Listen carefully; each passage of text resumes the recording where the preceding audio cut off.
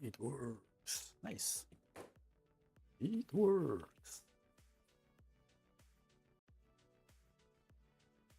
Hey, Psyng. Hey, how are you? I haven't seen you in a long time. For a few streams, right? At least. How was your outdoor activity? James, hey yo. Good to see everyone. So yeah, today some big plans, potentially. Let's see. And as usual, I'll try to start with some unboxing, but first probably should get some energy. TFA, hey, what's up? Good to see everyone. Nice.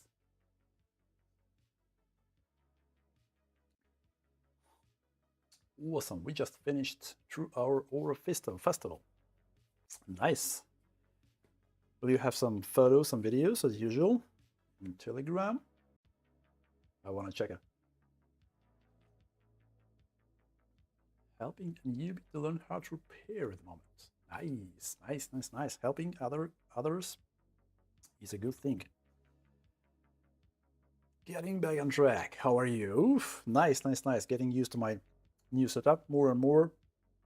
Still a lot to do, of course. Still, my camera is still hanged up on the leveling bar, but yeah, I'm trying. At least I have fume extraction right now. Oh, I forgot to put a port. So nice. Okay, so what I have for you today, guys.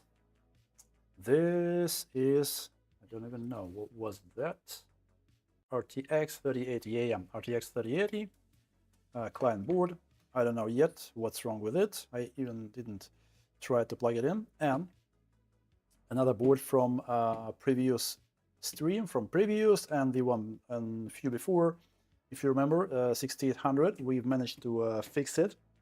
And as you also maybe remember, the only thing I got with the board is actually the heatsink. Like it didn't have the frame with cooler itself, with themselves, with fans.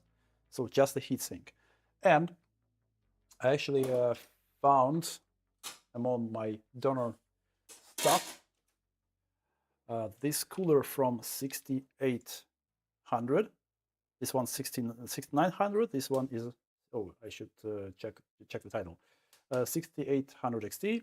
Of course, the heatsink itself won't fit, but at least I will try to, yeah, the heatsinks are a little bit different, you see, but I want to try to fit this frame with fans to that heatsink. Maybe it will work and I'll get a working 6900 board. Hopefully, if everything goes smooth. I don't know yet. Maybe it works, maybe it won't, but we're gonna try, right?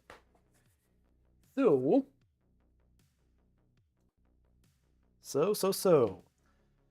And actually, I finally wanted to do a little bit of unboxing. If you remember, at some of my previous streams, I teased this screwdriver. I still didn't have enough time probably to run. Oh my god, I'm not late. That's good. You're right on time. Right on time.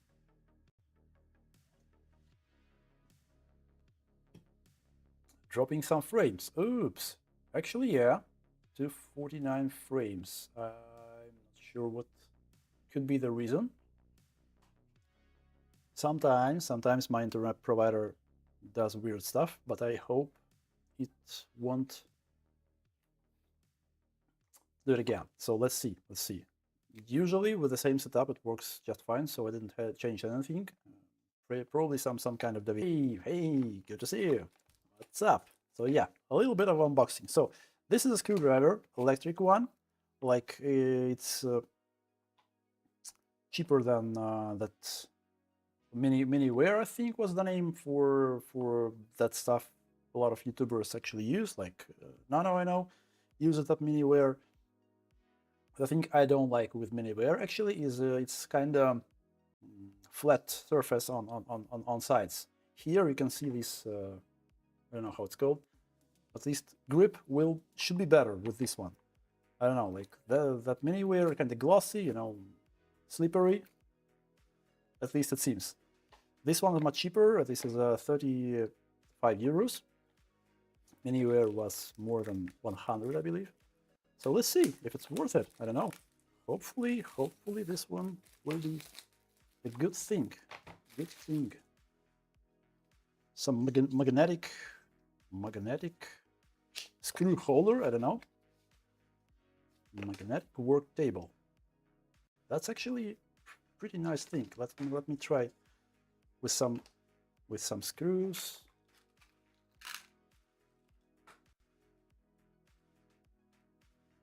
Yeah, it works. It works. Well, yeah, it's not maybe that strong, but still. You can have all your screws in place. That's cool. That's cool.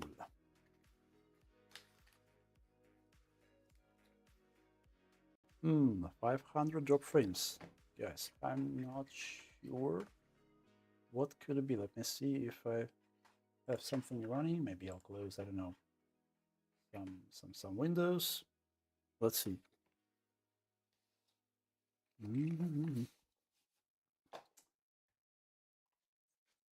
Starting coming up, potentially. Oh, by the way, one more thing to check from my side. Sorry. Quick check.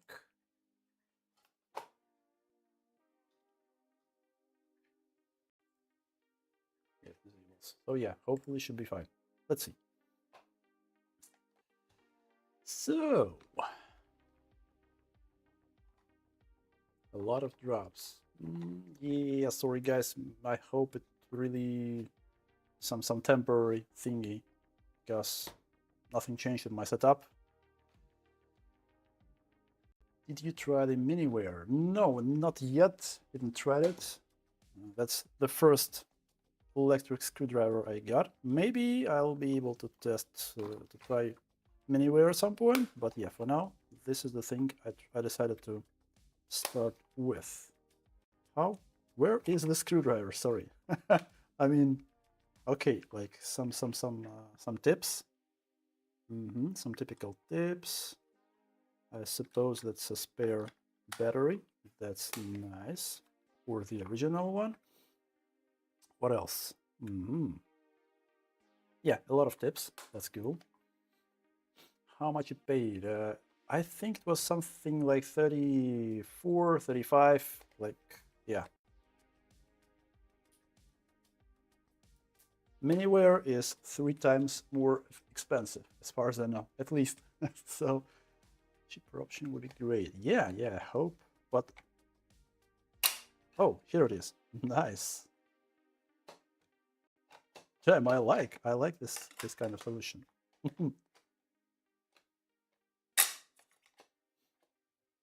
Good. It's spinning. Ooh, nice spinner. Nice.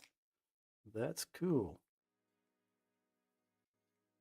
I hear it working, so it actually has already the battery in this, right? So that one is the extra one. Yeah, cool. Let me check again. And I wonder if this is kind of not only the charger, but also holds some battery inside, like to charge the battery. I don't know. Anyway.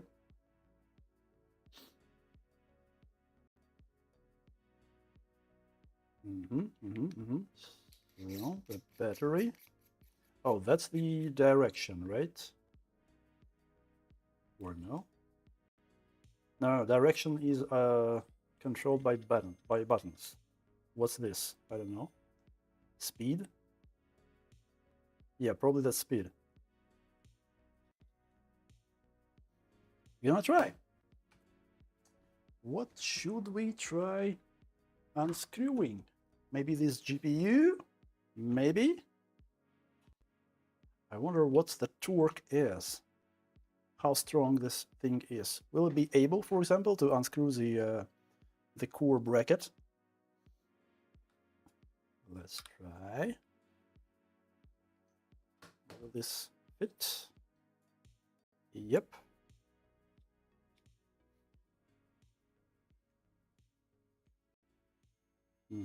Forward, backward. So, is the speed? Yep, it seems that's. Whoa, the torque. The torque is good enough, actually. I'm pretty sure it will be able to.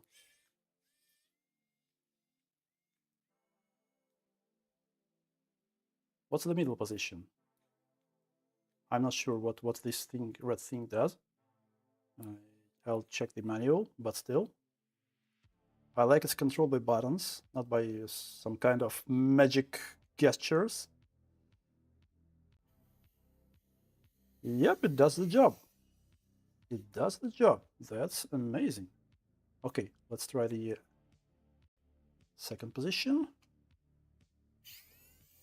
Oof, nice. Yeah, it's quicker. Let me try this again. If it's not able, just vibrates for half a second and stops. If it's not able to unscrew the. Let me try manually. Can you do it manually? Yep, it seems you can. You can just use it manually. Okay, that's nice. That's a nice option. So what do you think, guys? Pretty impressive thing. I like this surface. You can use it manually. You can. The grip is good, but I still wonder what is this switch. I'm still not sure. But yeah, anyway, it works amazingly well. 35 euros. I love it. And yeah, I like the box, like magnetic magnets for these covers. A lot of tips. I think that for all the iPhones and no, 5. Yep. 3, 5. Yep, it has everything we need for repairs. That's cool.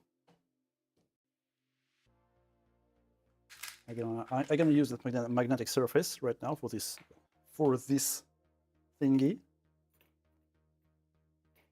Yeah, it won't hold the bracket. The bracket's a little bit heavy, too heavy for it, but still looks good. Okay, I need a bigger tip. This one. 4 other screws, I believe. Yep, perfectly fine. Cool thing.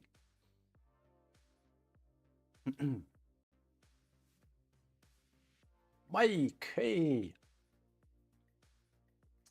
Good to see you. Maybe torque adjustment. Yeah, I mean, I don't know. I tried both positions, like it has 1, 2, 3 positions, but I'm not sure it changed anything. But yeah, gonna check the manual. Actually, let's see if it has manual. Well, where was the box? Yep, here is the box. Oh, by the way, yeah, it has this bag to carry the entire thing. Nice. Free bag. I like it. So where's the manual? Is it actually a manual? What? Yeah, looks. Seems low, medium, high. Adjust torque. Yep, that's the torque. Okay, I got it. That's the torque. Cool.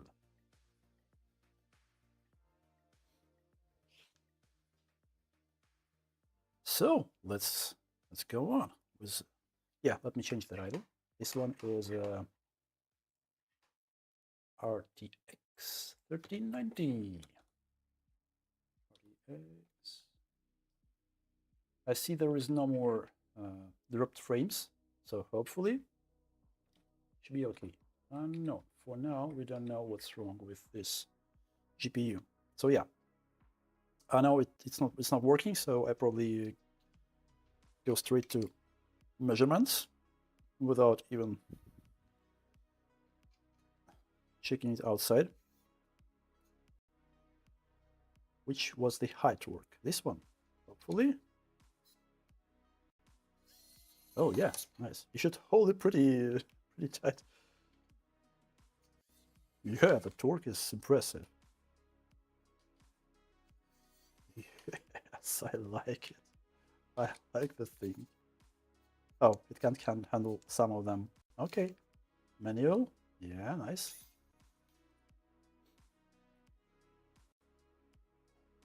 I see an AMD. I don't touch them. Good luck though. Yeah, AMD will be the next one. This one is a RTX. Oh, probably I shouldn't get off. Let me screw back. Yep, it stops. Like, depending on the torque, it stops. Yeah, it's kind of vibrate. It tries to screw more, vibrates and stops. Okay, works for me. Yeah, I should get used to it, but I like the experience for now. That's cool. Did you fix that AMD? Yep, that one I've shown before. 6900, it's fixed, but as I said before, it only had initially the heatsink, no bracket with fans. But I found one cooler in my box of donor stuff. This is one from another board, the dead board, like 6800, and I'll try to fit this bracket with coolers to that heatsink. Hopefully it will work. Okay, what else? Star screws here.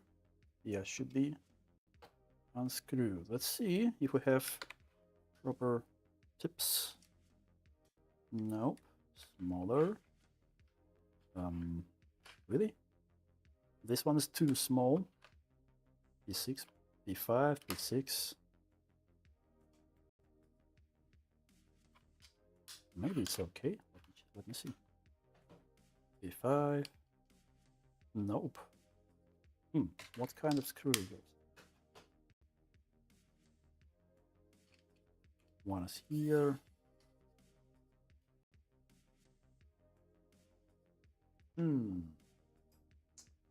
You see, I have another set of bits. Oops.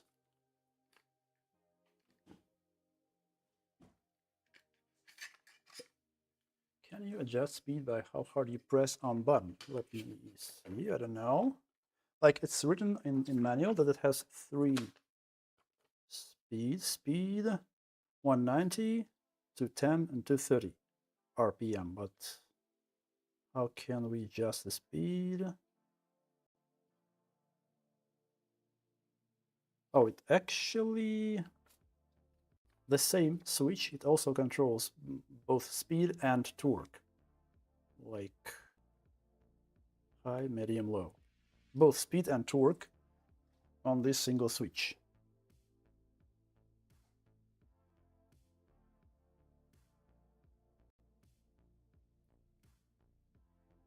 So yeah, let me check if I have proper bit in this set. Yay, it works, nice. And it should be compatible. It's the same kind of, yep, same kind of stuff. Okay. I'm not sure why they actually used different kind of screws, but whatever. It works. It's the main part.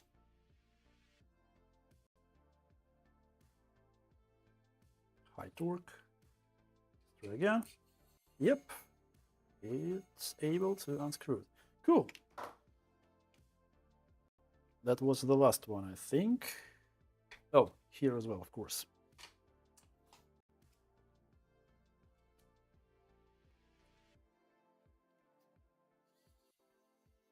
Nice. I like it. For GPUs, it's pretty much enough, I think.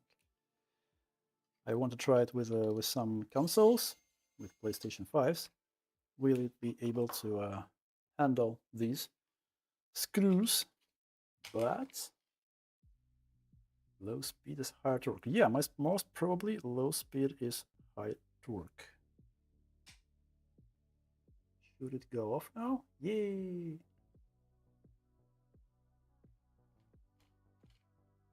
Good. Cables are everywhere. Oh, someone was already there. I see a sandwiched pads. Like it seems they didn't have a proper size for pads on the chokes. They just decided to use sandwich. 2 millimeters, it seems. Two layers of, no, one layer is millimeter for sure. The other one is 1.5 or 125, I don't know. Well, whatever. It actually works. It's not the worst solution I've seen. It works, it does the job, so yeah. If you do not have proper size pads, like, you can use that kind of sandwich. But I don't like the footprint. It's too thick of a layer. So it probably had issues with hotspot at least. Of course, it won't be the reason of it failing, but still something to keep in mind. Oof. No place to put stuff, of course. My big new workbench. Everything is everywhere. Come on, let me put it. Okay. Kepler, hey! This Gundam cart is also sitting with me for repair. Gotta get around. Customer be waiting too long. Yeah, you shouldn't make customers wait, right? One more pad left there. Yeah, they are also sandwich stocks actually on the memory. So all the memory pads are sandwiched. Well, whatever. But definitely that's the case. That's the reason why we have such thick layer of paste. Like it was too thick. The thickness is incorrect in this case. Yeah, we can replace all these pads probably with proper sizes, proper thicknesses. Let's see. I want to. Oh, what? Ooh, yeah. I'll show you guys in a moment. Oh, I thought that the PCB is cracked. That's some kind of plastic. Oh, I see. That's a piece of plastic from the connector, like from here it seems. Well, whatever. Bin. Okay. Few more screws, right? One more screw, I think. I'm not sure. It seems underneath this plate, or maybe no, underneath. Okay.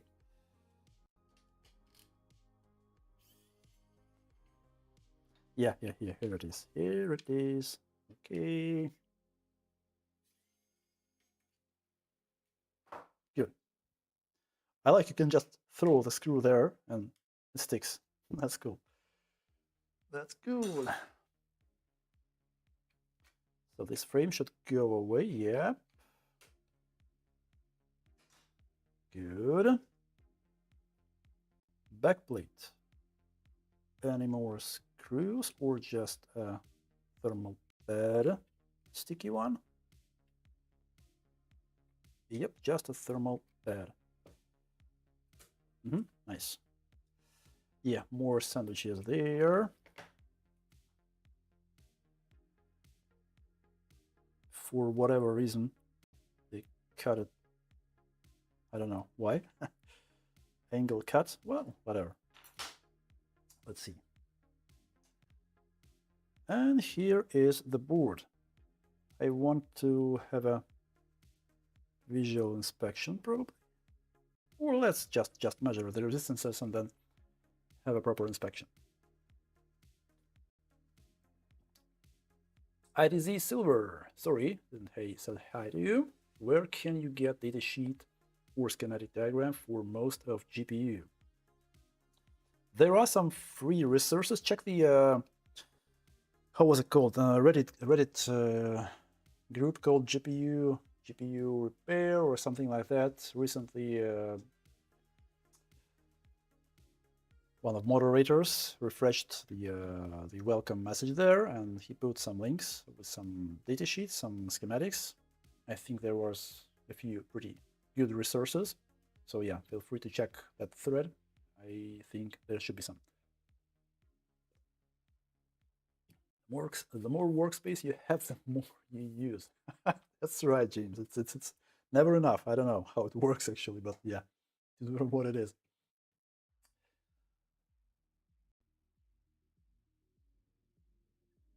Good, good, good, good. So let's try.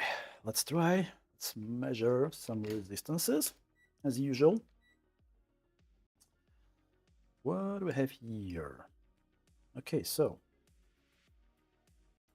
one connector, 12 volts, kilo ohms. Okay, another one, kilo ohms. Okay, the third one, kilo ohms. Yeah, 3 connectors. That's interesting. My bench PCU cables have 2 connectors, but I had somewhere laying around one additional. Yeah, I'll find it. Anyway, 12 volts on PCI Express connector. First 3 pins, first 3 fingers, kilo ohms, and fourth finger from that space, 3.3 volts, kilo ohms. Cool. So, sorry, input voltages are not voltages. The resistances are okay. Let's see. The core. What's on the core? 0.4 probes. Let me hold a little bit longer. 0.1. 0.1 is okay if it won't go lower. Yeah, probably can be okay. What else? What is this? Kilo ohms. I can take into account this voltage regulator. It's probably a 5-volt rail. Kilo ohms there. It's okay, or maybe 1.8. It's the same here. What's the resistance here? Kilo ohms. Cool. No shorts for now. Already good. Kilo ohms. That's, I suppose. No, this is 12 volts, right? From PEX. Yep, this one should be PEX voltage, maybe? Can't remember.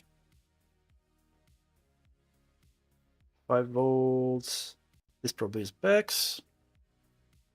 Memory. Where was the memory in this board? Which phases are... Yep, this is memory, it seems. 54 ohms. Like, okay, resistance-wise looks clean.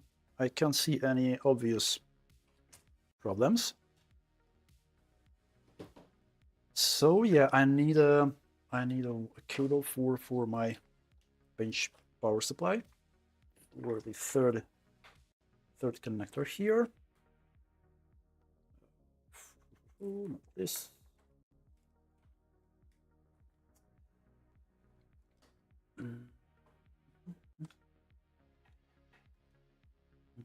This one, right? Yep. No, this is the PEX. There was another one.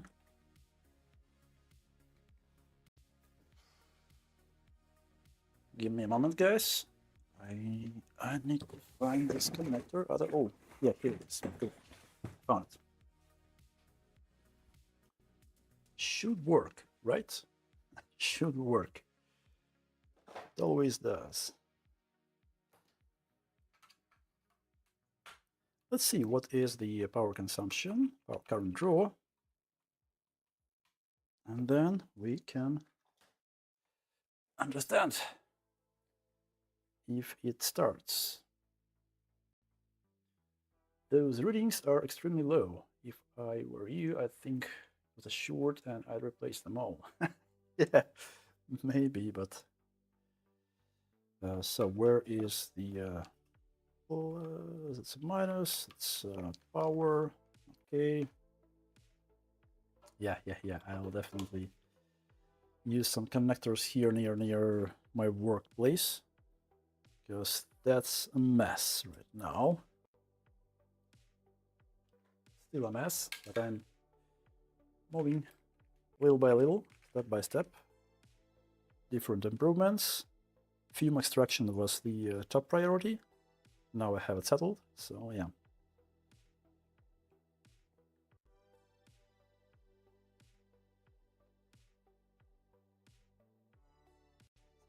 Good, connected. Let's try to give it some power. What is the current draw? Too low, like it's not even 0.1 amp. So let's see what we have. We have something, like it's 0.09. Something is definitely there, but what? Some basic voltages probably, 5 volts maybe, 1.8.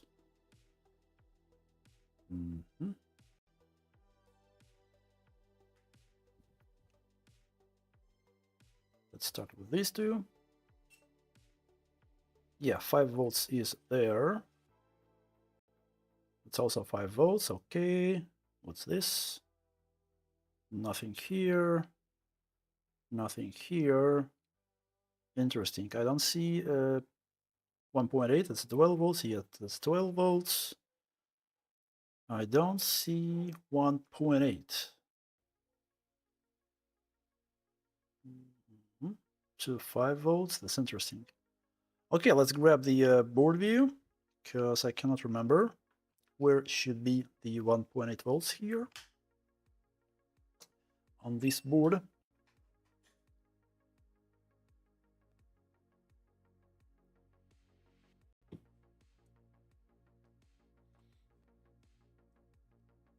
Don't use putty ever, makes a mess. Well, it depends on the putty actually, and on the board, because gigabyte boards, for example, they are very tricky to replace the pads on memory. Their thickness, they have pretty weird thickness and very soft pads, like 0.6 something, are very soft if you replace them with 0.75. I believe they are 0.75 from the factory, but they are very soft. If you replace them with some harder pads, then you'll get bad contact on the crystal.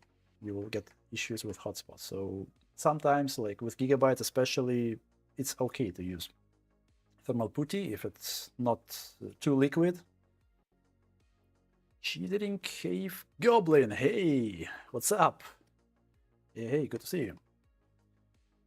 How are we doing? I don't know. For now, we're trying to understand what's wrong with this RTX 3080 baby.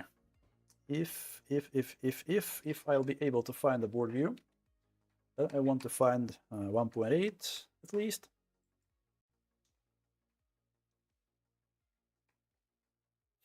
Yeah, the name is actually cool.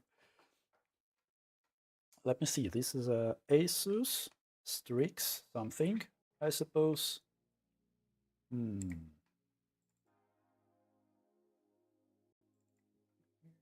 Schematics. 30 Asus. Okay, Asus RTX ROG Strix 3080. Yep, it seems I do have the board view. Now let me see if it's the same. Yep. Looks like the correct one.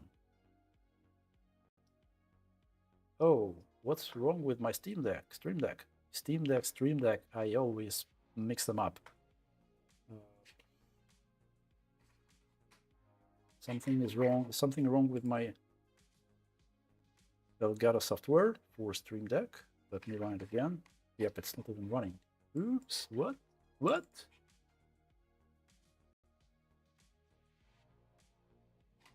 Come on, please. Oh, yeah, it's running now. Oof. I thought that's it.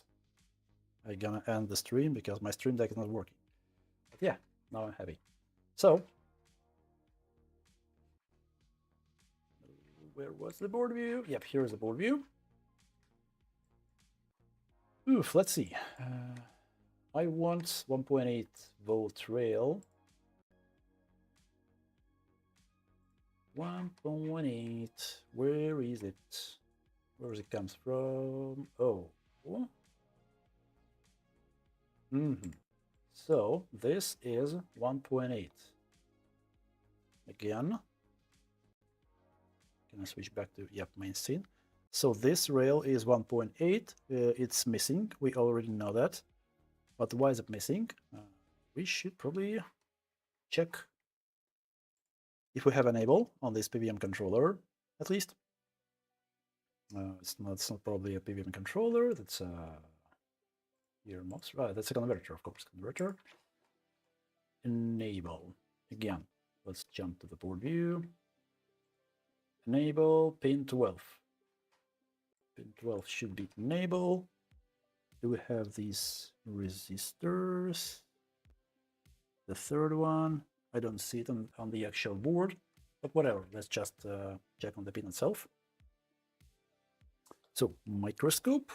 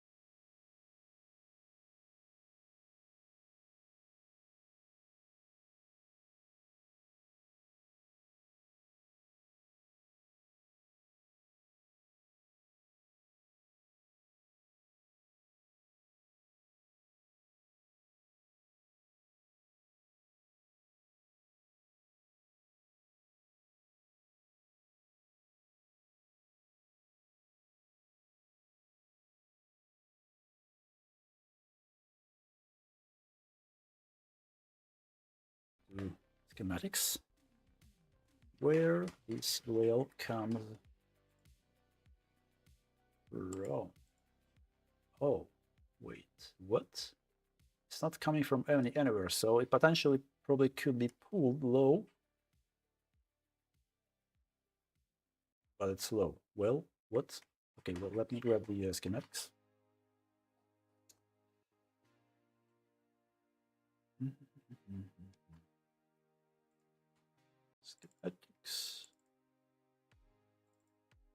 Schematics. Where are you? Okay, 30. Oh, I don't have schematics. What? I have board views, but no schematics. Really? Come on.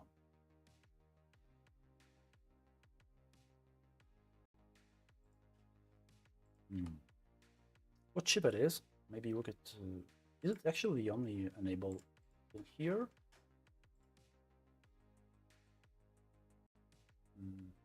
Yeah, some names are screwed. Mute on microscope stand. Really? Do you hear me now, James? Could you confirm, please?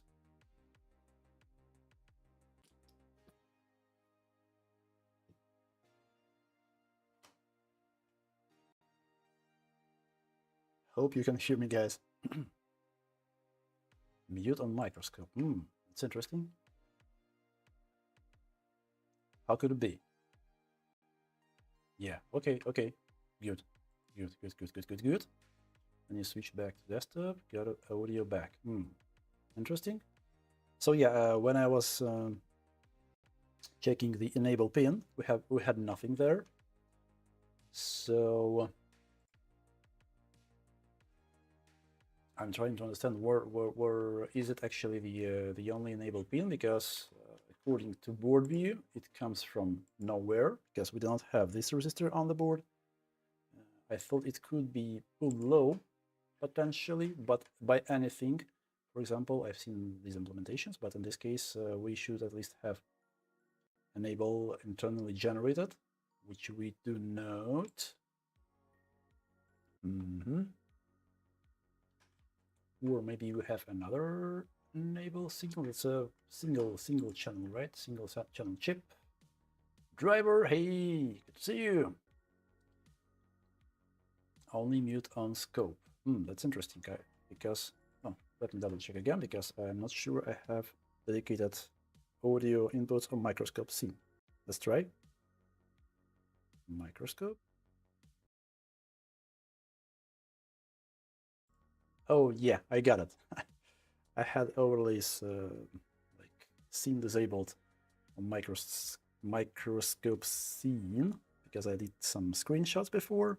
Okay, so now it's working. Should work at least. So if it's shorted or partially shorted, it's always let to is okay. Me. I have seen repeating. Got it.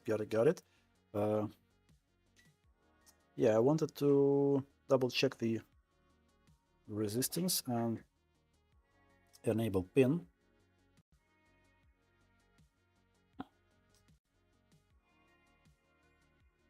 Oh, wait. Oh, that's wrong. Damn it. I see 0.3 ohms resistance. I thought, oh, come on.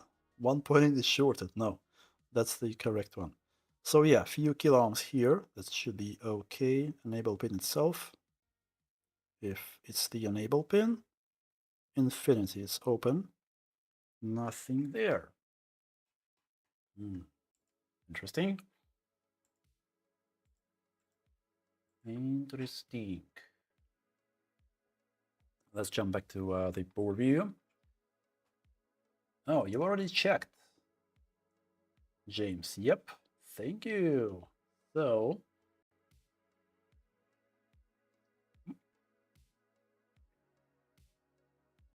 SYV. On my board view, it says SYV 72 8 RRAC. In your case, James, it's a little bit different, but yeah, I expect to be something like that anyway.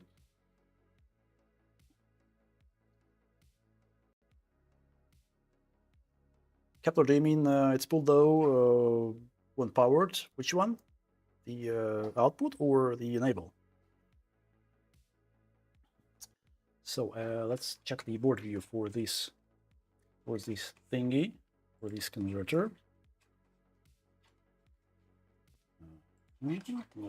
Enable. Yeah, we could check it as well. I wanted to copy the name. James, did you check by the marking on the chip itself, or yeah, it seems because the name you provided is a little bit different from what I see in board view. Redbo, hey, what's up?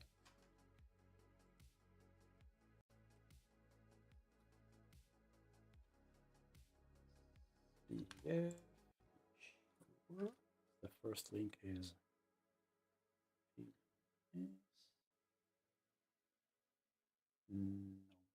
no PDF, no datasheet. Actually, really, is it the datasheet?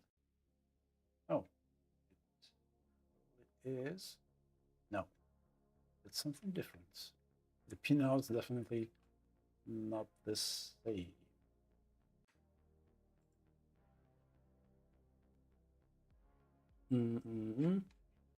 Okay, let's check the one you provided, James.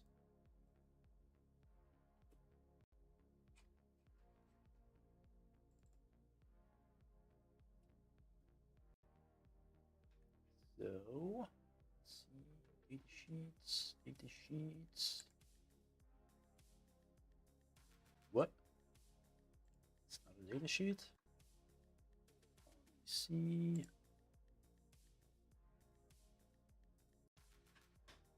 What's wrong with that?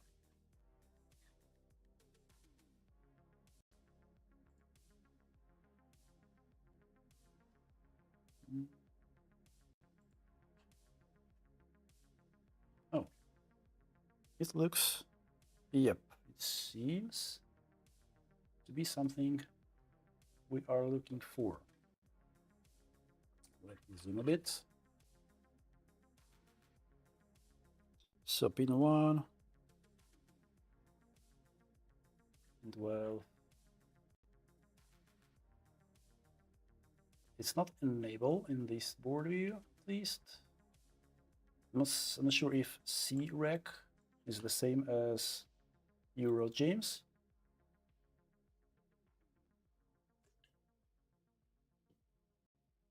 Привет, Фортер, как ты чинишь видеокарты? Я начинаю учить русский с моим старшим братом. Сэм, hey! Ох, долгая история. That's a long story. If you don't mind, I'll answer in English. But yeah, well, it's a long story. How do you fix the GPU? I'm actually already planning some kind of series about fixing, diagnosing GPUs. So yeah, hopefully it will help you. But yeah, it should be interesting. So James, you say it could be same pinout, AVM, different datasheet. Help me out. Maybe you could, if you have a datasheet, James, could you maybe send it in Discord? Because for now, I'm not sure I'm able to find this one.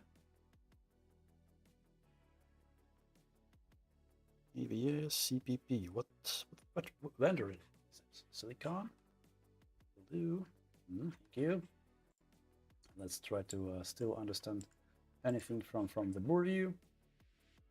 So nothing similar to enable in other places. Power good, of course, won't be high because it's not good, obviously. Usually we get enable from 5-volt rails, but yeah, there are 2 5-volt rails here. Power good, for example. It's a LED. No, it's not what we want. Power good. Maybe we can track it here. Big Tech YouTuber. Hey, good to see you. Bro, sometimes we need actual board view file of the board, but if it's not available in the internet, then what we have to do?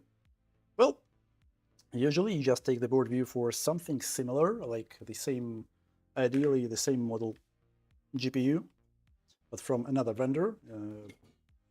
It actually is possible to find the board view for any GPU, just different vendors. For example, I don't know, for Gigabyte, for MSI, there was a lot of board view and schematics in the internet because they had some leaks in some periods of time.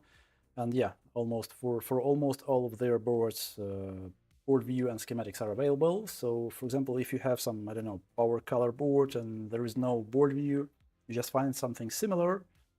There are different versions of boards. You just try to find the closest one, the best match for your board, and then you'll start checking, like finding some similarities. At least you can find, you know, some main power rails like 5 volts, 1.8 volt on your board.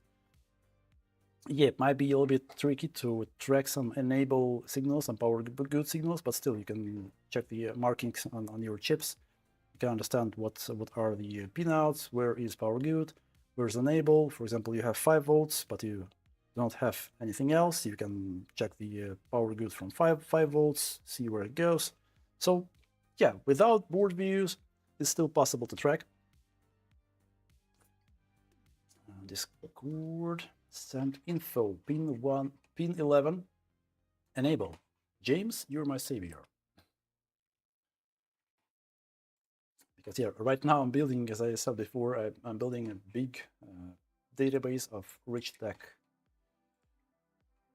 chips, like their markings with along with their applications, data sheets, and everything. Like a lot of stuff there.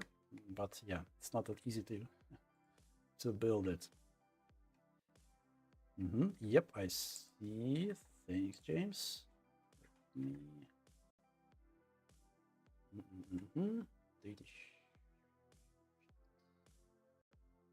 Data sheet. Yay, cool. Thank you, James. Let's see. 3.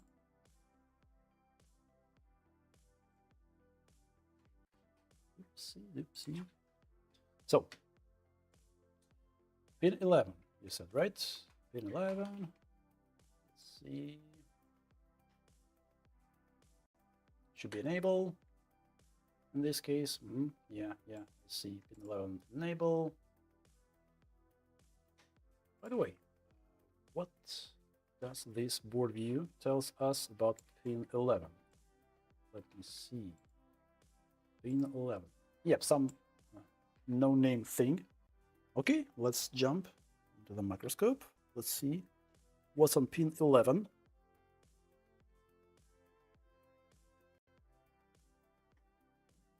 Focus, yeah, focus. Thank you. So, pin 11 should be this one, right? Let's check in this place. Oh, by the way, I was in resistance mode. What was the resistance? 60, well, 70 kilo ohms. Should be okay. Okay. What's the voltage? Nothing. So, no enable signal. Where does it come from? We could check some similar probably board view. I think that from ASUS 3090. But yeah, let's maybe check on this board view if you will be able to track it to this is a capacitor to the ground. Okay.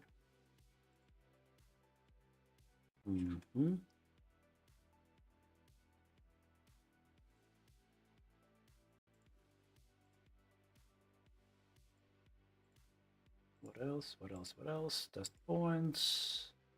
Probably one of resistors, either this one or this one, I suppose. Enable. This is ground. This is enable. So, some logic element here.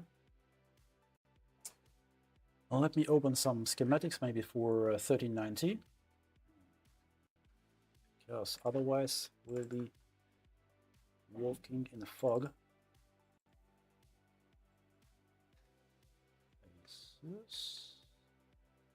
Usually ASUS use a little bit different namings on the board.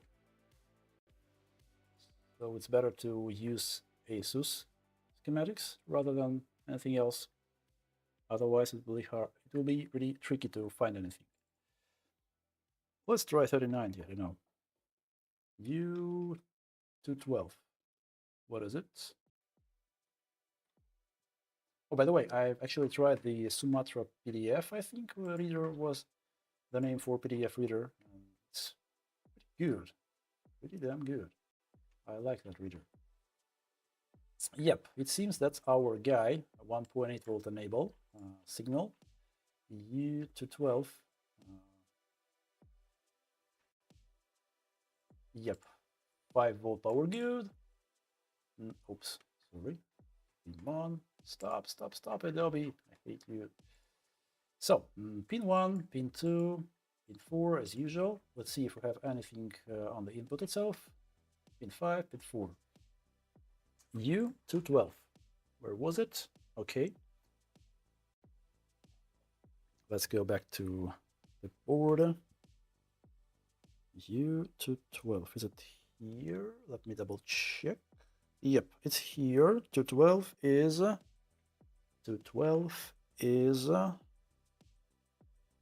this one. Okay, so pin 5. Probably let's start with checking the voltage on the chip itself. Do we have it? Yeah, 3.3. Okay. On the output, of course, we won't have anything. Pin 4. Yep, nothing. Silence. Pin 1. Yep, high level, 3.8. Pin 2, nothing. So pin 2 is low level. Okay, let's jump back to the schematics, the board view. Pin 2, what's responsible for pin 2? Yes, we're doing good. So let's see. What is it highlight? Oh, yeah. Cool.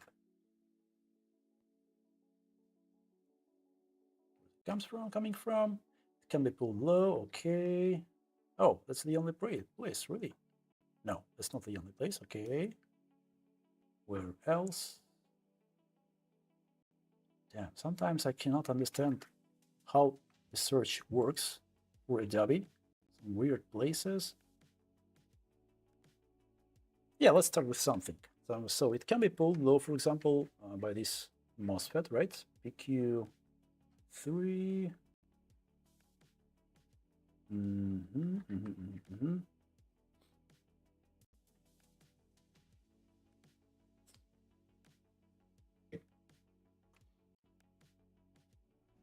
Yeah, it comes from monitoring IC, but I mean, I just want to go through all the places where it can be pulled low. Usually you can find some interesting things like that MOSFETs, that logic gates. So PQ, oh, what was it? Something fell somewhere near me. Whatever. PQ3. PQ3. What's that? Let's make sure that pin 1 is low and it's not pulling low our enable signal. Oh, it's on the back side. Damn it. Okay, let me take the board like this. Okay, microscope.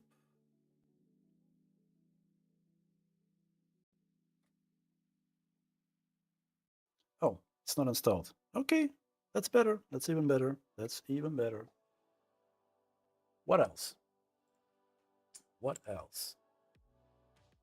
That's our input. So voltage monitor. What is this place? Some of these, maybe.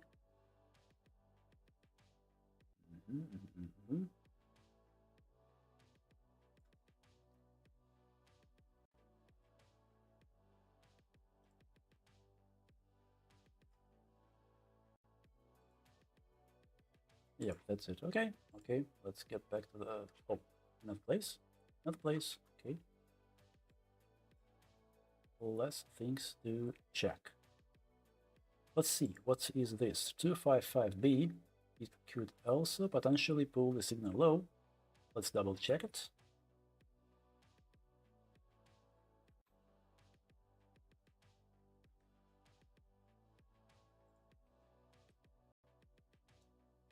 Q255. B side. Yep. So we were there.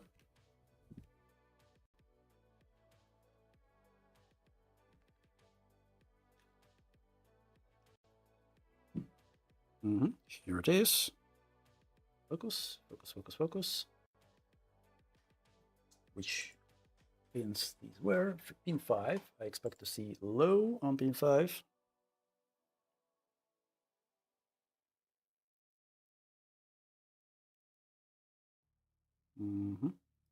Oh, it's high here. Okay, so this one is pulling our signal low. Few volts on leg 5, pin 5.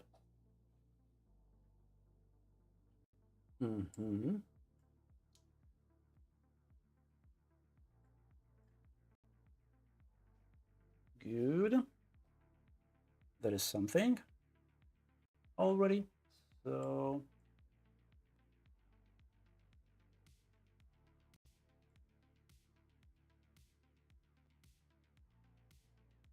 this okay.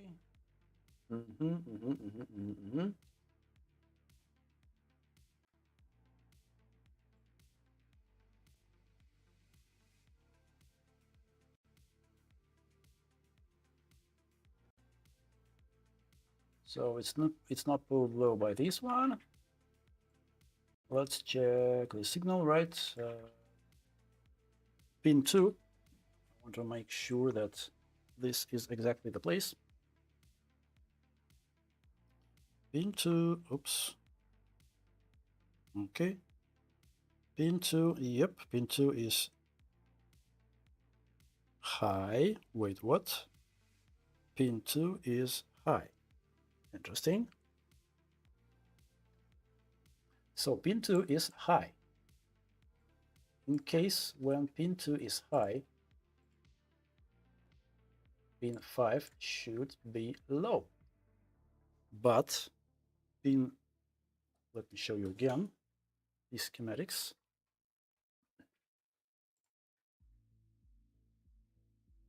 Pin 2 is high. In case when pin 2 is high, pin 5 should be low, but we just checked the pin 5 and it's high as well. So it shouldn't be the case. If pin 2 is high, then check pin 3. What's the point of checking pin 3? I know that it's low because that's an enable signal, which we do not have. I think we've checked it. But anyway, pin 3 cannot be high.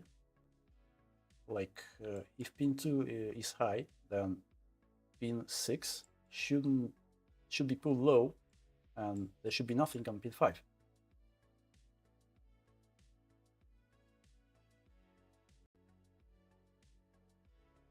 HMC DJ, hey, what's up? Figured I'd drop in real quick and say hi. Good to see you. Yeah, I've seen your recent repair. Glad you managed to defeat that gigabyte board. Yeah, these C920 caps are tricky. So, yeah, it's powered on. Cool. Let me check the other pins. What we have on pin 3. Yep, pin 3 is low. Both pin 2 and pin 5 are, oh wait, what? Pin 5 is low. What? It was high.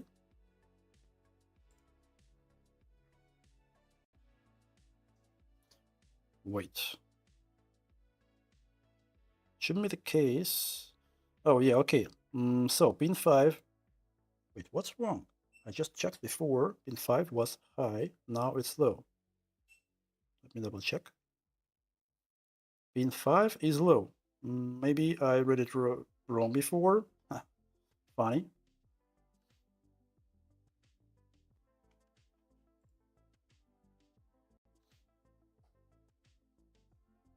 Microscope. So let me show you guys. Microscope, yep, nice. So it's powered on.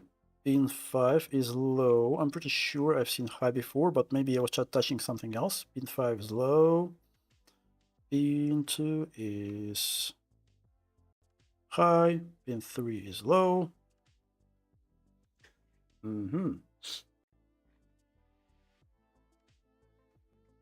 Wait. So, okay.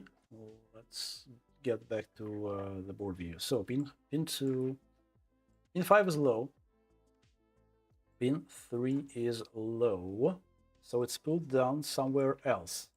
So yeah, sorry, that's probably me touching some other pin, some other leg, because yeah, I'm double checking right now. Pin 5 is actually low. What was I touching there? Where did I see the high level? That's interesting. I don't know. Yeah, it's definitely low. It's definitely low. Pin 2 is high. Pin 3 is low. Okay, so yeah, pin 2 is high. It's pulling low the pin 5. But we still do not have the V-mount power good. Okay, let's keep searching. It can be pulled low somewhere else. We've checked this place. I think I've seen another one. Yep, this one. Let's see.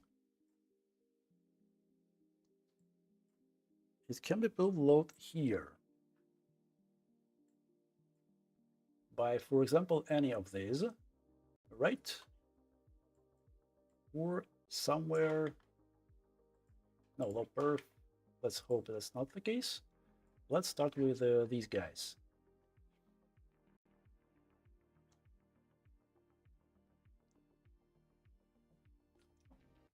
Was BS okay low? Let me check. I'm not sure. Where was it? Where was it? Oh, here we are. It was high. It was high. Pin 2 was high.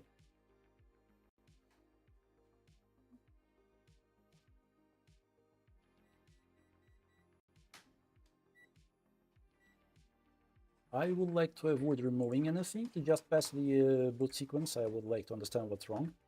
So let's keep digging. I want to check where actually it's being pulled low. I want to check these guys here. Q80267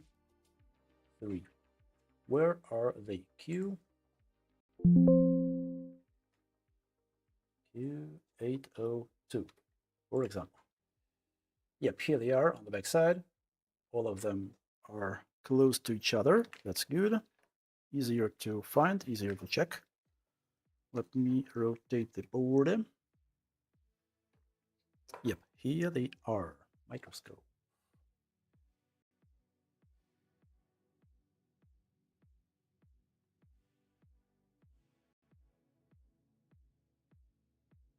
Yep, here they are. Focus, focus, focus, focus. Yep. Nice. So, what I want to see is, let's start with, I don't know, Q802. Update the board view. Easy. Where was the rotate function? Come on. I remember it was somewhere. Control R, not working. Well, whatever. So 802 is this one.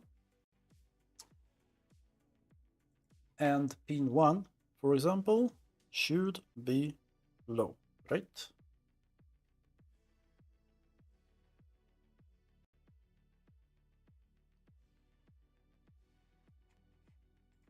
Yep. Pin 1 should be low. Okay. We'll check. Test point. It's low. Okay, then this is another guy. So what else? 806. Let's check 806. This one, pin 1. It's low. Good. 807. It's low. Okay. And what was the fourth one? 803. Yep, I'm in Discord. My DC is in description under the video, under the stream. So, yep, it's low as well. Okay, so let's jump back to the board view. So these 4 are not the ones that pull our signal low. Could it be signal from the GPU itself?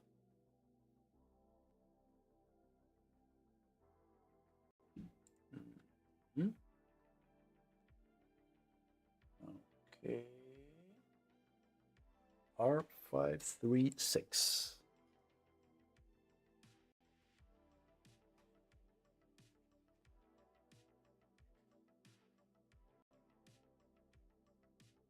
Right here near the transistors, and it's not installed. In our case, it's not installed. So here is an empty place, nothing there.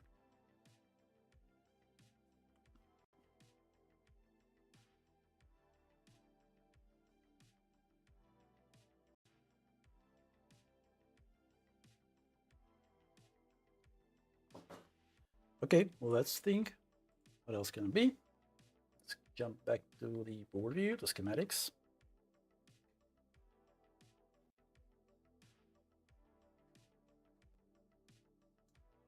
So this one is not installed, so it can be pulled low by GPIO. These four are okay. They're not pulling low, it seems. Shouldn't be, at least. Let's check again the signal itself. So I believe we checked this place. By the way, is this resistor installed? It shouldn't be, because Q255 is installed. Most probably this one won't be installed, right? Doesn't make any sense otherwise. I'll just double check, but it shouldn't be. Oh, sorry, R308. What is this place on the back side?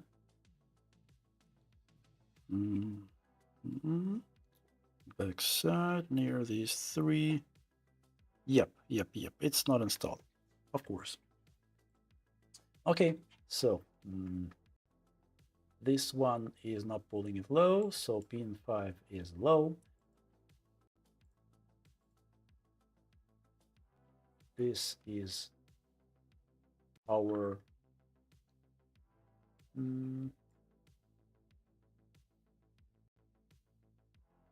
yep, it shouldn't be installed as well, right? Because we have U212. Okay, what else? I think we've checked this place, right? Or we did. Yeah, it wasn't installed. Okay, wasn't installed. What is this place?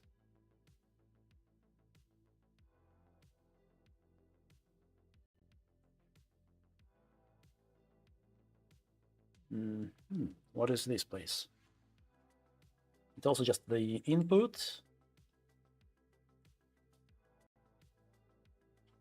Just the input.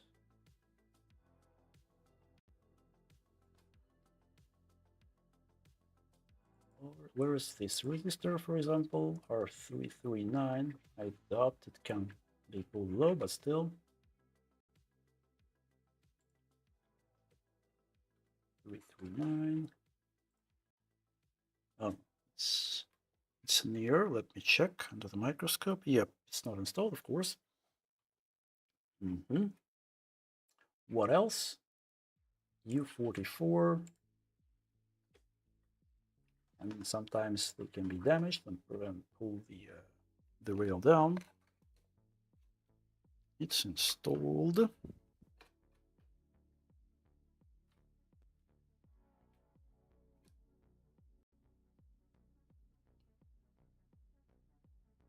But yeah, that's just an input.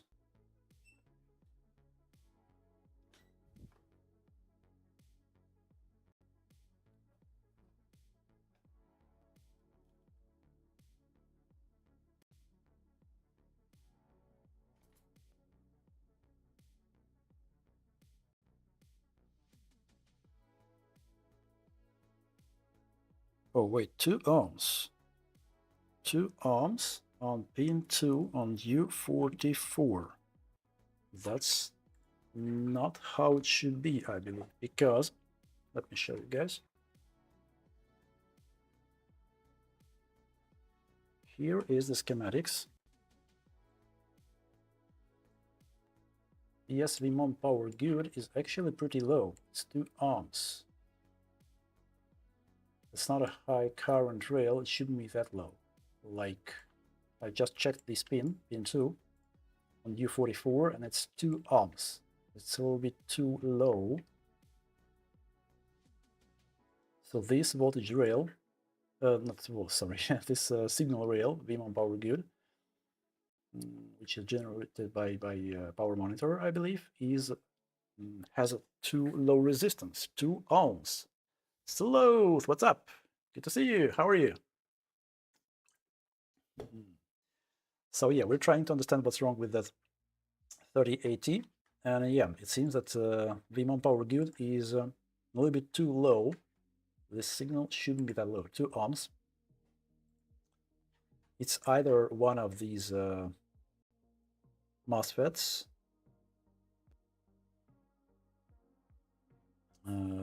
VTech YouTuber, nope. PQ3 is not there. I've checked this one. No, not this one, but I think that was the first thing I checked when I was searching for this signal. Yep, I checked, it's not there. But anyway, VMON power good rail is 2 ohms. Definitely that's not okay. Shouldn't be that low. I believe it's either one of these logic transistors, logic gates, is damaged somewhere, or it's not going to GPU directly, right? As far as I remember, yep, we do not have this R536 installed. So yeah, let's try to find where and why this voltage rail goes low. So injection time, maybe. We could try injecting, I don't know, few volts right on pin 2 of that U44, for example. That's the place where this signal is. Easy to get, at least. And check the thermal camera. Maybe we'll see some of these logic elements glowing.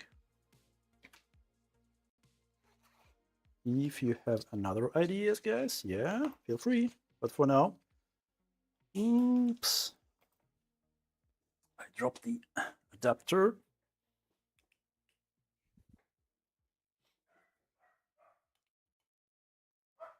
Okay, thermal camera. I need to grab the another lead for injections. It was somewhere here. Oh, yeah, here it is.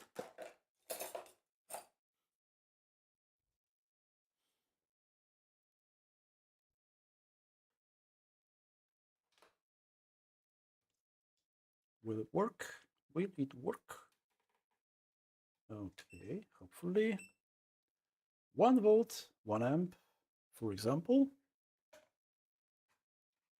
So I want to inject to U44.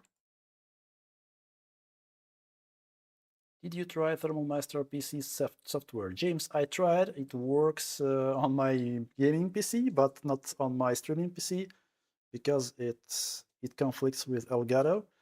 As Nana already mentioned, yeah, I can confirm that while any Elgato capture card is plugged in to my computer, their software stops working. So unlucky, unfortunately.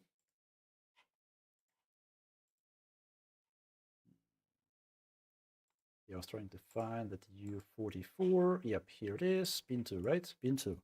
U44.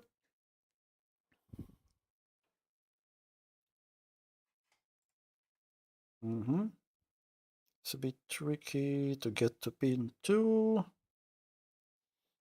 Give me a second, guys. Maybe I'll be able to find a better place to inject because the pin, yeah, they're all kind of tricky to get there. Let me try. Let me try.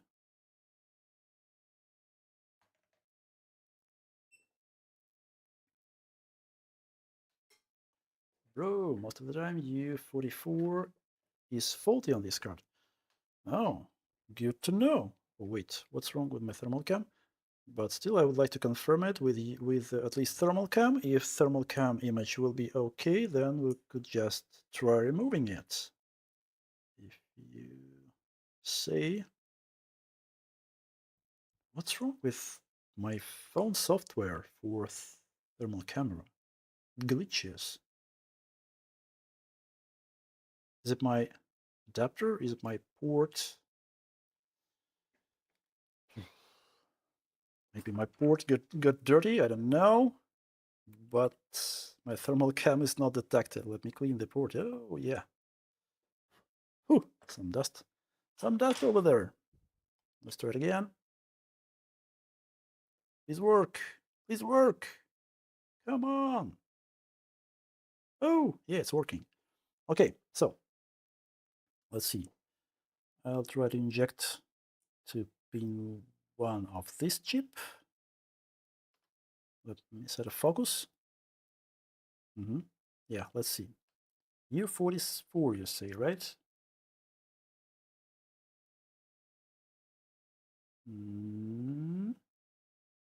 Nope.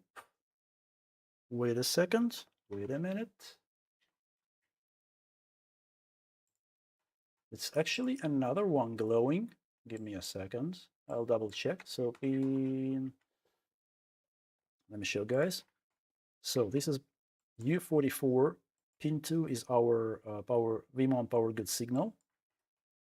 I'm injecting right now in this place because it's a corner pin. It's easier to get there with my probe for injection, and it actually is glowing this same IC, this same chip.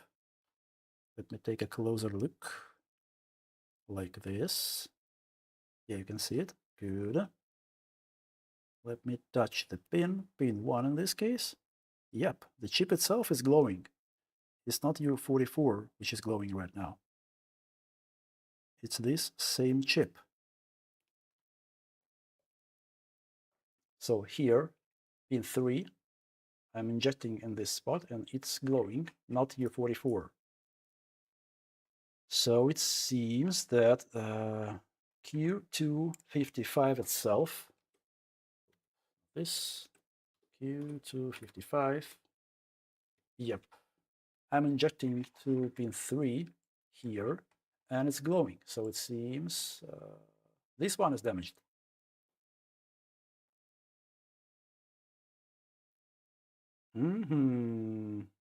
Okay, so we have something at least. At least I see that.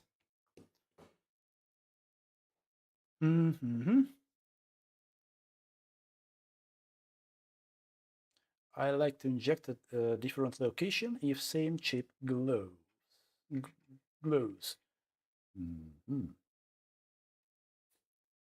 BTech YouTuber, you mean remove what? You said U44 should be damaged, but it seems in this case we have 255 damaged.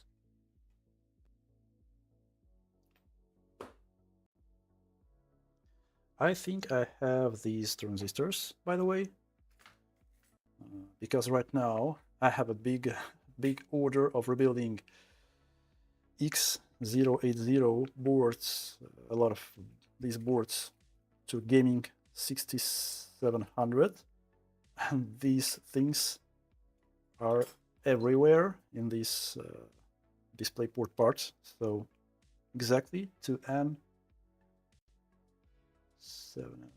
This is wait 702. Yeah, I think it's the case. Cool. I have a lot of them right now, luckily. Okay, let's probably just first remove it, inject the voltage there. We'll just check the resistance for that signal rail.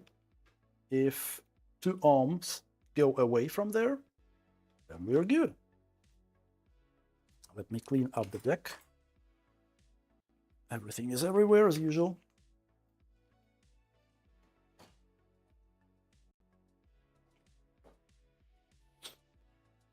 So let me disconnect everything.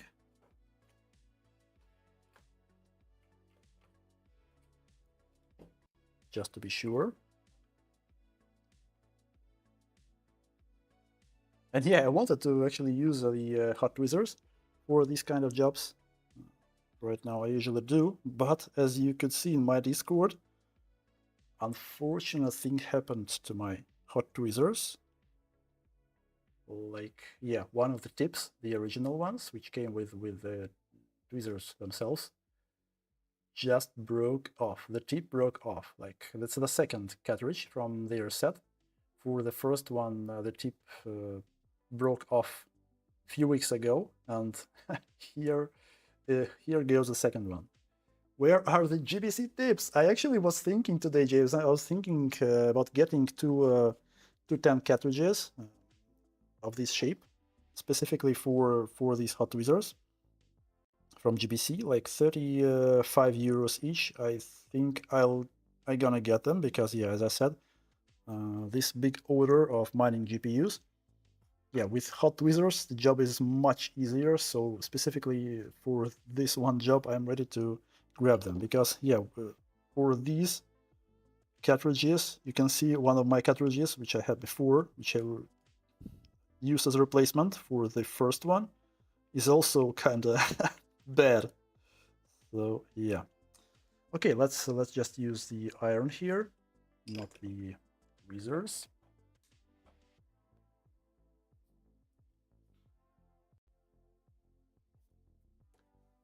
Two knife tips might be nice. Actually, these knife tips,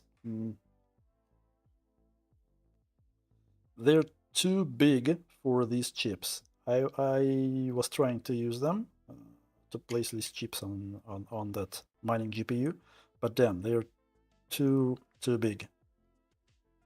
You will definitely touch something else while you try soldering this thing down. You have a chat box, I can talk you. They're like Discord. BTech YouTuber, yep. As I said, Discord link should be in the description under this stream. Let me double check, but I definitely had it there in the description. So let me check.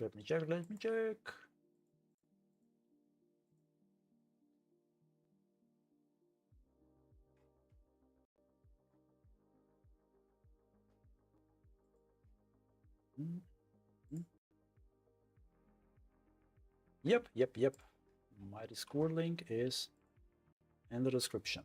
Okay, so, oh yeah, by the way, I see that we have no drop frames anymore. That's good.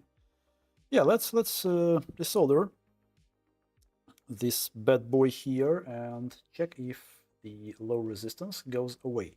Like we had 2 ohms before. Hopefully, after we remove it, it will go away. So, some proper tip. Yeah, should work fine. Cool. I don't know, maybe I'll use hot air. Let's see. Some flux.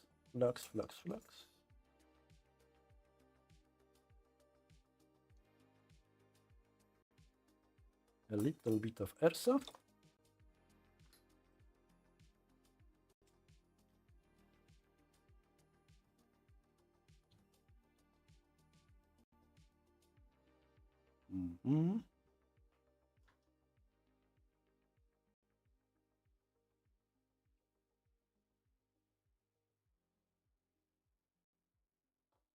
Sometimes I'm even able to remove it just by hitting both sides quickly. I'm not sure if I'll be able to do it now. Can use low melt. I don't want to actually grab my hot air specifically for this small chip. Come on, go away already. Okay, let's use low melt.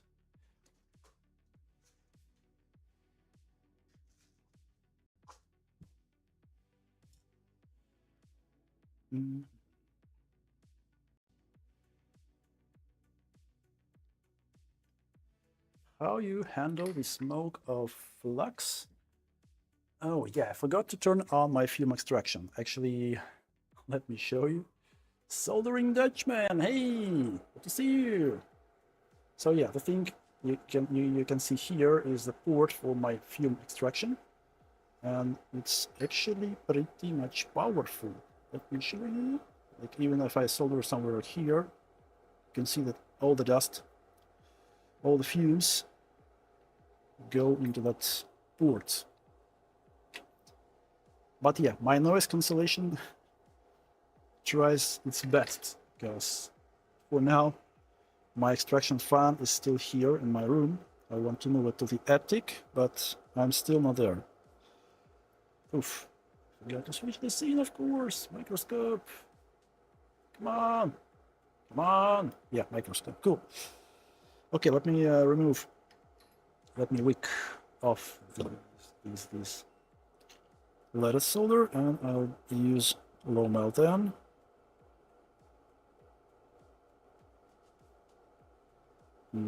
Let's clean here. Should be clean here. Okay, let's apply some low melt, and it should go off pretty easily.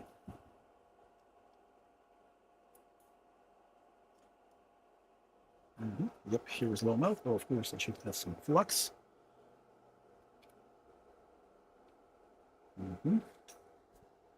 Good.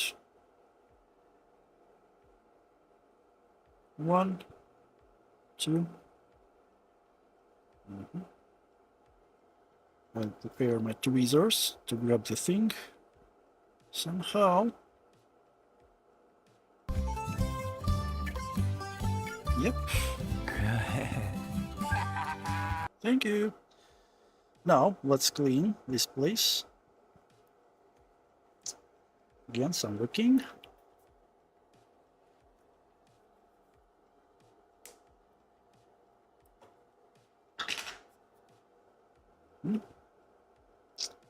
This wick is thick.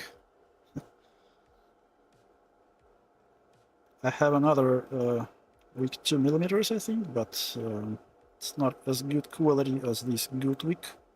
So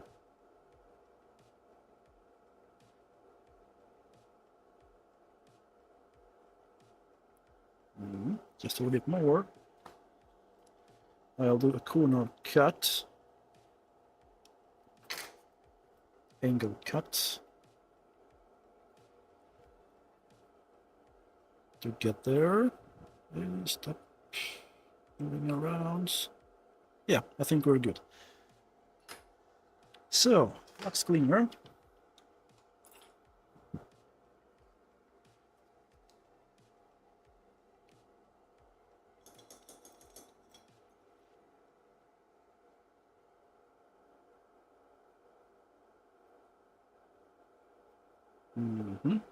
Okay, so let's measure the resistance now.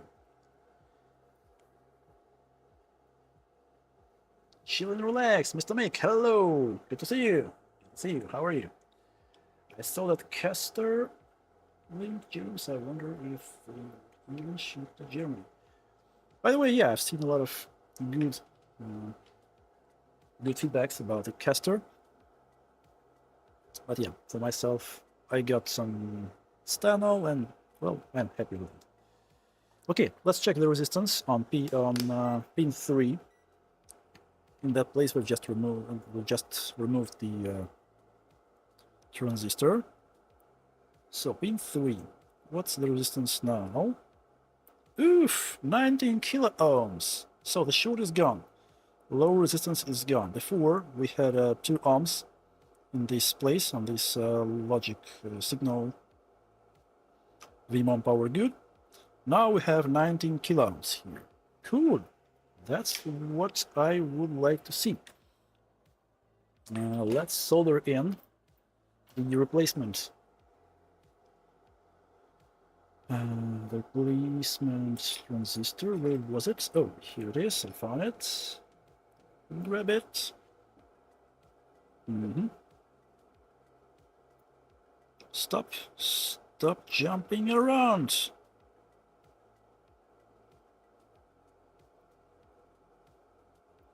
Like this, okay? Yep, cool. So let's grab some leaded solder.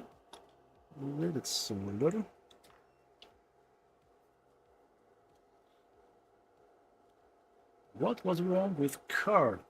Well, it wasn't starting. We didn't have any voltage on 1.8 rail, which is unusual. It's one of the first voltage rails to start, but we didn't have that voltage. Yeah, we decided to step the board here and there, and we found that one of the signal rails, VMON power good, is low, 2 ohms. So we've tracked down using the thermal camera to one specific chip, this small transistor which controls the logic. And it seems that's the reason. We remove the transistor and the short is gone. Now we have 19 kilo ohms on that signal line. Close the loop like this. I'll try my best to be gentle.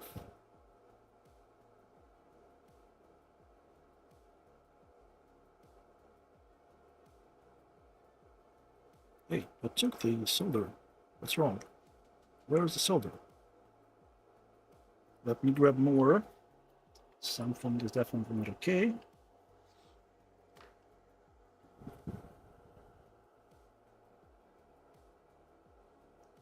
Should be enough, right?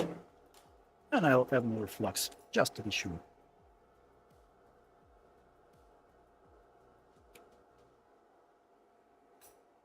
Whatever, we'll clean it anyway. So... nice, nice, nice. Oops. We'll deal with that later. Hey, come on! I'll grab some solder on the other side. Should I have used the IS tip? I hate these conical tips, actually. Oh, the temperature is too high now, so regardless, sorry. It was 375. I usually use 320 on these small logic chips.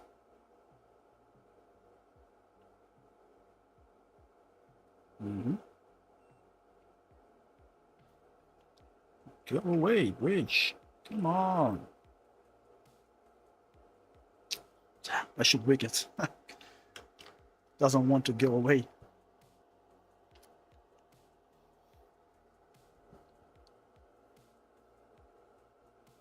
Just a gentle, small gentle touch.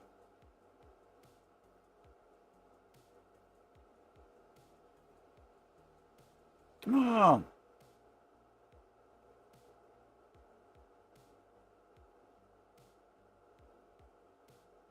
Just a little bit more. More! What kind of blob there is? Yeah.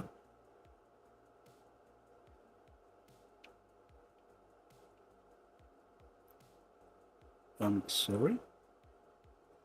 Do I have enough temperature? Yes, it seems like, it feels like it's not enough temperature. It's weird. What's wrong? Interesting.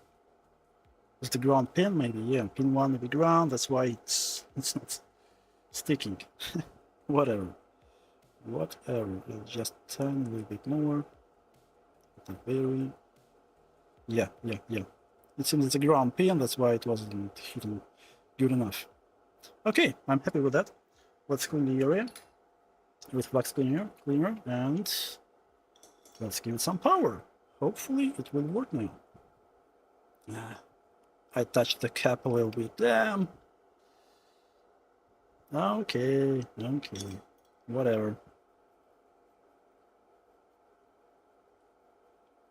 Whatever.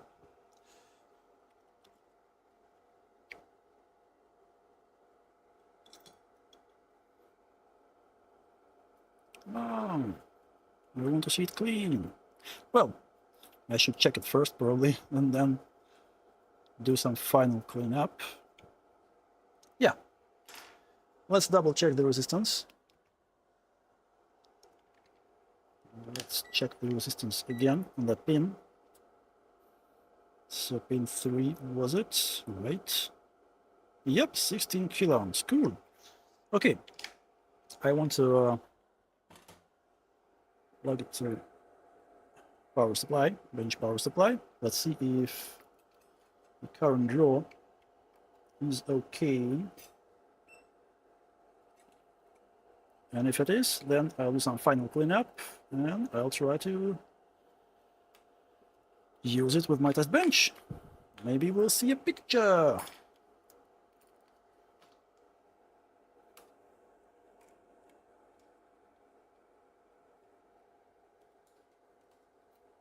Okay, so 2 amps probably not enough for these for this board, but still, let's start with 2 amps. No, nope. At the beginning, it shows me 0.4, but then it drops to 0.09 again. Let's check the resistance again, the same place, because I've seen cases when ICs were just dying shortly after you replace them. So I want to be sure that the resistance is still good. There, let's see. Oops. Come on, stop slipping. Haha, 2 ohms. Interesting. So, it died again. Really? Something just killed it. Yep, 2 ohms again. In this same place.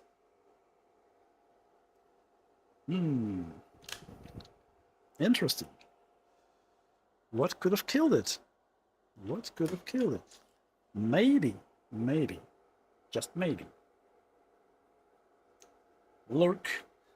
Feel free to lurk around stuff. Okay, what could it be? Could it be that one of these logic elements, one of these MOSFETs, which we have along the line,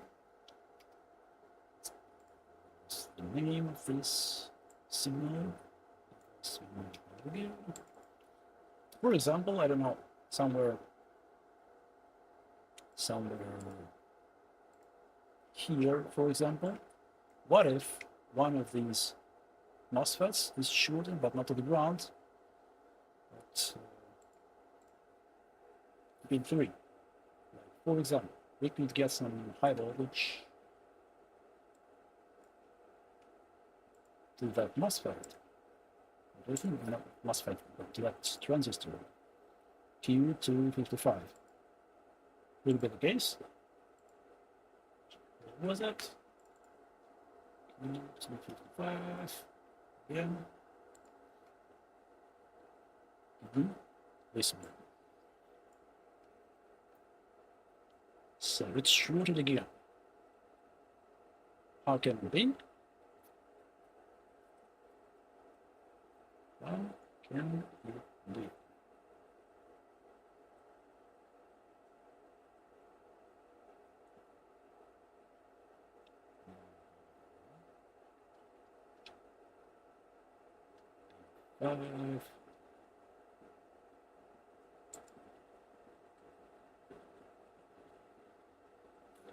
You could try using the lower current, for example, and power up the board after replacing. Is it on my side, or did the mic start sounding odd? What do you mean, Dutchman? I'm not sure. Maybe I was covering it kinda with my hand when I was thinking on schematics. Maybe it's noise cancelling because my film extraction is working right now. I'll probably turn it off because I don't need it right now. We're looking into schematics, but yeah, the fact is, it seems that this pin is dead again. Like this transistor is dead again. This must be it. It's dead. Why could it be dead? What could have killed it? Some voltage on this rail. Where could it come from? In that case, where could it come from?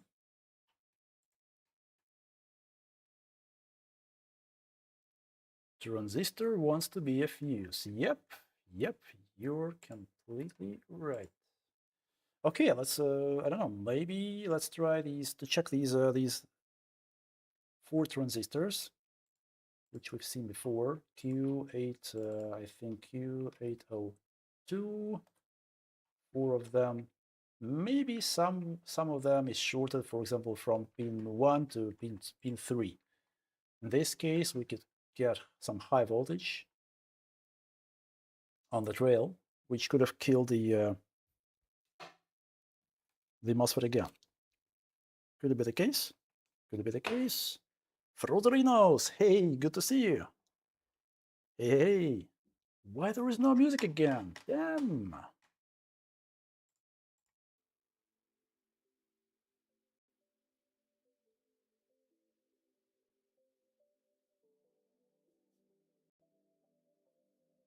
Good.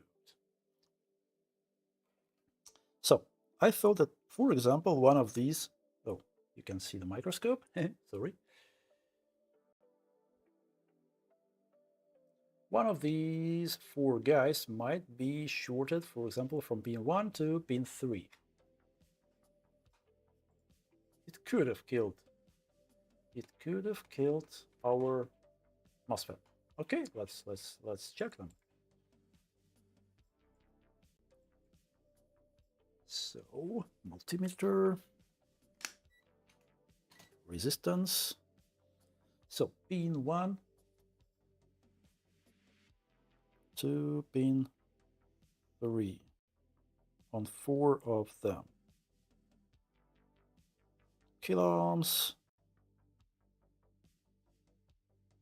kiloohms, kiloohms,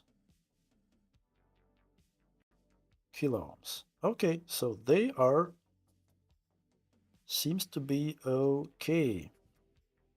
Yeah, they seems to be okay. Good, what else? What else could we check?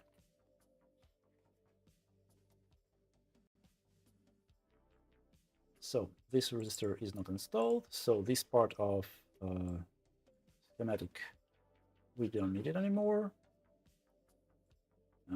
Okay. What is resistance on gate? Is it floating? What do you mean? Which do you mean? Which one do you mean, James? That one we just replaced?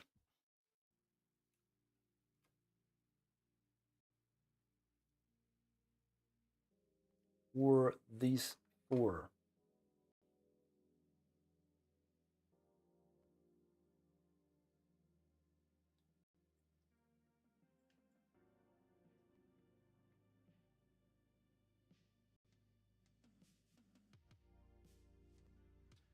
We could maybe remove this.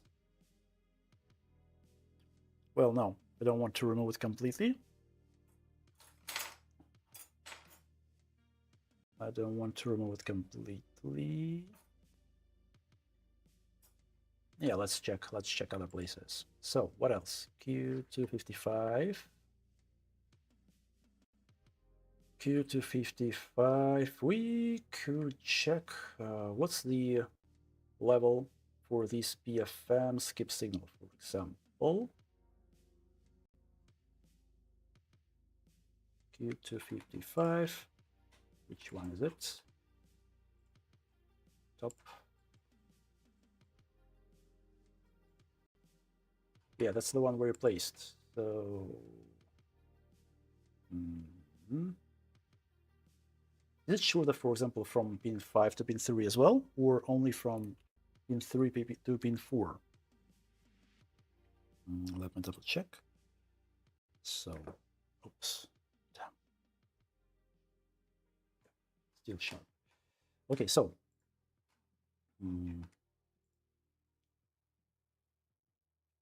microscope, pin 3 to pin 4 should be shorted. Not shorted. What? Wait, what? Oh, kiloohms now. Wait, what? Ah, interesting. So now it's kiloohms. Ooh.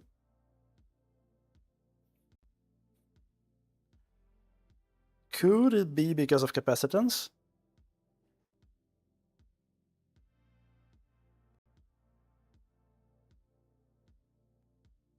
Refocus. Focus again. Like right now, the resistance is not low. Right now we have 16 kilo ohms, as it should be. But if I give the power, then it drops. Funny. Funny.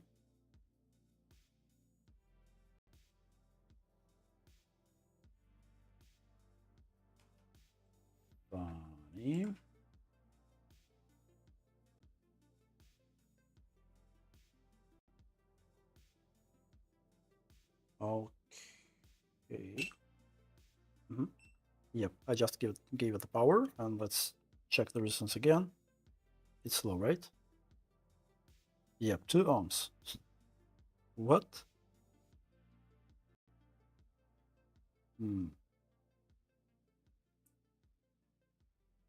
Kitaro, hey, good to see you. Is it the same component you swapped it with? Yep, it's the same component. Like right now, the resistance is low, and it was glowing when we were injecting voltage here, while it was low.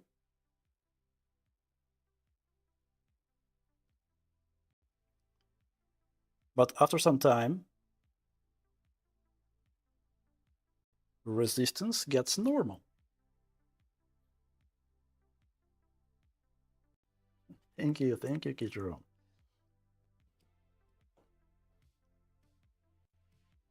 So, some interesting magic happens there.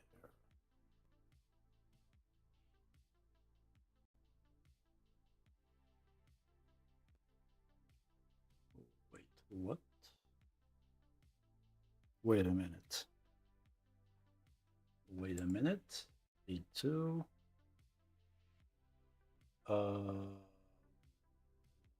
What? Pin2 is low. Wait a minute. It shouldn't be low. Resistance shouldn't be shorted. Like it's shorted completely. Pin2 is our VMON power good signal.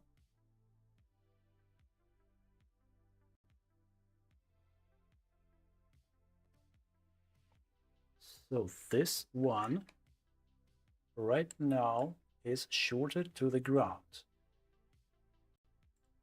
Wow. Could it? No, wait. Pin 3 is now not fully shorted. It has 2 ohms. Resistance is 2 ohms, I believe. Let me double check. Yep, 2 ohms. So it couldn't be this. Well, it's not installed anyway. R308. But pin 2 is short. Why can it be pulled low? That's the question.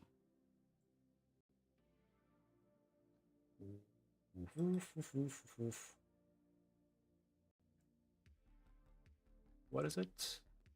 What was it? It's power monitor, right? Yep, 45, 491. That's a power monitor, current monitor. So we only have a cap here. So yeah, it shouldn't be shorted.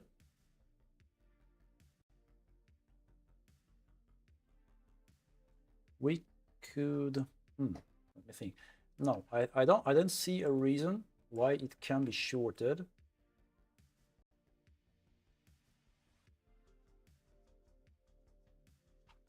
Other than the monitor itself. Like 3.3 volts per no.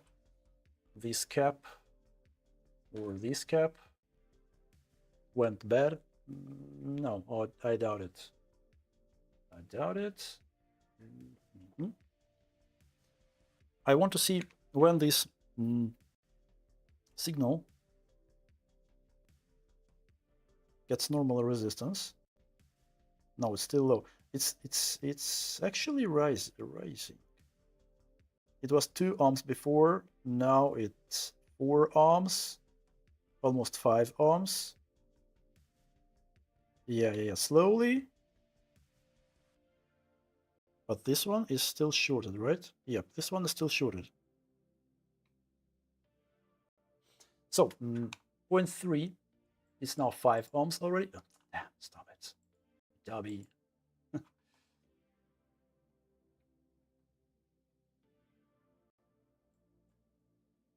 Does this board have 3v3 oaks? I think it had. Let's see. Okay, sure. Let's check the resistance of that rail. Where can we find it? On the backside, it seems. Yep, on the backside. Okay.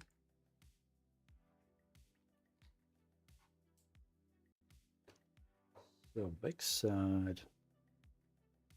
Let me find these chips. Oh, nope. Probably it's not installed. Let me double check U14. Nope. It has no components installed for 3.3 oaks. Okay. So, still, how can this signal be shorted to ground? Maybe this one, by the way. What is this?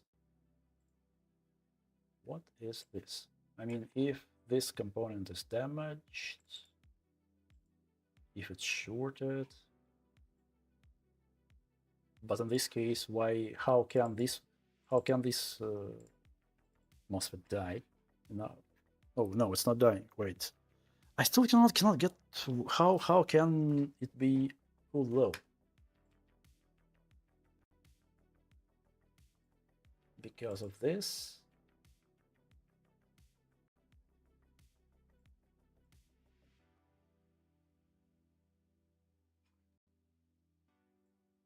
Because of this. Okay, yeah, let's check this Q265. Where is it? Q265. Front side. Front side. Yep, here it is. Microscope. Here is the guy. Q265.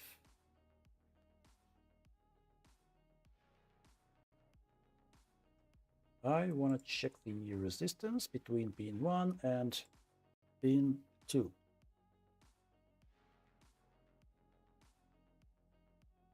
Well, it obviously, oh wait, 55 kilo ohms.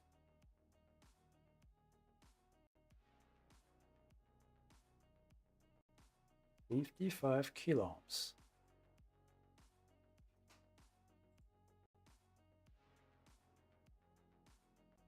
Oh yeah, we have a resistor because we have a resistor there. Right? Yep. We have this resistor. That's why there is no low resistance on this signal rail. Okay.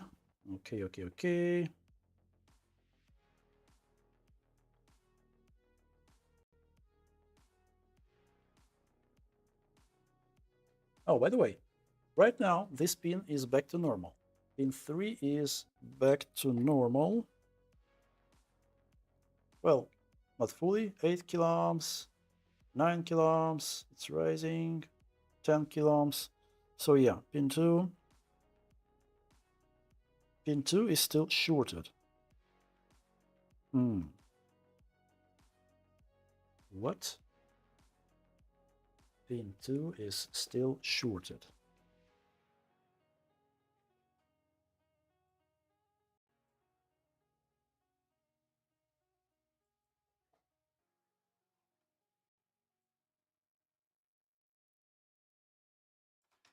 So I believe we should replace the current monitor then, because I do not see any other reasons, guys, for this signal to be low. It's maybe either the capacitor went bad, or the current monitor is not okay. This signal should not be shorted. I think I've had a similar fault on Strix 3090. Is there a jumper resistor connecting this to the power monitoring chip? Actually, do you mean these are 360? I thought maybe we should remove it, but well, what's the point? Just check if the cap is shorted. Where is this cap? Maybe it has some crack. Let's check. C328. C382. Sorry. 382. Here it is. Here it is. Front side, right near our guys. Let me zoom in. Oh, you know what? It seems I'm an idiot. It seems I'm an idiot. Okay, okay. I said before that something is wrong. I had a big blob of solder, if you remember, on pin 1 and pin 2, because pin 1 goes to the ground. It seems I didn't have enough heat to melt the solder to remove that blob. Give me a second, I'll try to focus. I don't know if you can see it, guys, but deep inside there, I can add some lighting. Where's my flashlight? Yep.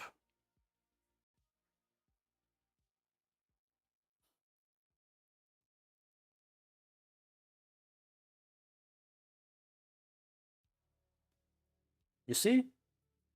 Why? I told you I'm an idiot.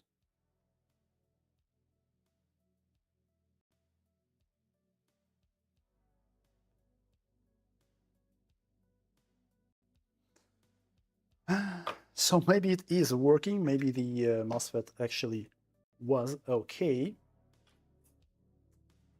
But yes, sneaky, sneaky solder breach. I'll increase the temperature to 375 because before I was using 320 and even 350. But because it's a ground pin, seems it pulling too much heat to reliably remove that solder blob. Oh, yeah, now it's perfect. Now it's perfect. Let me use the flashlight again. Yeah, you can clearly see right now there is no sneaky bridges. Tap. Oh my gosh. Okay, okay, okay. Okay. Let's clean the place quickly. I don't want to leave that much of a flux here before we check the board. But maybe it's actually working. Okay. Happens. Well, you know, shit happens.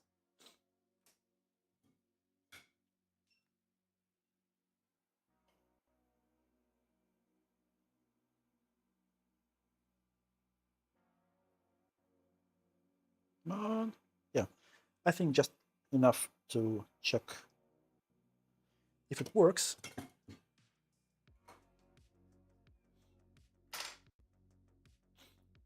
Need some flex snake side lights. I won't spoil, James. I won't spoil yet.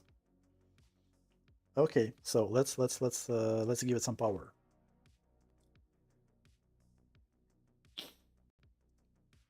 So everything is plugged in. Nope. Nope, nope, nope. It's still not working. The bridge is gone, but the current draw is still not good. Uh, yeah, anyway, let's double check the resistances there, because who knows? Who knows? So, double checking pin 3 first. It's most probably slow right now. Yep, 2 ohms again. So something is definitely not okay there. Yep, this pin is good now. Like 24 kilo ohms.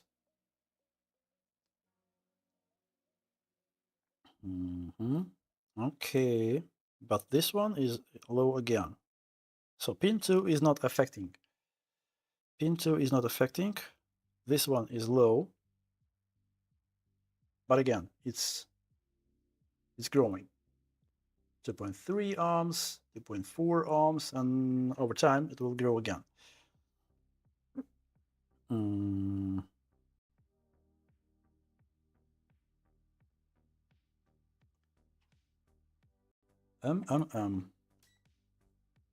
Interesting thing. Okay, let's check then pin 5 for voltage. Okay, we still have voltage here. That's why this pin is low, because, well, obviously, transistor is working, is doing its job. So we have 2 volts here and dropping. Okay, at least we know. At least we know now that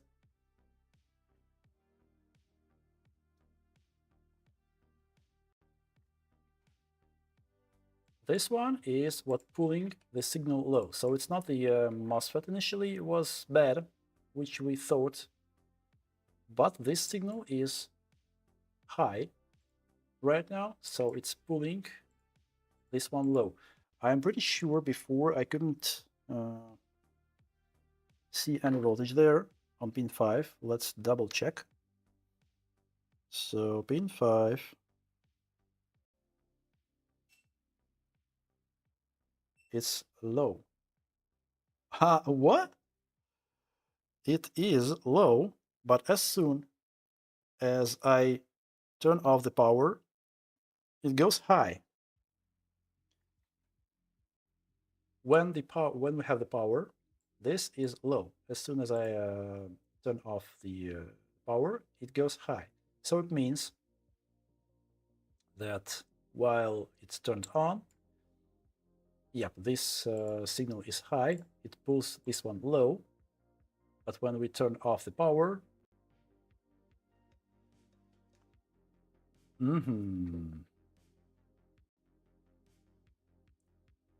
so we're in the wrong place. This part of the board works as intended. We had this level low here when the card wasn't receiving any power, just because of capacitance on this pin. So yeah, the reason is somewhere else. Something else pulls this rail low, this signal low, not the Q255. Okay.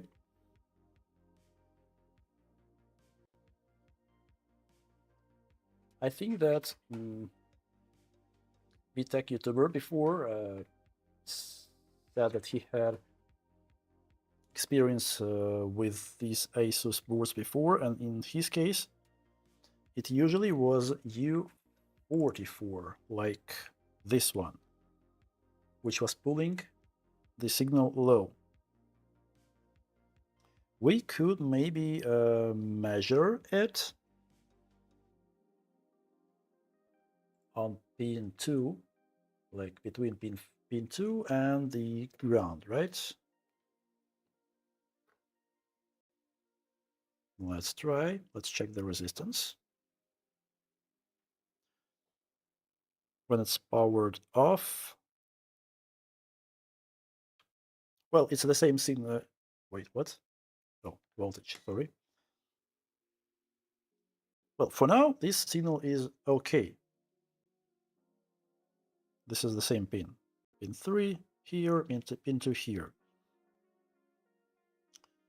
But could it be the case that when we power it on, something wrong happens and it keeps pulling?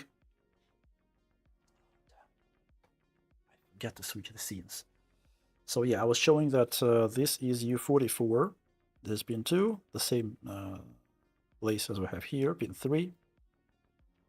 Right now it is okay, but maybe, for example, this thing pulls the signal low. Maybe it's not working as intended. U44. Because I don't see a clear, oh yeah, here it was, a clear way to check this thing, because it's the same rail, but might be the case, for example, if it's pulling pin 2 inside, pulling it low inside. But how can we check it? If we remove U44, it won't boot anyway.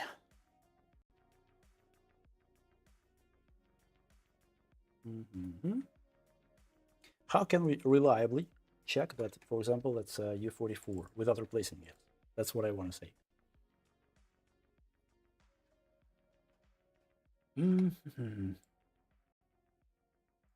Something definitely pulls this thing low.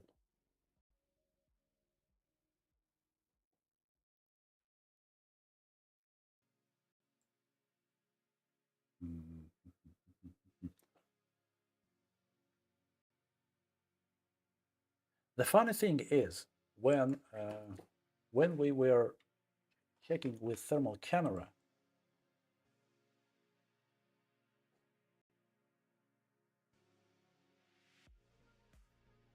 while we were checking with the thermal camera,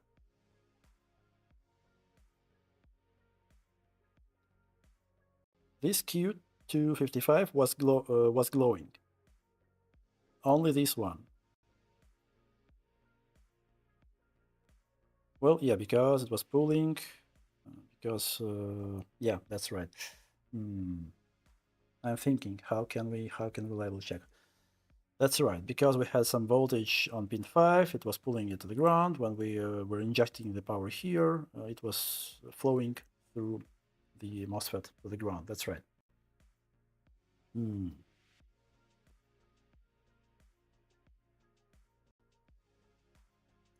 That's right. Okay, guys, so any ideas? Any other ideas? How can we check what is pulling it low?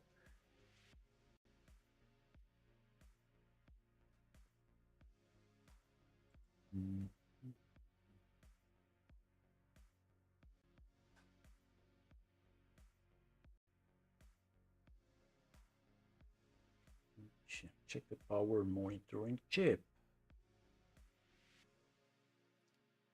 It seems the power monitoring chip actually works as intended, because as I was showing, oh, not this one, Q255, that was the place. Yep, here. No, not this one. Yep, here. Power monitoring chip gives this signal as high, so everything is okay here. We have it high. This one pulled low when the card is powered up. Because of that, we have pin 5 low. But still, pin 3 is also low. It goes high only when we turn off the power. So capacitance is still on this signal, on this pin. Because of that, pin 5 goes high when the card is turned off, like because of capacitance. It has some voltage still, but when we give the power, it works as intended. We have a high level here. We have this Q255A pulling this signal low, but we have still this signal low. So it's pulled down somewhere else, not here, when the card is powered up. That's what we are trying to find. We're trying to find the reason. What could pull it low? What else could pull it low? It's either some of these logic chips maybe is damaged, U220 or U44. This is not installed on this board, PQ3.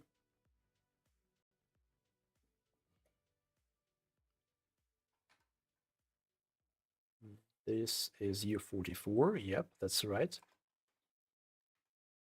Or 4 more transistors here. I think I've checked them. They were okay. They were not shorted, for example. None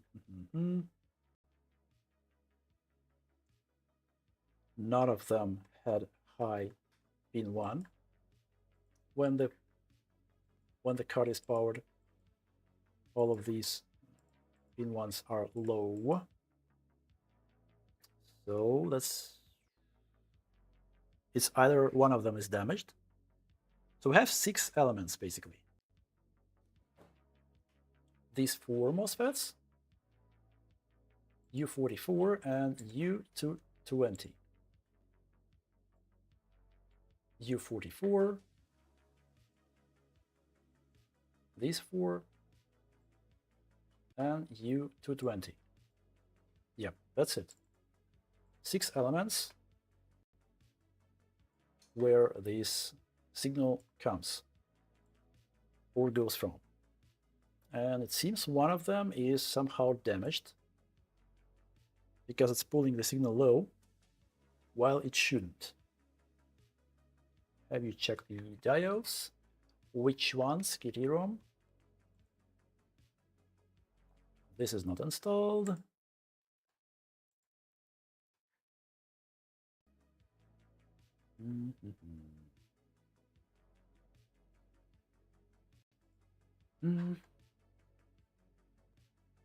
So again, U44, which was mentioned by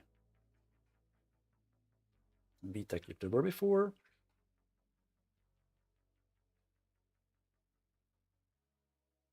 Or one of these 4.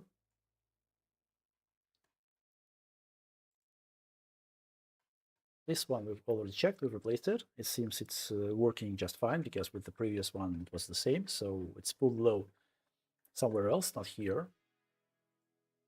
And U220. So one of these guys is faulty. Below where you're working, do the 809. What are they? Let me see, where are they?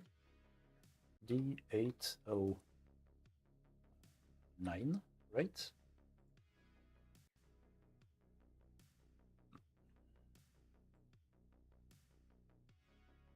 But wait, how can they affect the trail?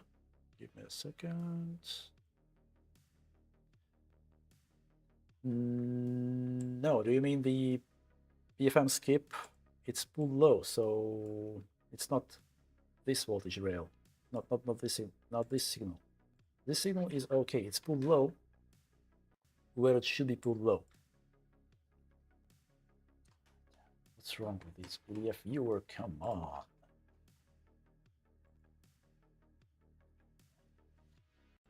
Okay, Q255, was it right? Yep. So when the card is powered on, this signal is pulled low by this MOSFET here.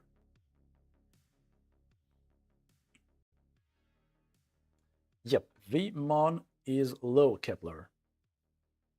The middle one, I think, is connected to pin 4 of U. The middle one, you mean D602? Let's see. D602. There is no such a thing in schematics. Maybe on the board view. D602.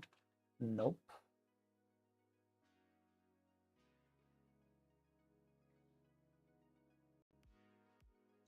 I'm not sure about the board view because, well, basically we've checked the signal.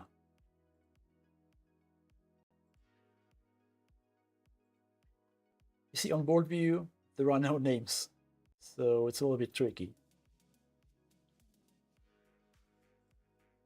EQ3 is not installed. This one we've replaced. Same behavior, so definitely not it. This one's not installed. This as well. All of these are not installed.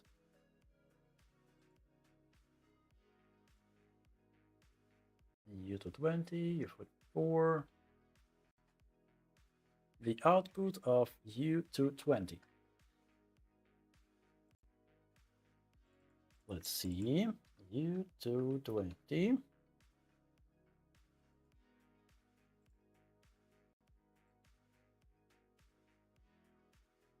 But how can it be affected?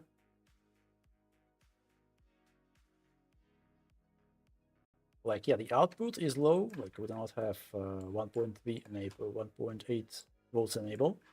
That's why we are trying to find what's wrong. Elliot, sorry, your nickname is too hard for me to pronounce. Check a double diode that tied into the temperature protection. It normally pulls steam on low. Hey, by the way, you mean D1, if I'm not mistaken. I've heard a lot about that diode. I never had issues with, no, not the D1, with it, but where was it? I think it was near U44 or U220.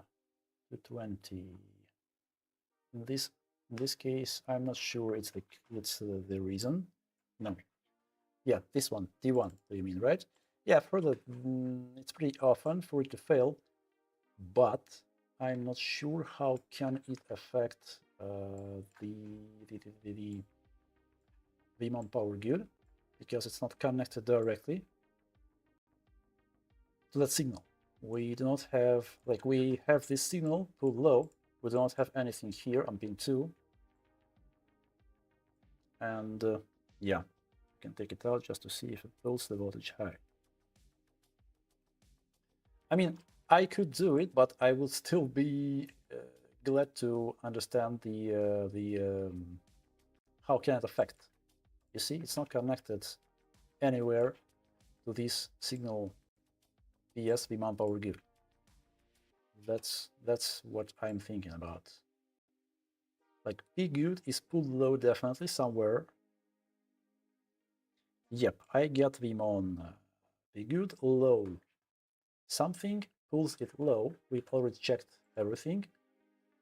Well, from what I see, it's connected to 6 logic elements in the end.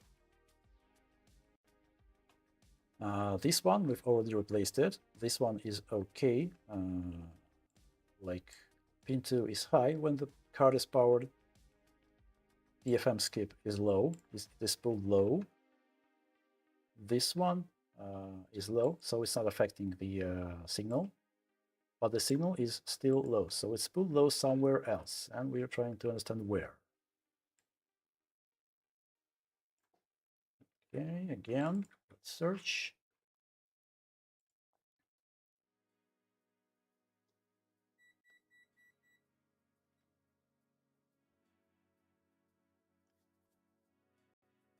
Maybe just remove stuff by one until it works. Well, these elements are there for a reason. Of course, we can remove them one by one, but in some cases, they can protect you, actually. And by removing, you bypass some protection mechanisms, which is not always good. But also, there is a PFM circuit that gets below the V mount too. Dolly, hey, what's up?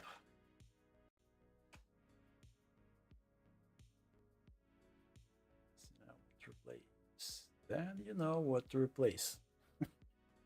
Okay, what do you mean? GPU core, right? Okay.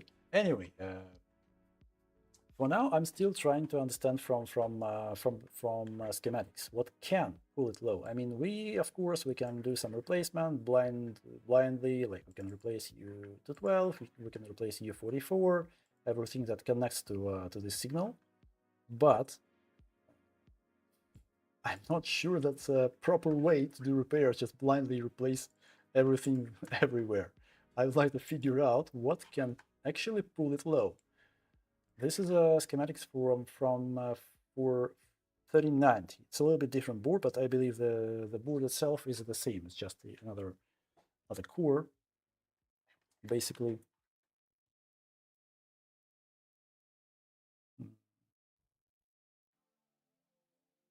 So, so. Maybe we just missed something. Things we are still trying to figure out slowly what can be wrong. Removing all transistor one by one connected to that signal. Well, it could maybe do the job. At least we can figure out what is pulling low. I doubt we can kill something with these 2 amps from bench power supply.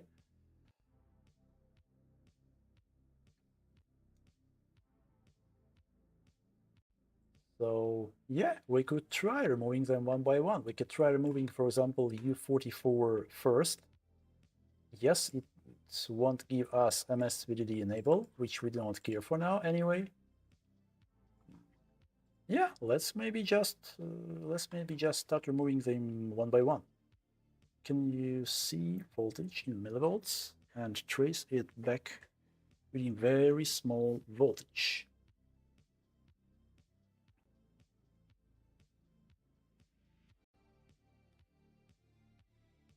Do you mean, James, true? Well, it's you see, it's kind of flaky. It's the resistance is changing over time, the voltage is changing over time when we power off the board. So I'm not sure it's reliable enough to try to do it that way.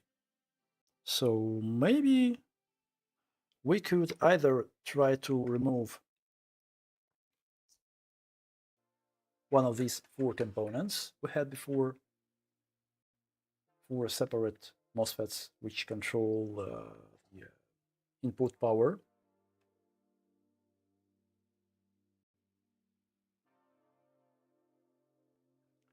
If input powered on, when it's pulled low, can still be a small voltage.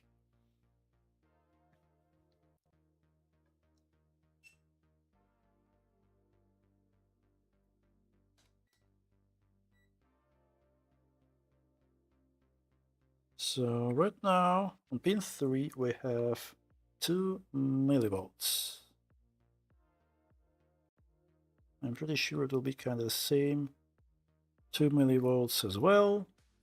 So yeah, I'm not sure we'll be able to see any deviation. Yeah, 2 millivolts everywhere. We can check on also on piece on third pin for these transistors on the backside. Give me a second. On the backside, yeah, 2 millivolts. I quickly checking. No, it's the same literally everywhere. So James, it's the same. It's the same. Okay, let's start with any of them. Let's remove U44, for example. Let's see if it changes anything. Also, the PS. Okay, on the power monitor, I see we'll put the VMON low too.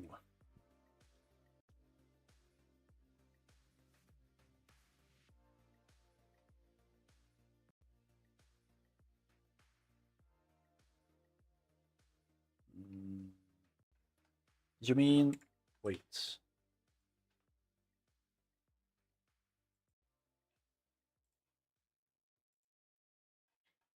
You mean this one? No, it's high, and it should be high. Like it's high, it's pulling PFM skip low, and because it's low, our signal here is not pulled low. So yeah, it's okay. Yes, okay is high, and it's like it should be. But Vimon power good is pulled low somewhere else.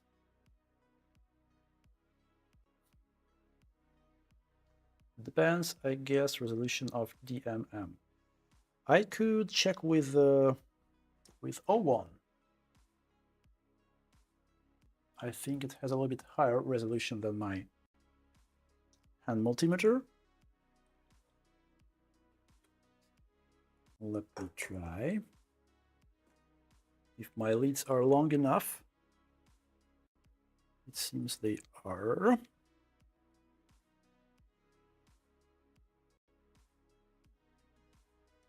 Okay. So voltage is selected right now.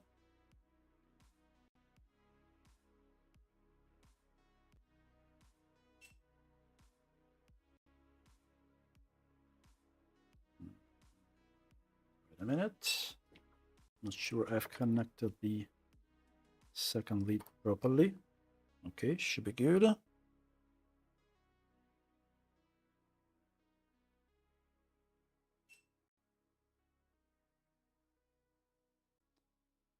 Mm-hmm. 0018. Let's check it here, for example. 0018. It's the same. 18, it's the same.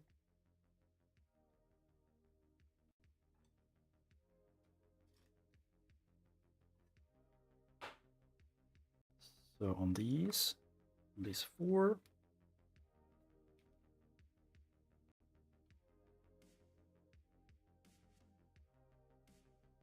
it's the same.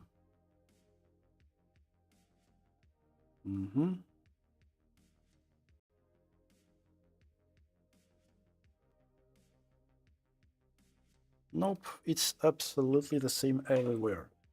0.0018.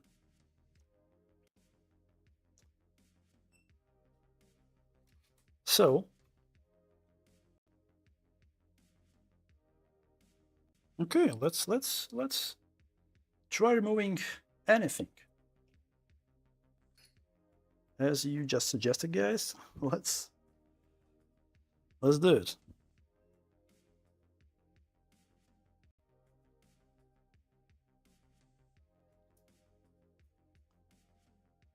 So this one is U44. I believe the one next to it is U220. So yeah, let's remove them. Let's see what changes. I'll use low melt again. So it's powered off. Cool.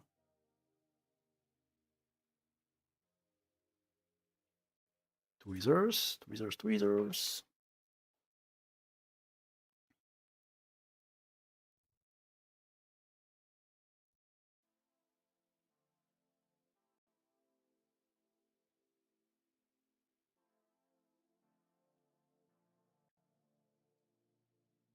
No, please stay. Should I use hot air? I don't. You don't want to use hot air. Come on, please.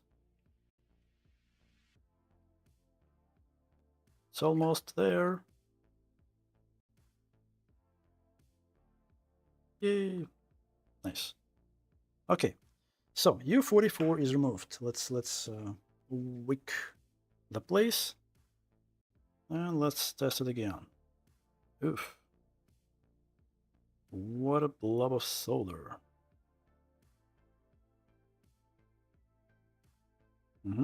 Nice. Should be just enough to test it. Let's quickly clean a little bit.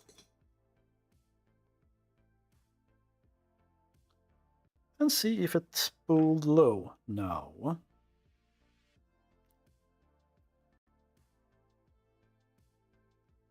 So pin 3.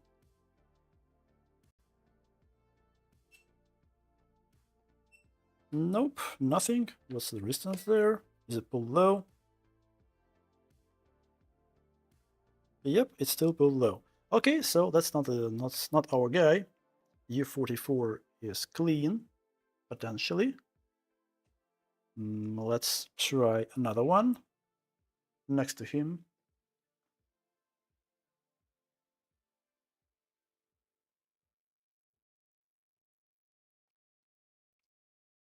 R1 is only 4 digits.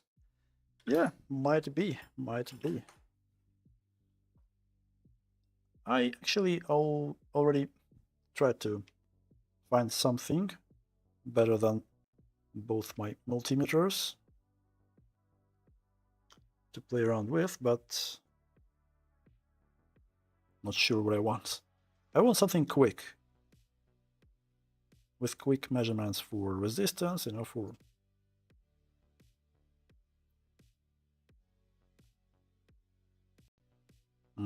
Cool.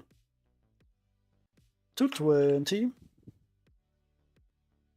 Here comes 220. Close. Let's wick it.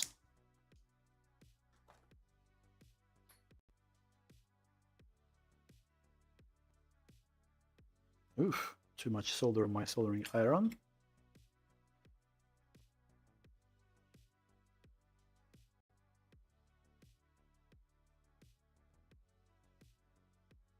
Yeah, should be clean enough to check.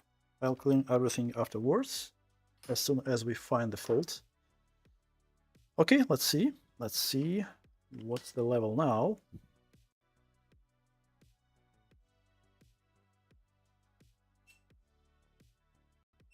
Still nothing. Is it still pulled low?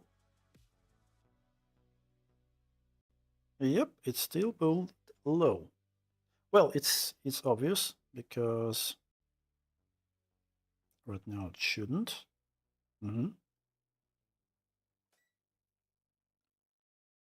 But anyway,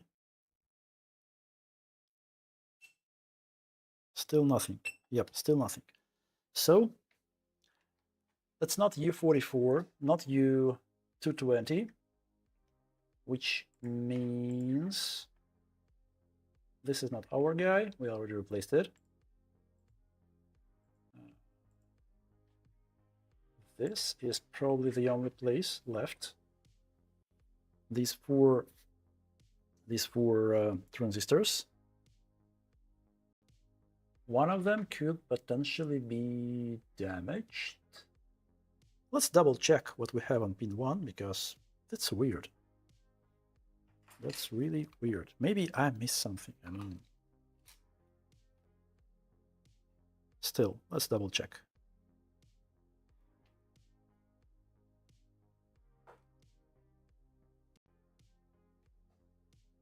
Microscope. Here they are. A little bit of focus. That's good. Okay, so we want to check pin 1 for all of them to make sure that they're not pulling anything low, right?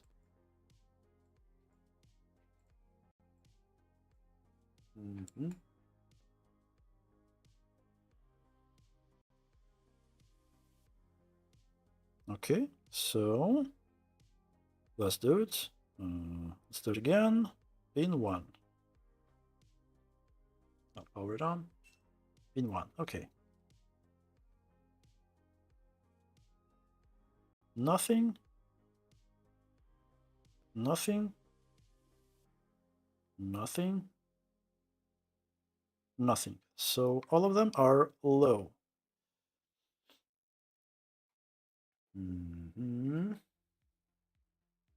All of them are low.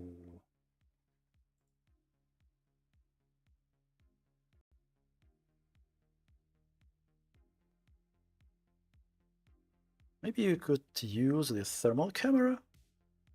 Let's take a look. because they are the only ones.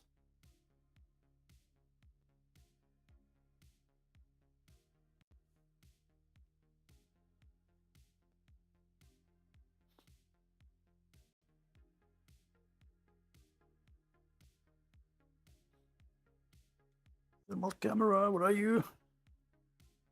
Here you are. Okay. By the way, why is it only one LED is glowing here? It should be all of them, right?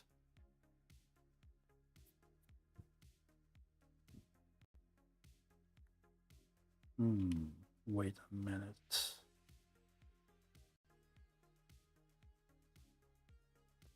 Now it's connected, everything is good. I'm pretty sure about this cable.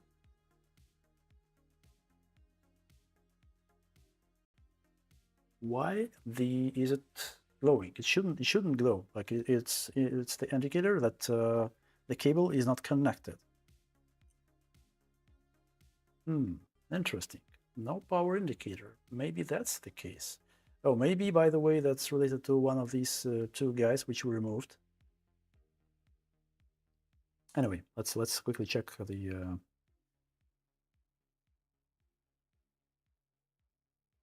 these four guys here, just to be sure, just to exclude them. Yeah, nothing is glowing here, so probably everything is okay. Yeah, they seems to be good. Okay, okay. Okay.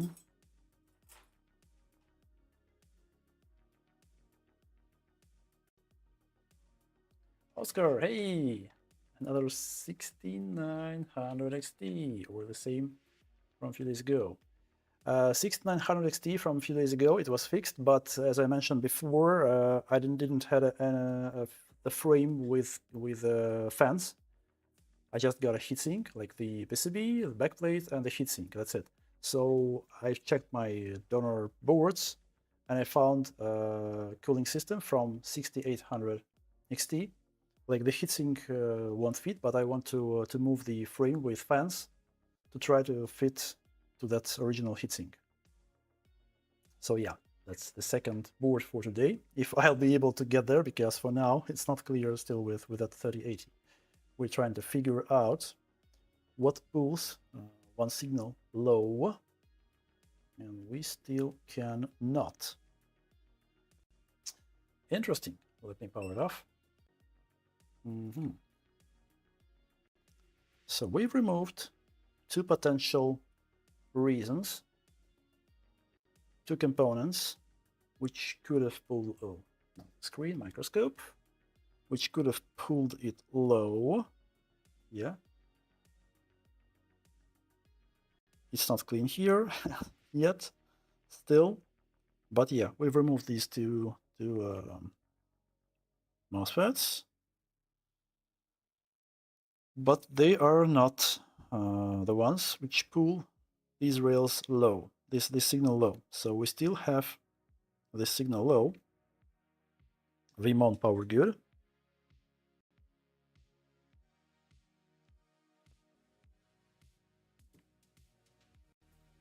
And it's not clear why. We still have four elements which connect up to these. Oh, by the way, we can just remove this resistor, right? We don't need to remove all of them. We can just remove this resistor to make sure.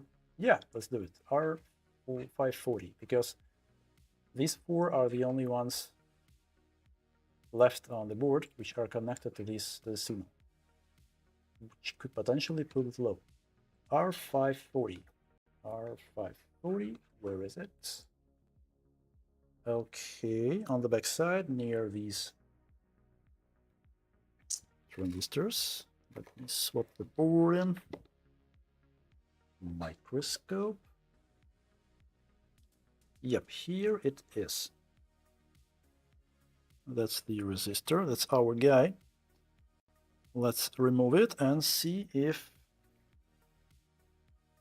it will still be pulled low.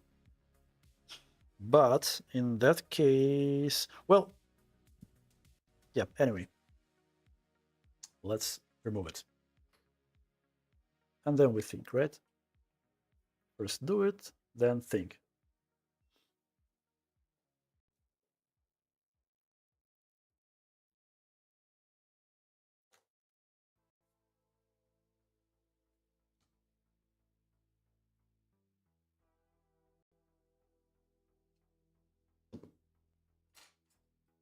Readers, where are you?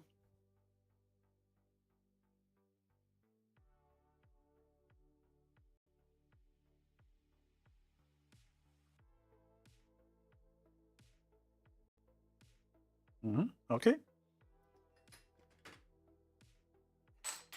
Okay.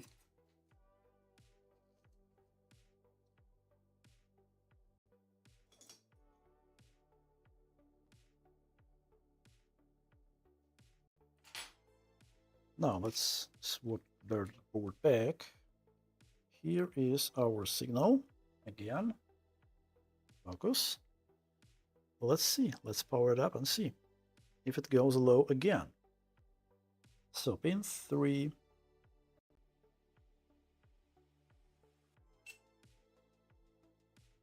It's high. It is right now high. Okay, so which means basically that one of these guys on the back side, where we just removed the resistor,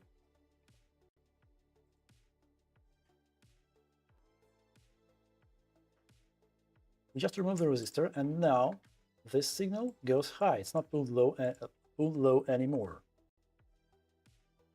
So one of these 4 guys pulls the signal low while we do not have any highs on these pin 1s. So one of them is, it seems to be faulty.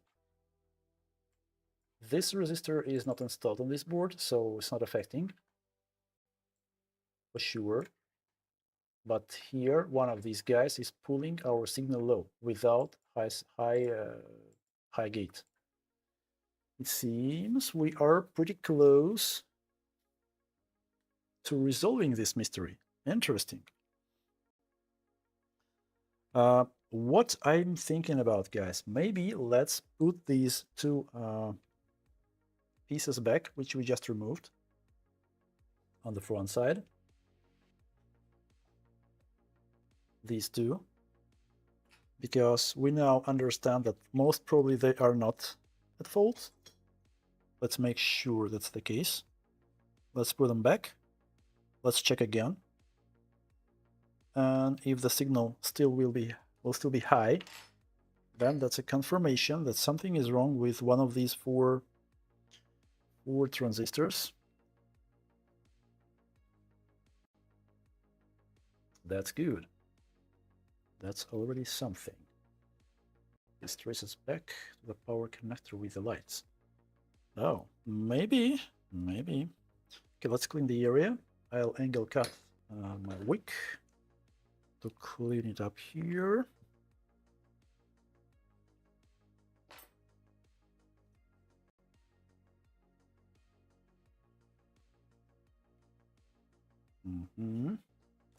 Because right now there is a low melt, which we of course don't want to have on the board.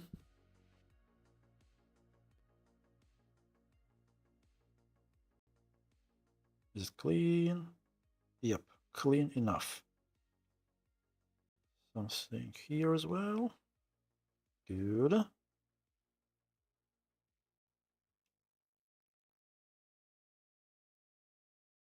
Yep, should be good. Okay, I'm happy with that. Now let's quickly clean the chips themselves and put them back. After that, we will power up the board again to make sure that with these 2 guys, the signal is still high. And if that's the case, then we Gonna try removing those 4 one by one, probably, right? So this one was 220, I believe. One leg is a little bit bent, but I'm hoping it won't be an issue. Good.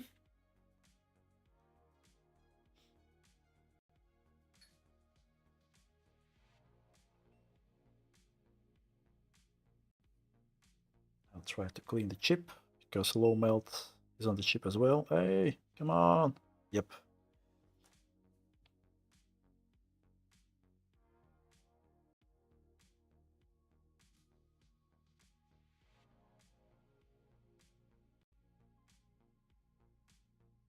Should be clean, right? Yep. Looks clean. Yeah, a lot of flux. It's not a big deal. Let's put this guy back to its place.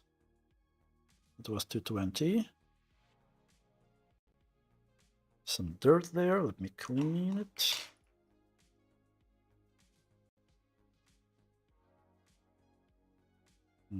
Okay.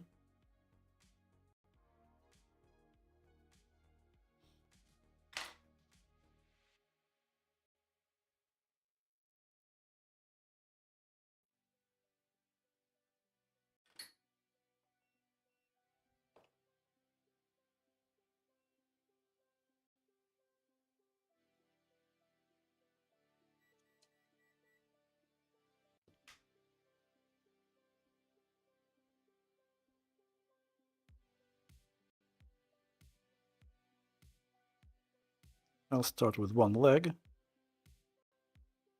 That's it.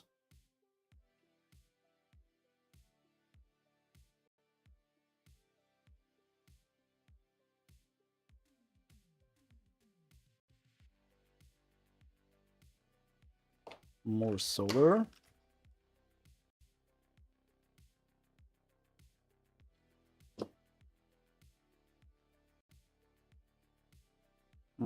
Nice. It's done. Okay, so the second one. The second one is here. U44. Hey, go away. Nice. I'll wick it and I'll put it back. And then we check if it works.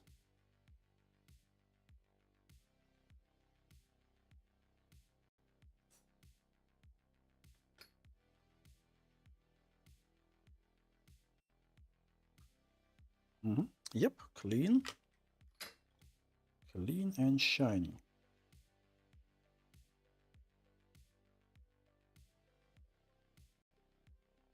Hey. Now some flux on the border.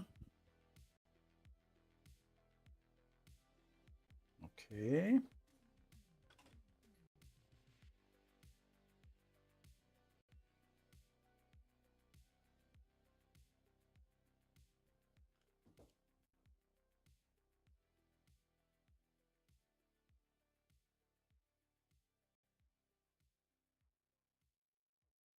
Ладошенька. Закончишь. Часик еще. Пенем.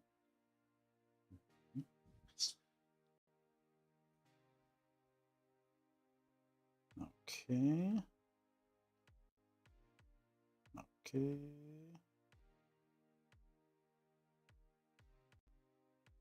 Oops. Bridge. It's a bridge again. Please. Let's add more flux. I don't want to get some hidden bridges as we got before. It was funny. So let me clean it. Yep, nice and clean. Okay. Flux cleaner. Let's clean the area. Let's power the board on again. Let's see if this line is still high. I really hope for it. Are we good? Are we good? I'll quickly check if we have some hidden bridges, just to be sure. No, everything looks good. Okay, let's check. Is the signal still high? In 3. Yep, it's still high. Okay, that's good. Okay, so we know that one of these guys on the back side of the board is pulling the signal low while it shouldn't. So one of them is definitely not okay. Which one? I don't know. So 4 of them, we have low on the gate for each of them, but still, one of them pulls the signal low. Let's remove them one by one. One by one. I probably want to rotate the board because this one is something I don't want to touch. I'll use hot tweezers in this case. Like this, right? Right. Good. Hot tweezers.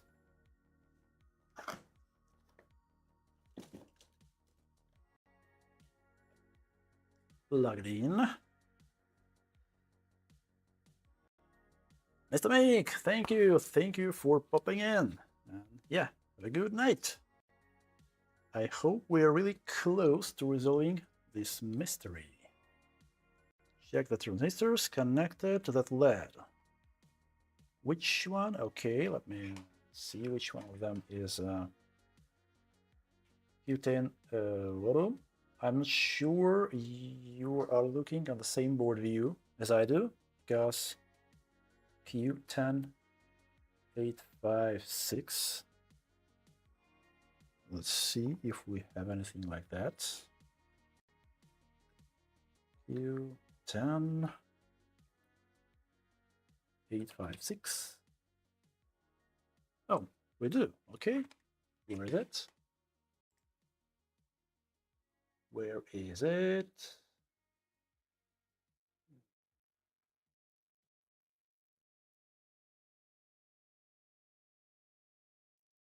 But why do you think they could be related? I mean, how could they be related? 806. You see, the issue is we have low on all these pin ones. So on this area of the board, nothing comes in from this side. Like all of these are low. But at the same time, pin 3 is full low on one of these. So it's in parallel with all of those. Let me check the board view. I'm still not sure. Pin 3.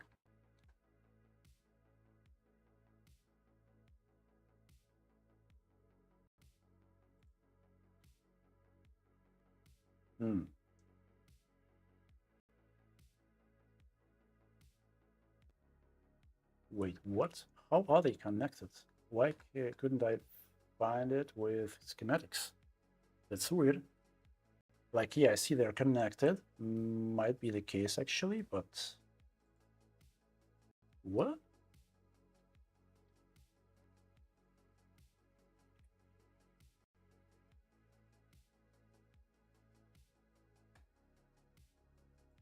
They're on the other side. Oh. That's weird.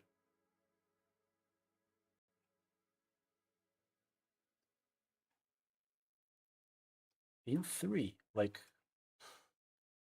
That's really weird. Like, it's not mentioned. Well, probably that's related to the schematics. It's from 3090 board, not from 3080 board. Maybe it's a little bit different. So yeah, I agree. Board view in this case has priority.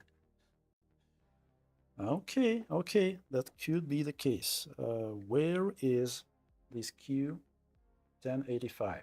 On the front end side. Let's see, let's see. Could be the case. Could be the case. So microscope, let's see. Oh, I touched the thermal paste with my gloves, damn it. Anyway, I'll replace them. So, you think one of those could be faulty, right? Could pull the signal low.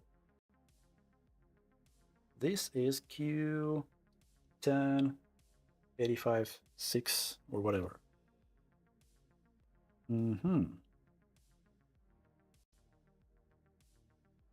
But wait, we've just disconnected.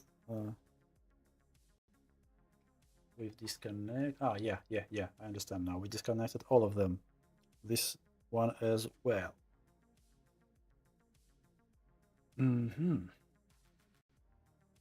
6 electron resistor.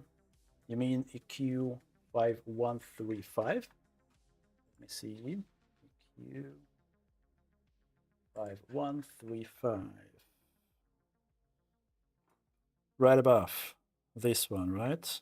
It's also connected to the same rail. It could be the case, yeah, I agree.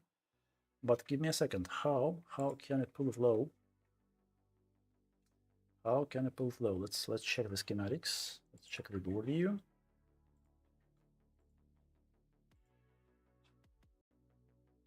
'55, '56 board view. So 1 in 3. Wait, whoa. EQ. How is it connected? Give me a sec. I'll switch to the board view. So pin 3.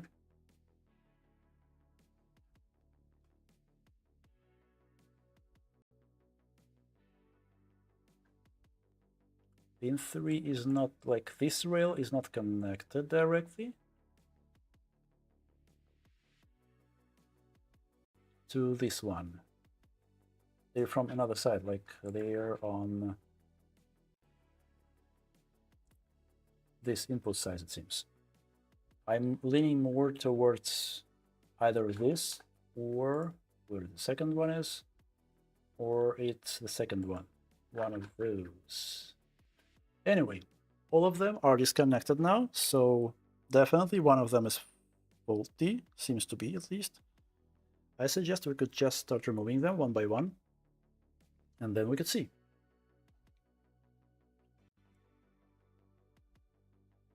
Okay, let's start with this one. I don't mind. Still, hot tweezers probably is the case here. Will I be able? No. The angle is not perfect for hot tweezers. Okay. Let's use the low melt again.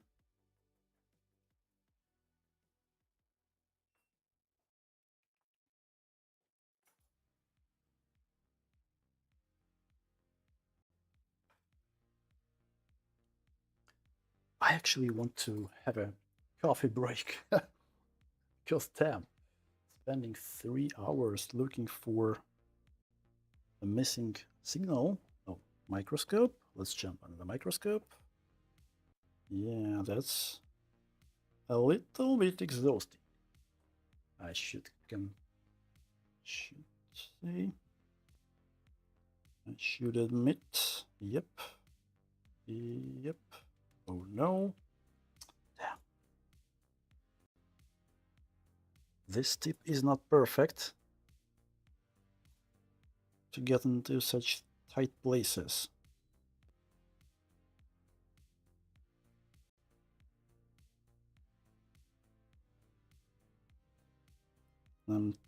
Don't want to use hot air here for sure. Let's try to grab it. Hey, Pete! Hey, good to see you!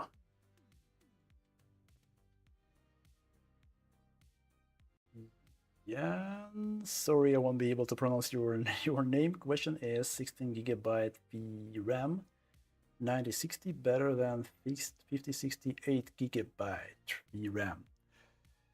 Well, it depends probably on resolution. I usually prefer NVIDIA boards because they are generally more reliable.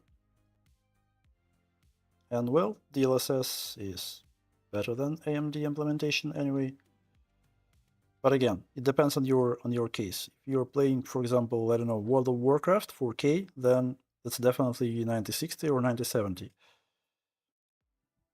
But I still would prefer the NVIDIA board. Oops, yep, here it goes. Nice. One is off. Let's put back the resistor on the back side and see if we get it working now. So the resistor is here. Let's have some focus. Okay. Let's add some flux. Let's put it back and see if it helps. Probably I won't even touch the resistor anymore, so I'll just put it back. I'll leave it there. We know that one of these transistors is not feeling well, so I'll just remove them one by one, and sooner or later we will find the reason. Our bad guy.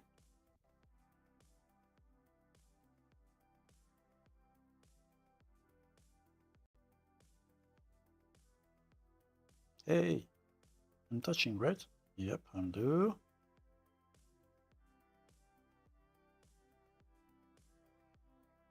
Let me straighten. Yep, nice.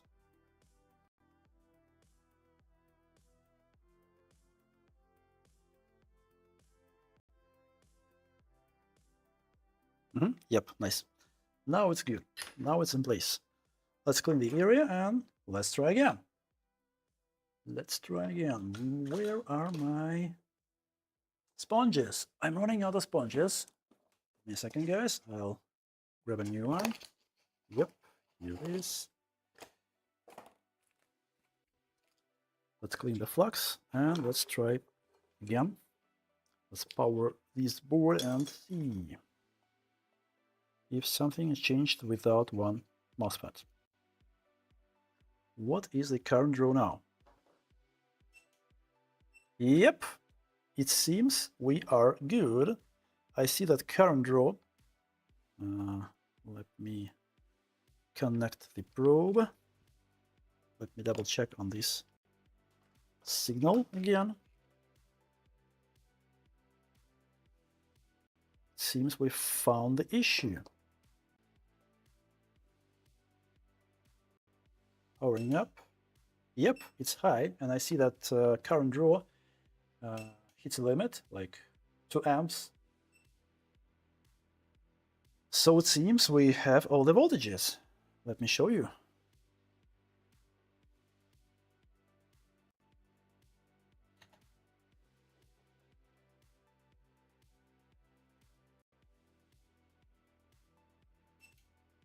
Hey, 0.7. Well, it's a little bit low, but still. So yeah, it seems that this transistor here was the reason the card was not working. It was pulling the signal low while it shouldn't. And the interesting part that, yeah, I was referencing the schematics, but this schematics is from 3090 board, while this is 3080. It seems it's a little bit different. And on these schematics, these transistors are not connected to that signal. You see, like, I don't know, maybe if we search by this name, let's double check. Oh yeah. Okay, so damn, I mean, it shouldn't be like that. They should have something like out drawn here, you see? Like this thing. They should have the same out somewhere here with that name. Like, how can you understand that this connects to something else? It's just closed loop. Like, I mean, but anyway, one of these transistors was actually dead here. So we should find a replacement. Replacing it. I usually prefer to do it properly. Like this one. This little guy is faulty. What kind of transistor it is? Let's go! Let's go! Nice! Yeah, time for coffee. I think I'll have enough time to play around with cooling system for that 6900, but it seems, well, I don't know if it's working. Like, we should check if it gives us picture. Maybe we don't have a picture. Like, the voltages are there, but still.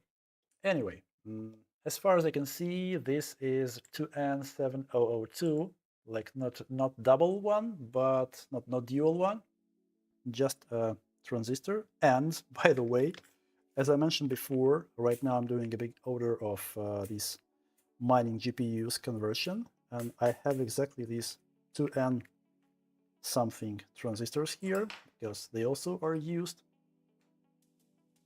there.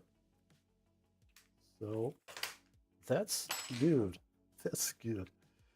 Let's try to put this thing on, solder it down in its place, and hopefully it will do the job. Hopefully we will see the picture. Okay, let me grab some solder. Let me clean up the area. Oof, nice. Such a tiny little thing pulling down a giant. Yep, and damn, I mean, that's not okay that they're putting schematics like this. That's definitely not okay. They should have mentioned that that part is connected somehow. Some in, some out, you know.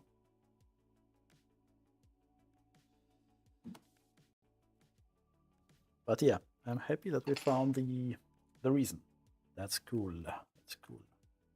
Yeah, I'll clean this first, and then I'll do a proper cleaning using flux cleaner. Wick.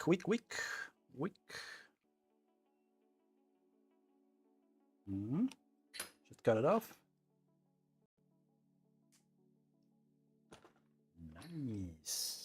Nice.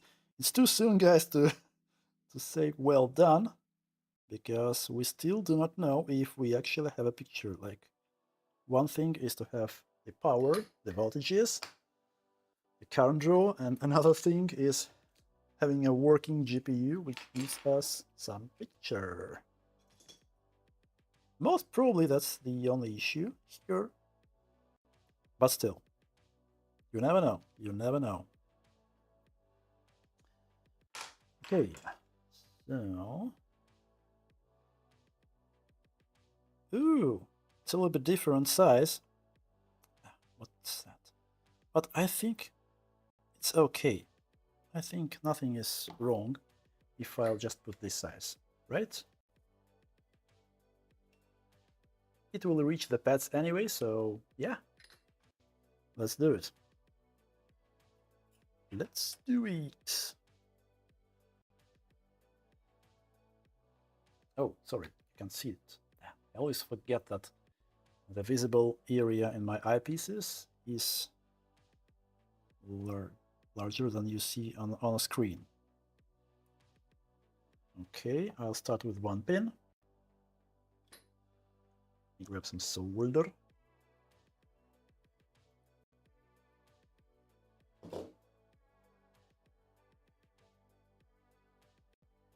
Stay in place. Come on. Damn it. Not enough solder. With this tip, yeah, it's a little bit tricky to get there, but I don't want to use other tips right now. So I'll just add more flux. Like this.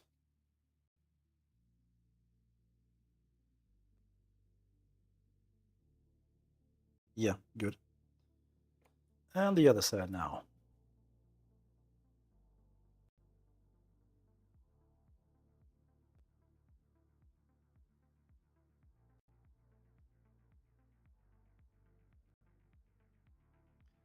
I have this conical small one, but I don't like it. Like the thermal capacity for them is not good. They cannot transfer that much heat as I need here. Yep, I think we are good. It's connected. Cool. Let's clean up the area and let's check it again. It should work right now. It should work.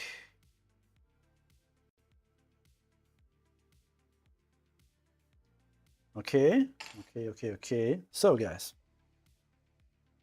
what do you think? What do you think?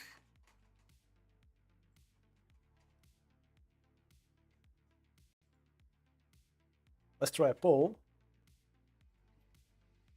I need a minute because my Red Bull is almost out. So I'll set a poll and we'll see. Will it work or not? Will it? So, will it work?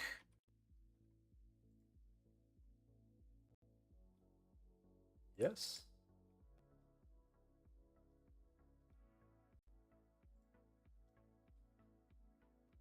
Okay.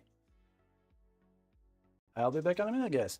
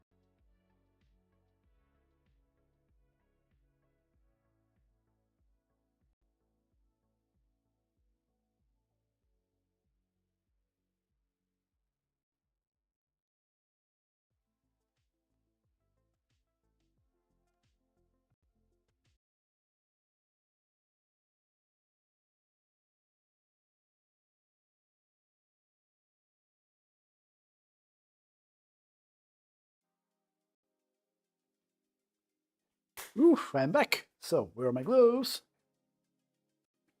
Okay, so what do you think? Will it work?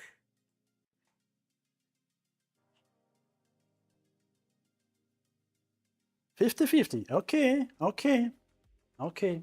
I got it. So it's 50-50, you think?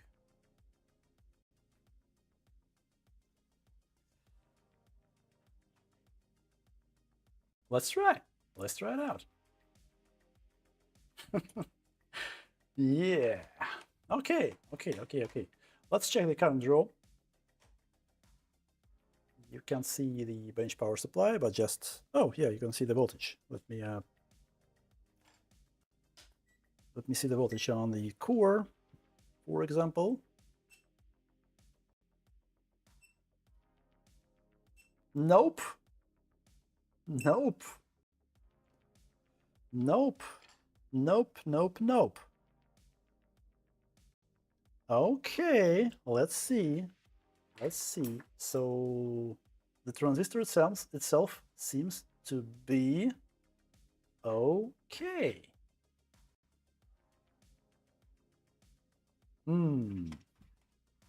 Okay, let's see what can be pulling it low. So one of these, well, we know which one. Then 856 is pulling the signal low. Спасибо. Да, спасибо.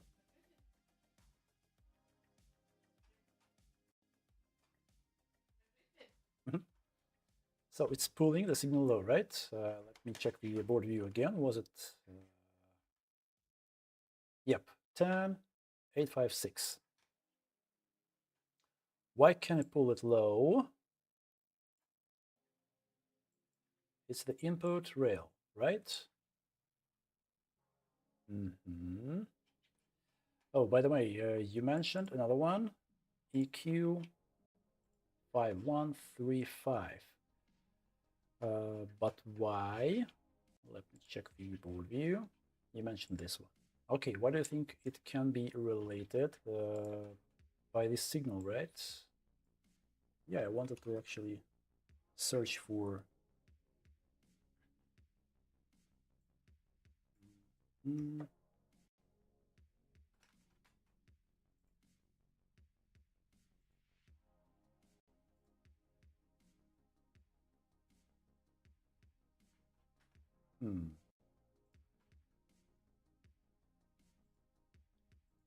into. Okay, through this resistor. Yeah, it makes sense. Pin 1. Where was it? Pin 1. This rail here goes to resistor. Do we have that resistor? Yes, we do. Okay. So this thing here should be low, right? EQ 5135. EQ again. 5135.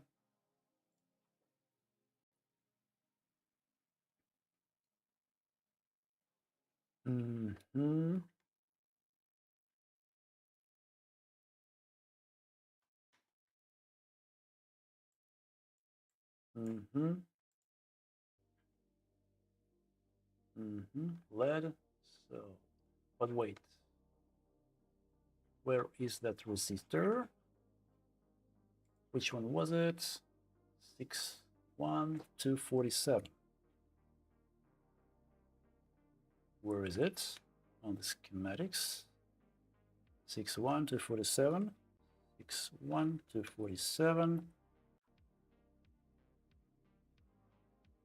Okay.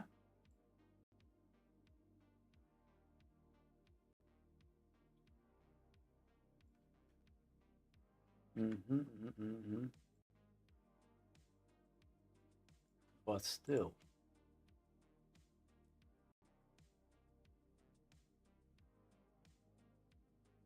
It's pulled high, it seems. It's not pulled like it should be pulled low, right? Because the spin is detect.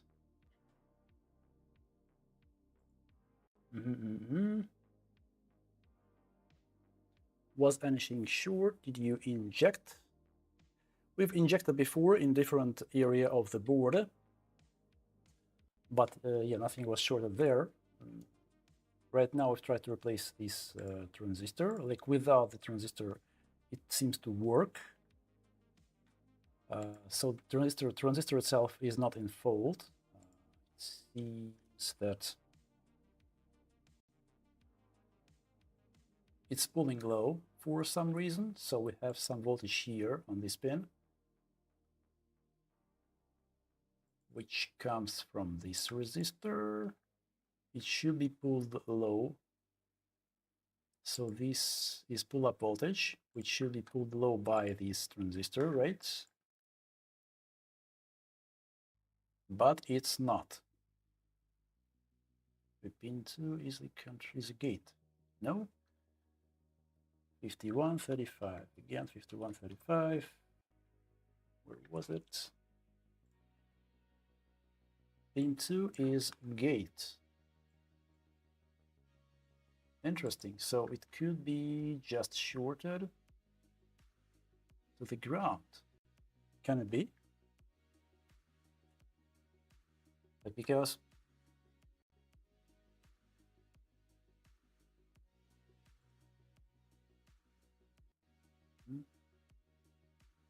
yeah, pin 1 is high, right?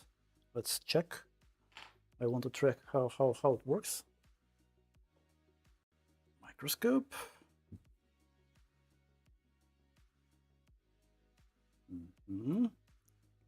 Okay, so pin 1 seems to be going high.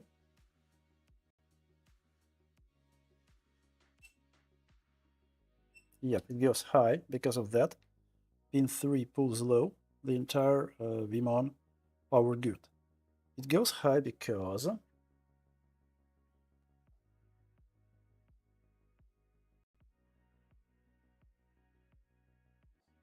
screen share. So we have a pull-up resistor here, which pulls it high, but at the same time, it should be pulled low by this small chip here on pin 2. It shouldn't be like it's shorted somewhere, you see? It's either pin 2 is short because pin 2 is gate. It cannot be pulled low by this transistor. Pin 2 is gate.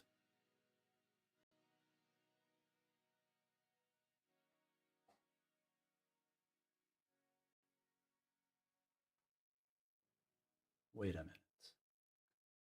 Pin 2 is gate, that's right. It's either I got something wrong. Q10, 856 again. Then 856, I probably got something wrong.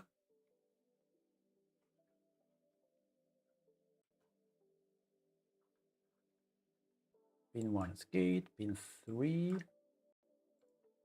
is pulled low. Pin 3 is pulled low because on pin 1 we have voltage, right? Right.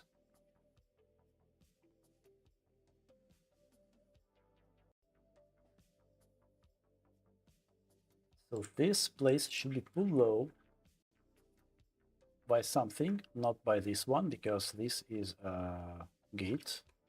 What can pull it low?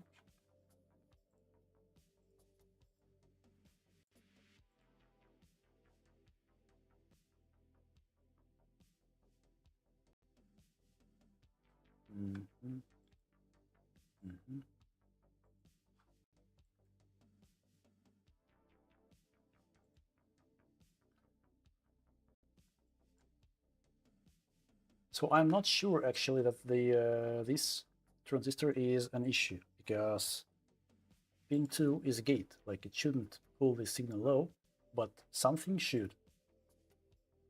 Something should pull the signal low.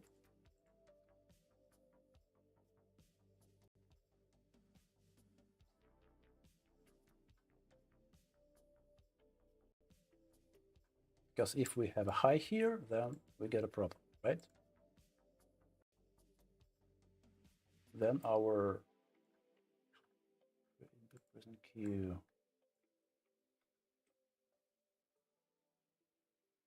Yep.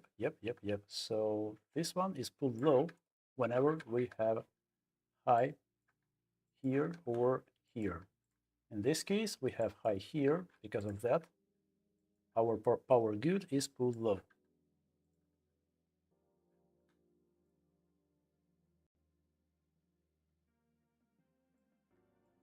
So we have high here because of what?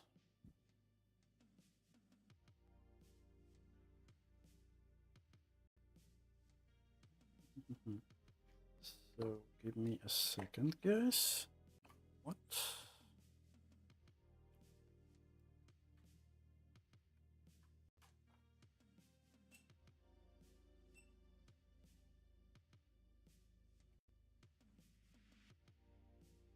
So,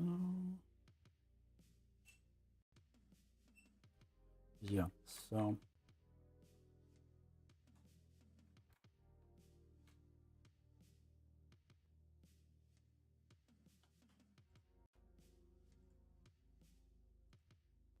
this rail should be pulled low,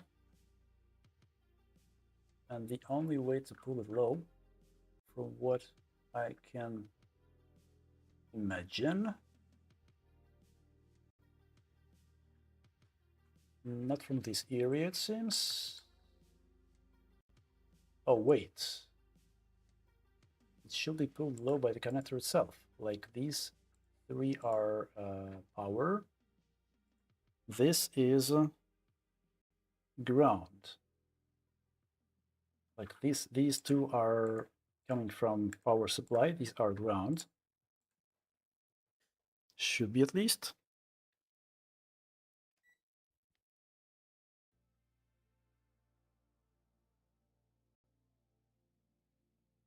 Wait, what?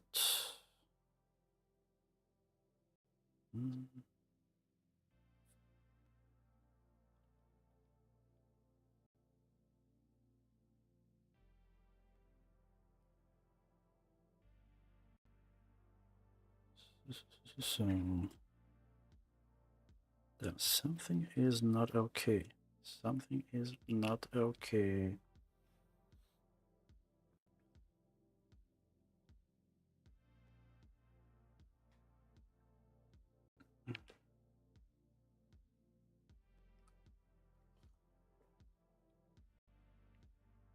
This one should be ground. This one should be ground.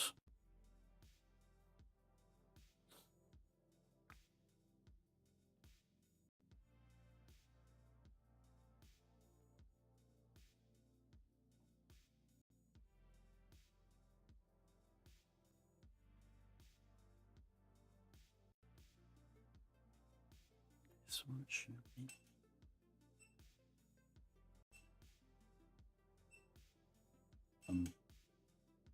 Wait. What just happened?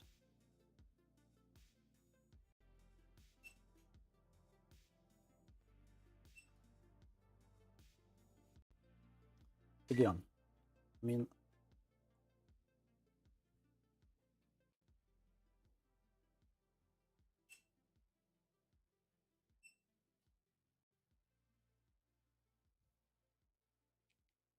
what is happening? Can you explain me? I mean, right now this is. Nope.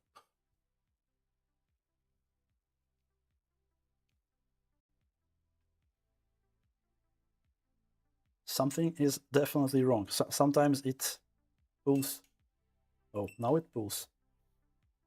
I mean, it's either something is flaky, because right now I'm turning it on. It seems it pulls.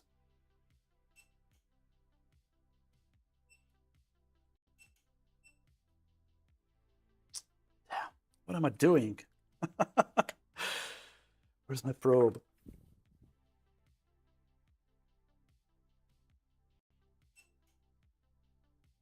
It's high. Right now we have voltage.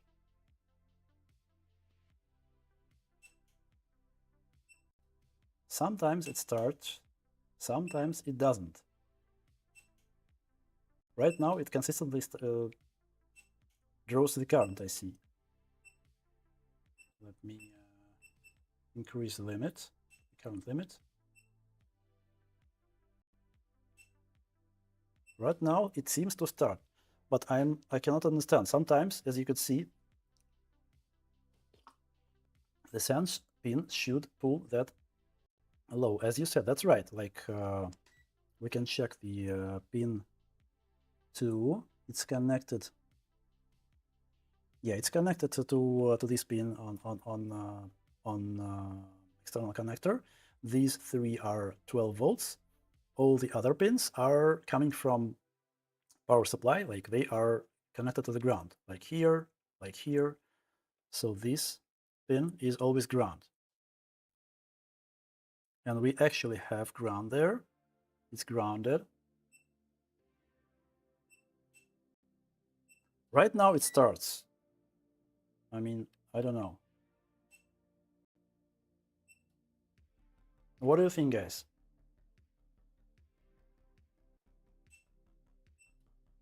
Right now it consistently starts. Before, you just seen on the stream that it wasn't starting. When something works, sometimes, and some other times it doesn't.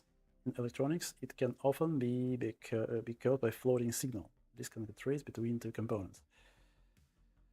Yeah. I'm trying to reproduce it. I'm giving it power, and for now, it seems to start consistently. Properly calibrated wire. Okay, let's assume for now that it starts. I mean, I don't know, nothing changed. For now, it works. And of course, we should give a proper testing, but it's something. Yeah, I'm trying. And for now, it still works. Okay, let's maybe plug it to our test bench to see if we have a picture. Who knows? Yeah, some coffee. I wanted a coffee pose. I got a coffee pose.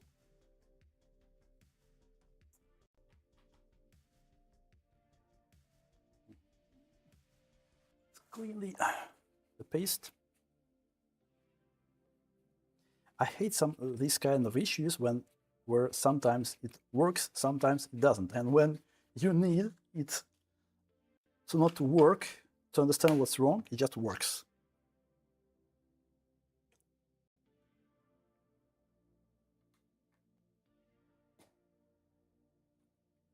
But yeah, anyway, seems that these things goes to bin. Will I have enough power connectors? 8-pin power connectors. I hope so. Let me see. One. I need one more. Oh, it seems I do. Nice. Yeah, this power supply is pretty good. Has a lot of connectors.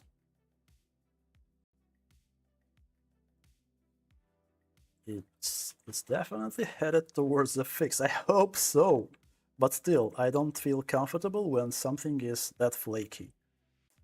That's not a good sign, you know? But let's see. Let's try it out. So it's connected here. Let me remove this board because I don't have enough space. Oof, much better. Okay, let's drop the heatsink on this thing. Let's try to power it on. Hopefully we will have some voltages when it's actually connected to our test bench.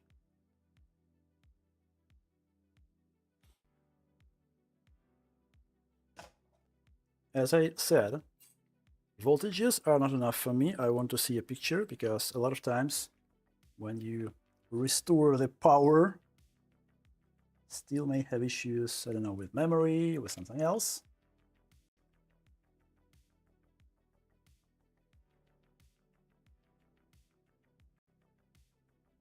Okay.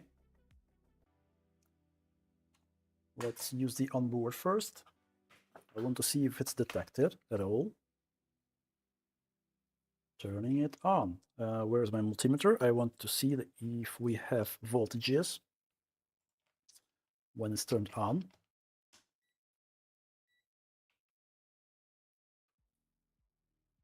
Let's see. Yep, we have voltage at least on the core. That's, for now, it's good. Okay. For now, it's good. Yeah, sometimes my capture or card or HDMI cable gives me some troubles. Turning it off and turning it on again usually helps. I'm my own support specialist. Have you tried turning it off and on again? Ah, come on. Stop it. I think that's something with my cable. I have it from time to time. Let me just reconnect it. Oh, yeah, it works now. Cool. So, onboard graphics. Do them. Let's run some tests.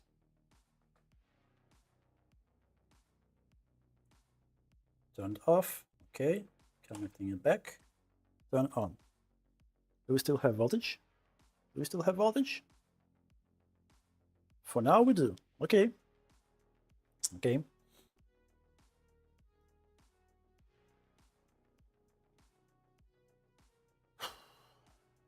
What a journey.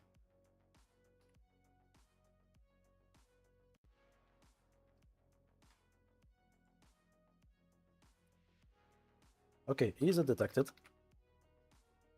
Is detected. Already, that's good already. Okay, okay, let's YAG. Oops. Let's run some mods. We should have something for 3080, right? 3080, I don't know, whatever. AM 0. Okay, yeah. Let's initialize the mods. The GPU. Test. State init. No. Test. What? I'm still trying to type in wearing gloves. Whoa. Assertion failure. What's wrong? Let's check. Oh. Mods just halted.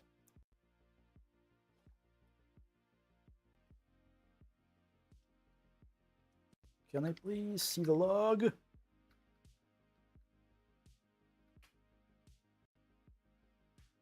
Come on! Probably we have some other errors because it shouldn't be like that. It shouldn't fail with no test argument. We can reboot and just check the log after that. Like log should stay the same. If it was able to write the log actually.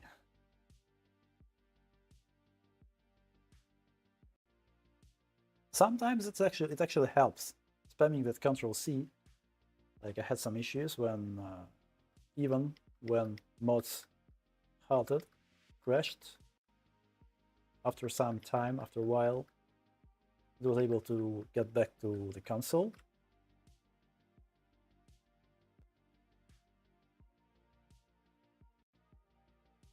Oh yeah, let's check the voltages. Maybe they're actually done again. That's right. It's a good guess. No, we still are good on the memory. And the memory is there as well. Okay, let's try reboot. Let's see if it was able to write the log file.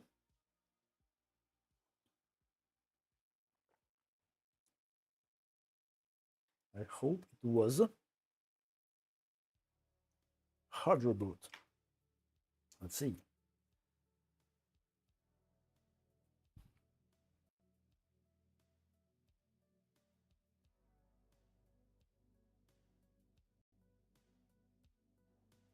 I really hope I'll still be able to get to that 6900 and fit the cooler from that other donor board.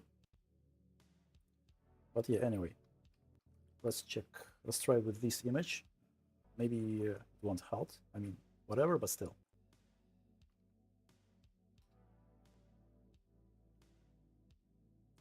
$120, 3080.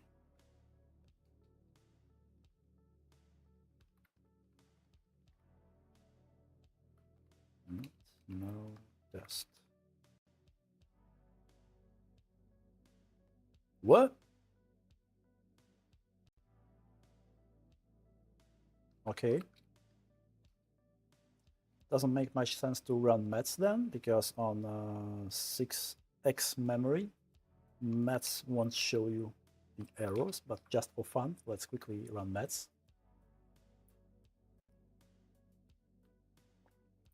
Fixed. Yeah. Really?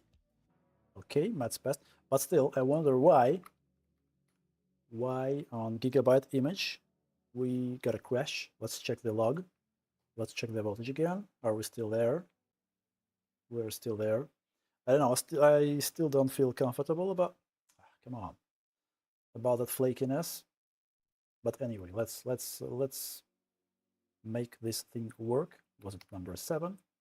It will change the mode. Maybe we'll see a picture. Yeah, nice. Now let's check if we have something in that log file. It was 3080 AM.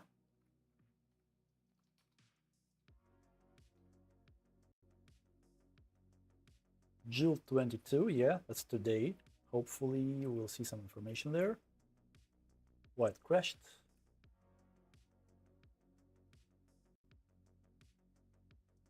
Bias, it's okay. It's okay.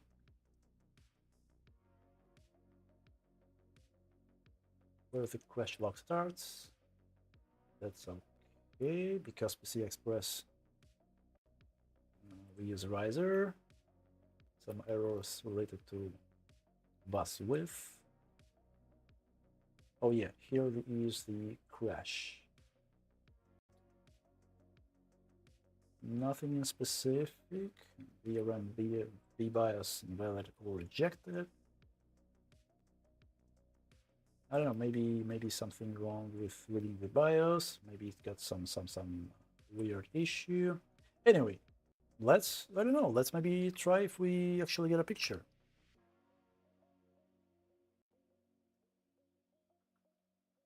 Interesting. Okay, where's my HDMI cable? Let's try. Maybe it works. Maybe it actually works. Now. I lost the cable. Display port.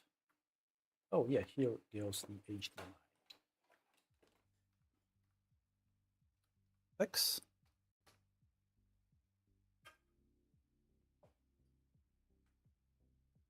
Koshkin, hey, good to see you. Yep, you're a little bit late. We probably fixed the board, but I still don't know. Before it worked now, it was kind of flaky. At the beginning, we tried to power it on, didn't want it to power on. Now it seems to power on consistently. Okay, let's try again. We got the voltage. I don't know. For now, I don't know. But we got the voltage. We have a picture. I can't believe.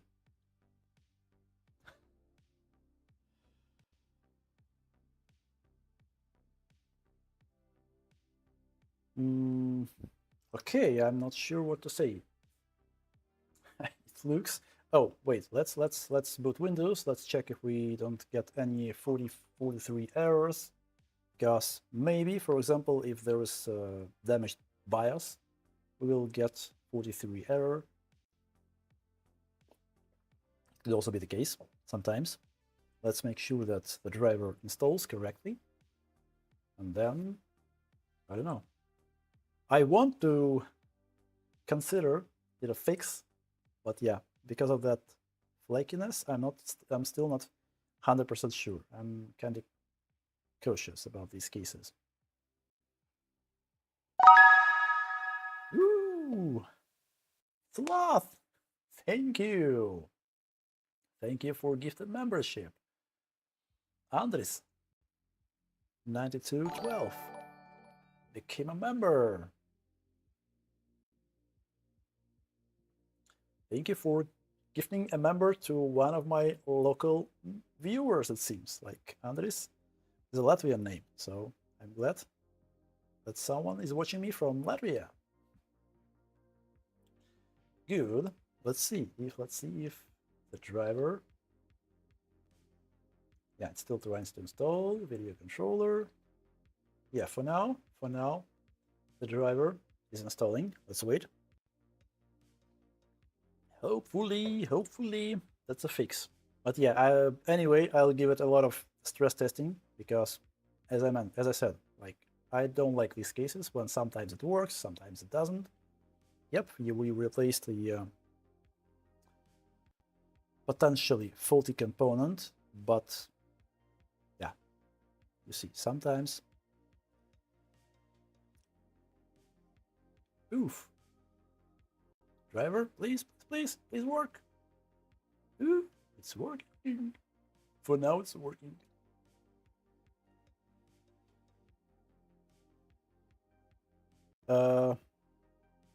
Okay, what should we do? Should we assemble the card back?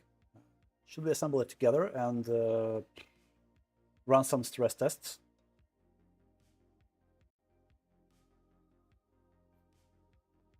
But yeah, for now, it seems to work. Let's maybe run for Mark for a second. Just to make sure it handles load. It handles the load. I won't wait for thermal readings because I don't want to see 115 degrees as I've seen before. But yeah, for now it seems to work, guys. I don't know what to tell. Let's maybe turn it on again, turn it off and turn it on again. Maybe it won't work.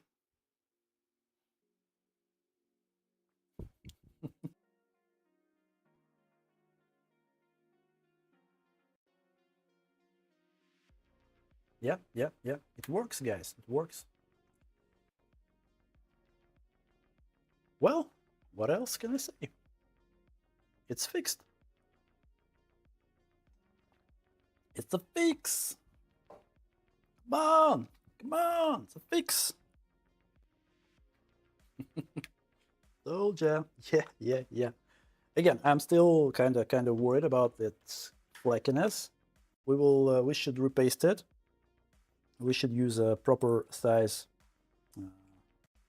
pads because, as you could see, we had a sandwich there. I'll put the wires away for now. Let me show you again. Whoa! What's happening? Thank you for membership. And Sloth, of course, thank you. I think I didn't thank you enough for gifted membership. And we have new hero. Wow, cool. Thank you for membership. Thanks for your support. So yeah, as I mentioned before, we have a pretty nice sandwich here.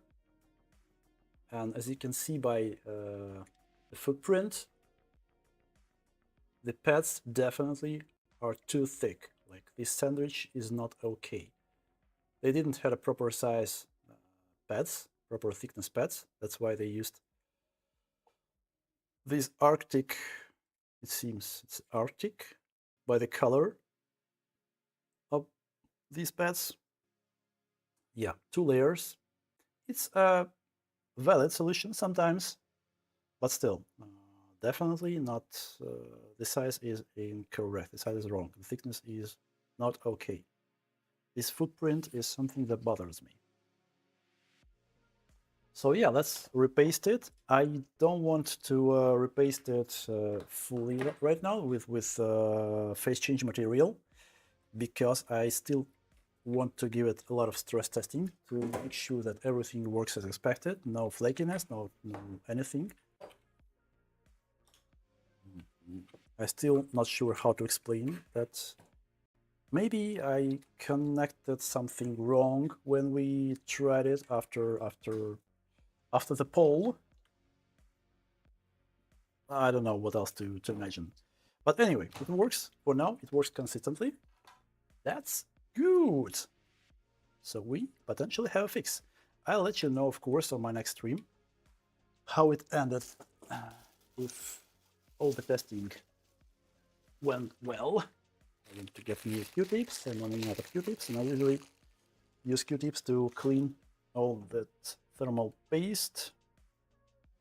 Oh, I should have used just paper towels. Yeah.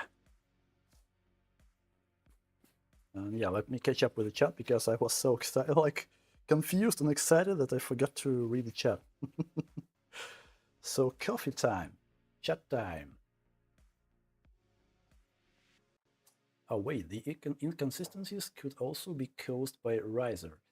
Well, I don't know. Actually, I didn't have any issues with this one at least once. Do you mean some issues with backslanes? I don't know. Could it cause that kind of flakiness? It's either working or no. Or not. Let's see. But caught myself in the repair loop. And how are your repairs, by the way, Koshkin? Oh, I remember you were asking about the no detect in Discord, where you managed to deal with that issue. You didn't answer there, so yeah, I'm curious if it's working for you. Give it proper size, but yeah, 3080s gets hot. Well, actually, this Asus thing, I never got this one into repair. At least white ones. Probably I had black ones, but the white one is the first time for me. And I'm not sure that I've seen this kind of heatsink. Maybe it's effective, maybe not. But yeah, 3080 boards, they might get hot. That's true. Head turbo. Oh, yeah, I see that you wrote something. Purchased R9 280 for $6 with 2 stripes on the screen, though.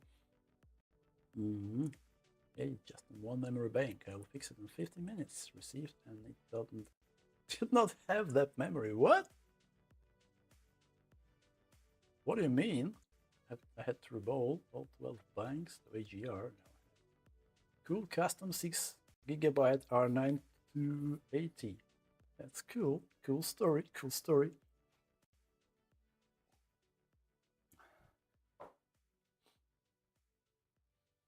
Really cool. Seems to worry. Yeah. But it's a fix on the yeah. Sorry, guys. I have to catch up a lot.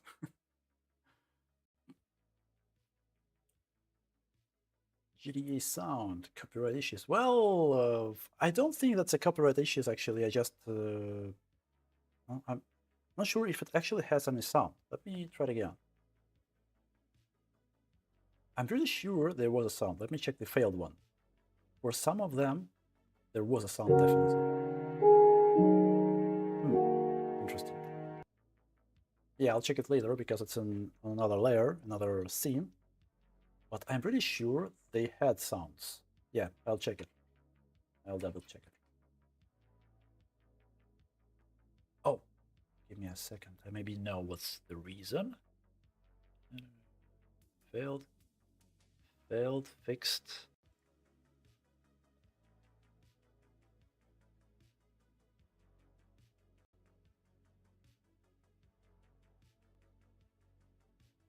Come on. Can you hear me, guys? Am I muted? What?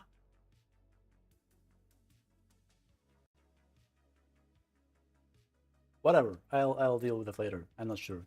It's either something is wrong with my stream deck right now or whatever. But yeah, Oscar, I'll double check. I'm pretty sure they had sounds. Maybe something with OBS.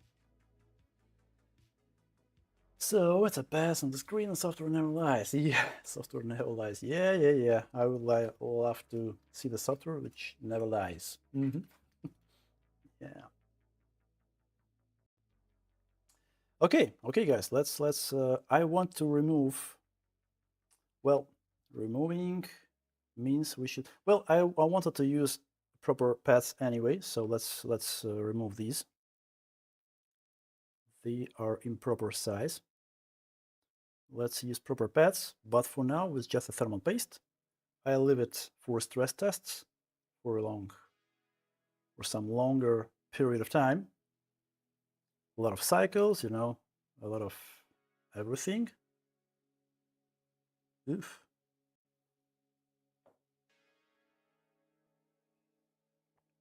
But for now, it seems it works. So I should use a plasticine as usual because I'm not sure about the thickness of the pads on this board. Let's measure them. Let's find out what's the proper thickness. On the backside, probably some flux cleaner, a lot of cleaning. There was a mission past sound on some older stream. Yeah, Koshkin. I'm pretty sure there was sound. Maybe I broke something on my OBS and on MOSFETs, of course. Like this, right? Like really, they do not have any cooling on these MOSFETs. Okay, let's leave it like this. Let's check the thickness for these at least. Hey, go away.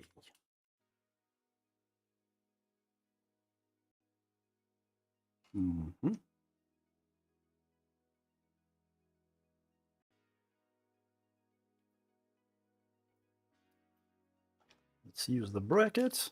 Let's put it on. Let's remove it later.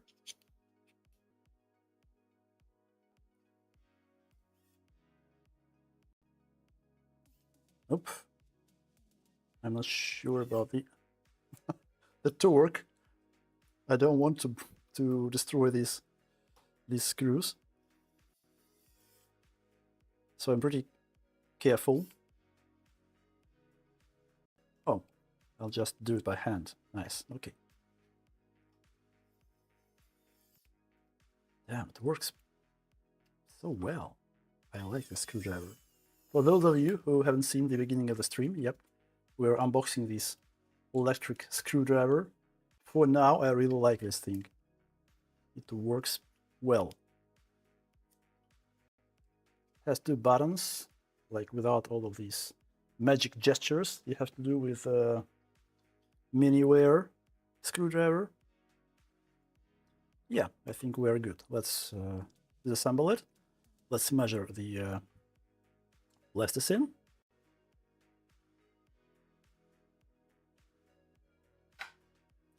Oh, Dutchman, sorry, I didn't notice you're jumping out. Thanks for popping in anyway. See you. I fixed those, one fully, one partially. It was not obvious at all. One was my fault. Missed broken components. Second one, for some reason it was memory. Every single bank was dead. Well, maybe it's got a short. And some power rail, which killed all the memory chips. Okay, let's measure. So on the chokes, we have 2.68. I suppose it's 2.75. Maybe 3 if they are soft enough. Okay, got it. On MOSFETs, we got 1.5, it seems. Damn, what are these sizes?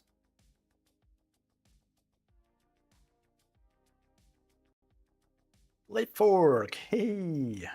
Will make fingers, wrists last a bit longer. Yeah, that's right. 1.8. So it's either 2 mils on memory, but soft. 1.8. What kind of thickness is it? 1.8. 1.9. So yeah, definitely 2 millimeters, but soft enough because I suppose these are 2 mils, right? Yeah, these are 2 mils. So they're kind of use the correct thickness. for the memory, but you could see the footprint when we initially disassembled the board. The footprint was not okay, definitely. So, by the way, what's the thickness they used for chokes? Yeah, kind of something like that.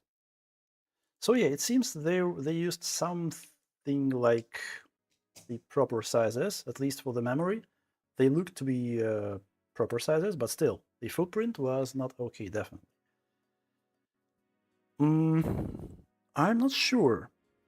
I don't want to use this sandwich, so we have to put 3 mils on chokes.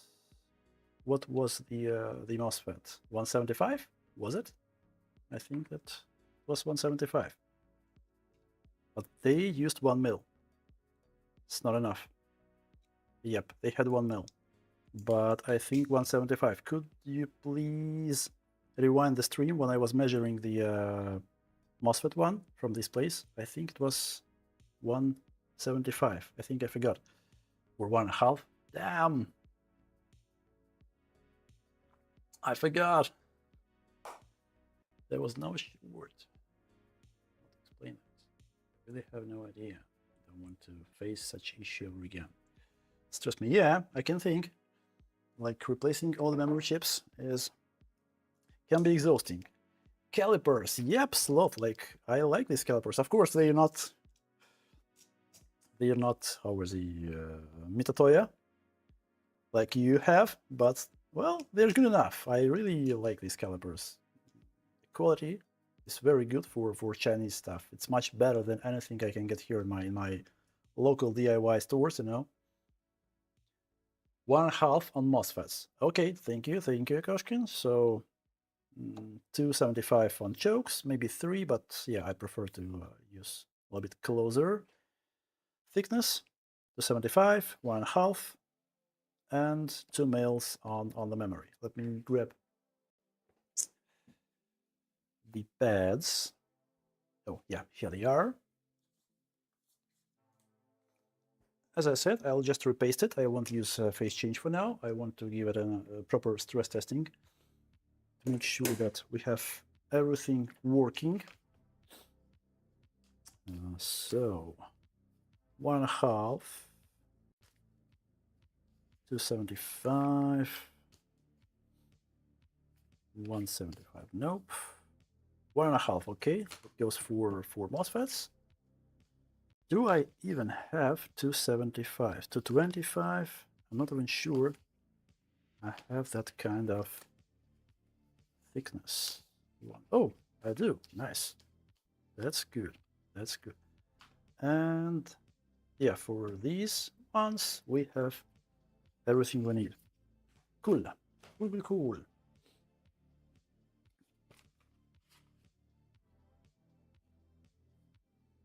Wait, 175. I need 275 for these chokes. I do not have 275. So probably let's just reuse this sandwich they had before. Oh, what is it? What is it? I'm pretty sure that's not from this board. It probably was laying around on my table somewhere. But let me show you guys.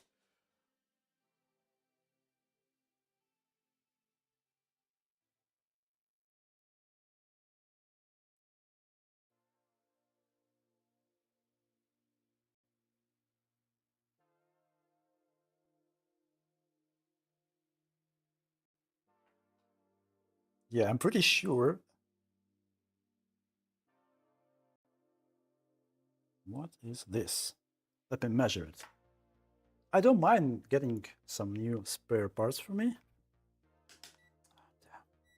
Why is my multimeter is covered with thermal paste? Damn, where it came from? Anyway, let's measure.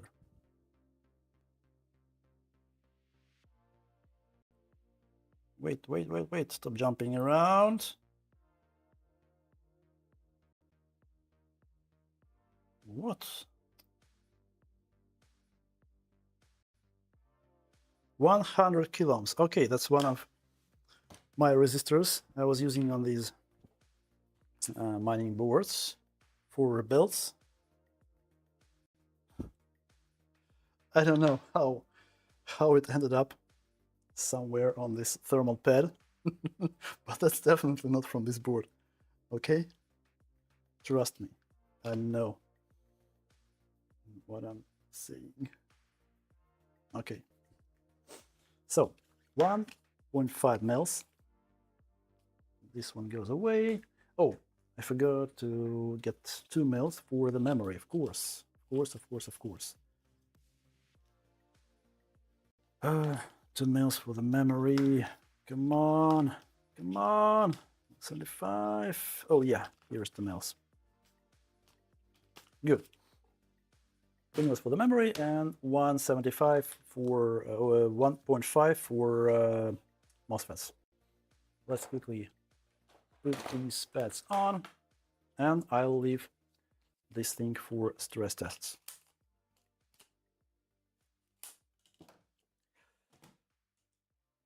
Fuse! Free resistor. Yep, free resistor. I like it. I like finding some new stuff on my workbench sometimes. So, it won't fit. Damn. Few millimeters. Damn. I can just cut the last piece off, and that's it.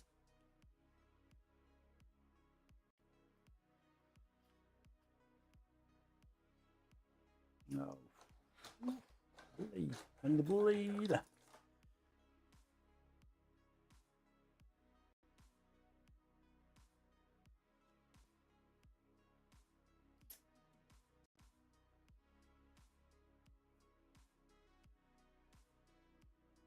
Okay. Okie dokie. Stop it. Lying around.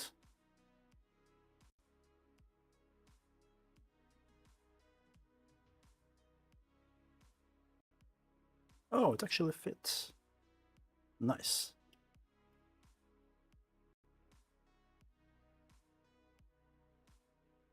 Yep, perfectly fine. Good. That's good. What else? Memory. Let's add some pads to the memory, and we are done with this one. Hopefully, if I won't get any issues with stress testing it, then it's a fix. 2 mils, yep, that's right. That's the correct one. Okay, how much? Oh, 10 chips. 10 gigabyte board. Okay. Works for me.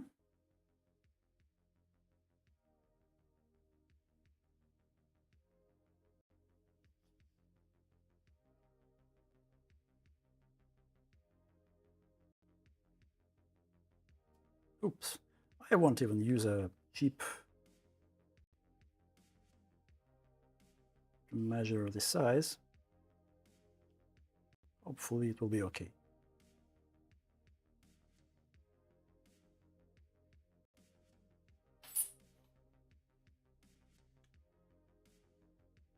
Remember Tony's video about ASRock XTX that had DRMOS soldered on?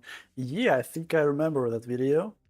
I'm not sure I watched the full video, but yeah, that was funny. That was funny.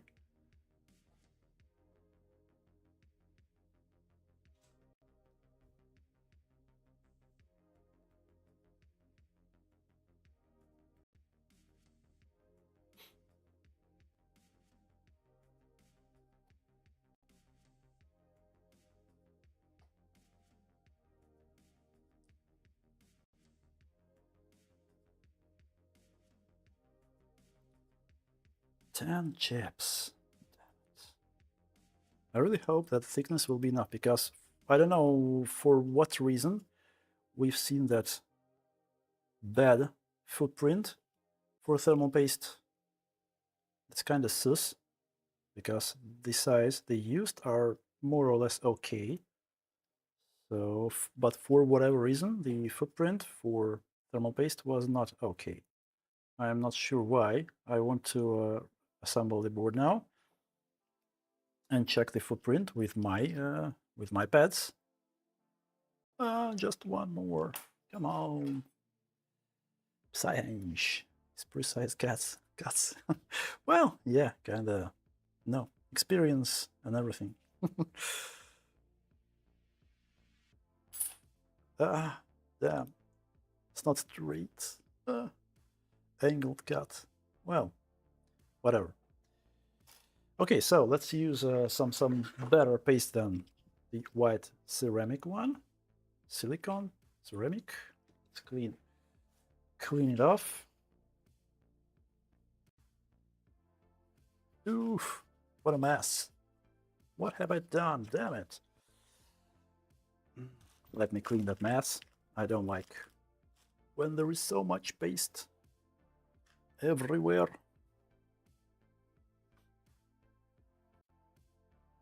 Yep, that's better. That's better. It's much better.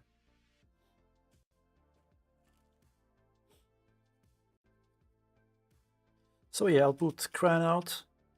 I'll put it on stress tests. Let's see. Hopefully it will last long enough.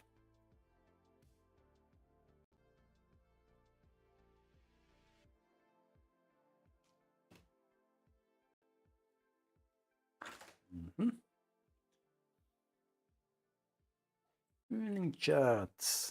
Saihench, good to see you again. You were at the very beginning of the stream. Something. Got something in my eye. Come on.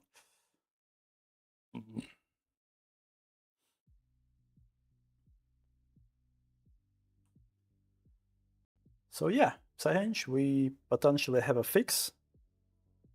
We had one flaky situation, which I'm still not sure about. That's why I don't want to have a full assembled board for now.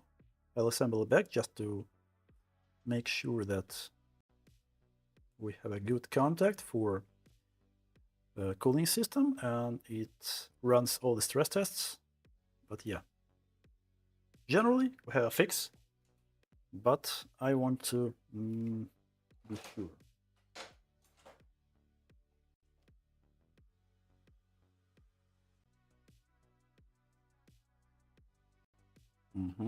Nice. So we have heatsink on this bracket. For these MOSFETs, no, not heatsink, thermal pad, but no heatsink for these chokes. I don't know why. Interesting. For these we do have here, but for these chokes, nothing. Interesting. Why that kind of decision?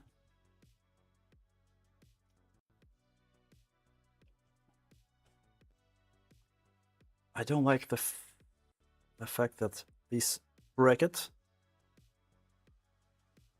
just flying around there. I'll use a screw.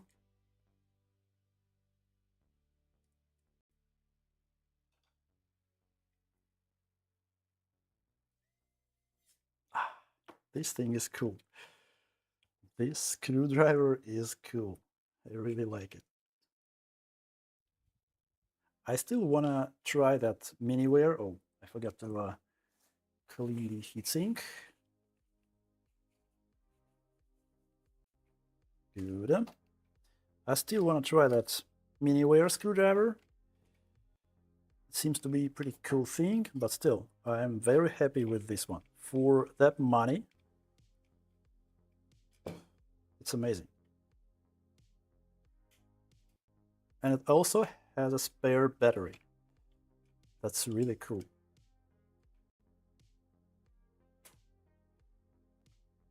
Okay. Let's put it back together. Let's run some stress tests. Ooh.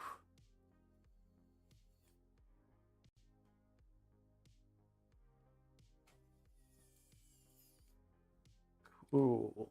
Cool. Yeah, really, I'm really enjoying this screwdriver. Helps a lot. I'll double check the torque with my hand. Yep, did a good job. I was afraid a little bit to damage the screws with too much of a torque, but no. Everything looks solid. Everything looks good. Ace, hey, good to see you. How are you? So yeah, we potential. Oops. Yeah, they use different size screws. Let me put the these ones. I probably won't even use all the other screws. I just want to put this thing to a test bench to give it some time. Ah, cool. That's nice. I think we need a screw here because this is a bracket with thermal pads for this side of VRM. So still, I'll put these screws back.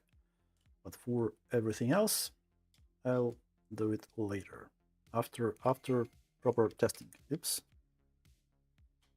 Yep, here it is. This screwdriver is nuts, guys. I really like it.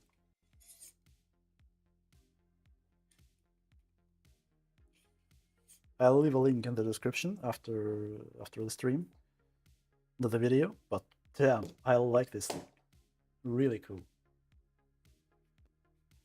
Okay, so let's drop this thing to test bench. I'll leave it be there. Ooh, 4 hours, 4.5. Come on, I wanted to fit the cooler, but I'm not sure I'll be able because it's kind of too late already. What do you think, guys? Should I try dealing with the cooler for that 6900 XT? I'm just not sure how long could it take trying to fit the cooler.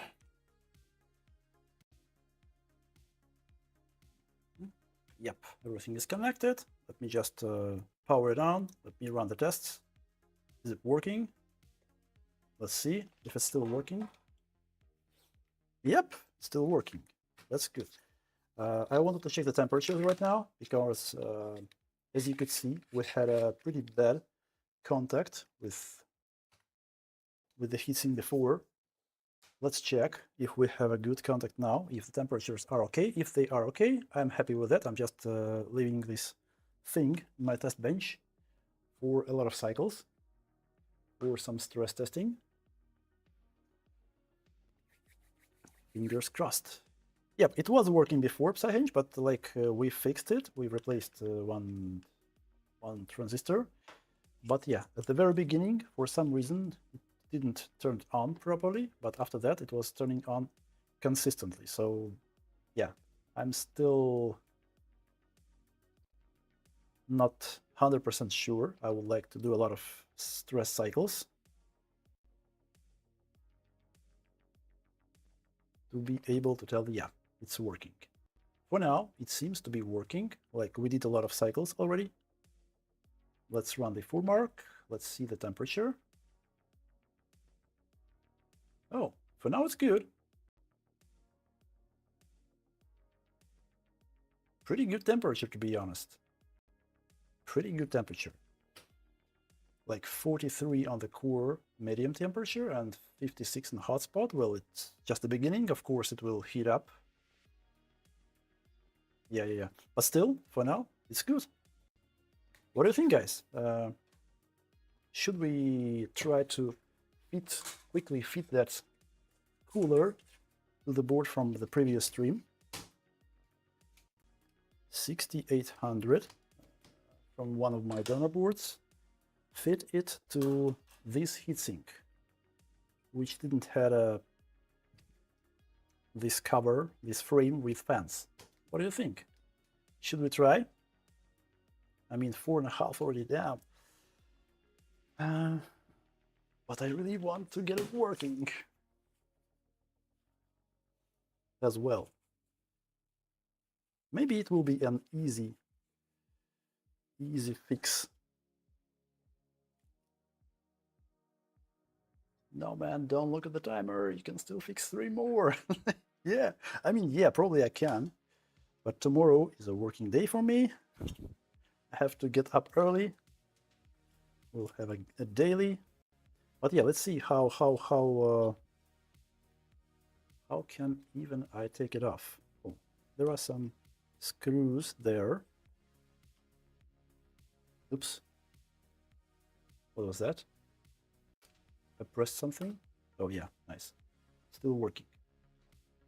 But yeah, the temperature is pretty much okay. So the footprint right now, the connection between the crystal die and the heatsink, it's pretty good right now. 56, 70. 14 degrees delta is pretty much okay for the GPU, for 3080.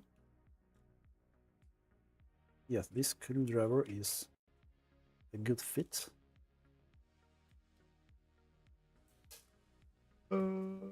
One screw just went to my vent.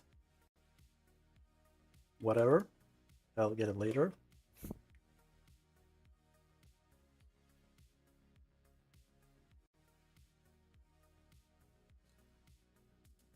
We'll wrap up for today. Amazing job, buddy. Good night, oh. Thanks for popping in, Sahinch. And yeah, good night. Good night.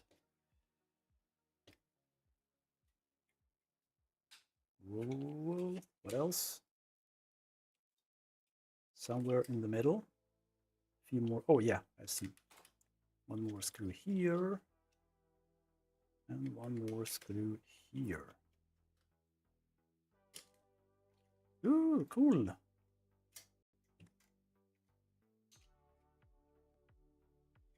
Hey, hey, hey.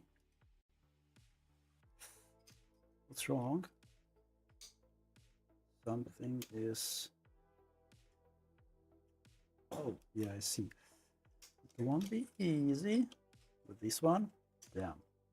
Okay, let me take off the fan. Much easier.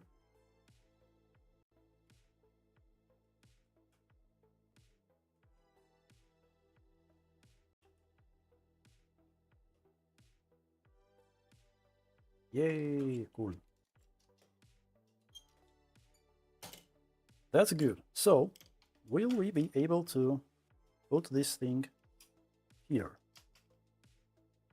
Somehow.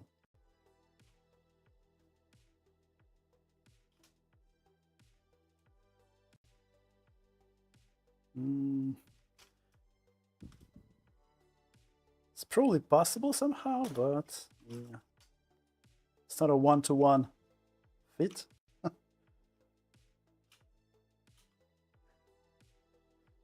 Careful with the middle fan.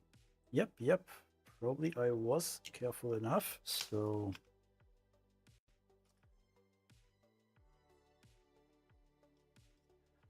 can we take... No, this bracket cannot be taken off. And yeah, there's probably no way to put these fans themselves here. Down. I'm not sure it will be possible with this one. I was hoping for a quick and easy replacement, but yeah, it seems it won't work that way. You see, it has these places for fans. On this one, we don't have any place for fans.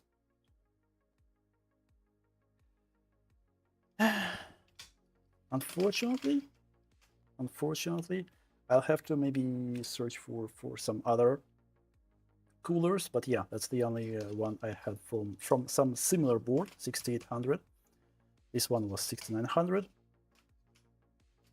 Whatever. I'll try to find something else. Maybe I have some other donors. I have a lot of cooler systems from other boards. I'm pretty sure that one of them will more or less work, but yeah, not this one, unfortunately.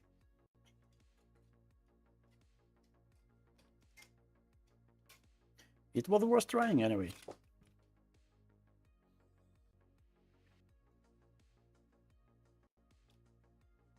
Yeah, and you see they are not the same. Like different boards, of course, different places for screws, different shape for this heatsink for VRM. Somewhere there are similarities, for example, yeah, but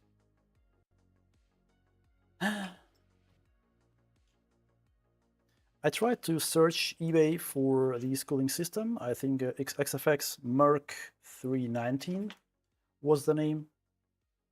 And yeah, it seems there is no separate coolers. What? Oh yeah, of course.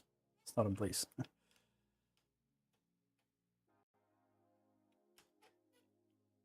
Hey.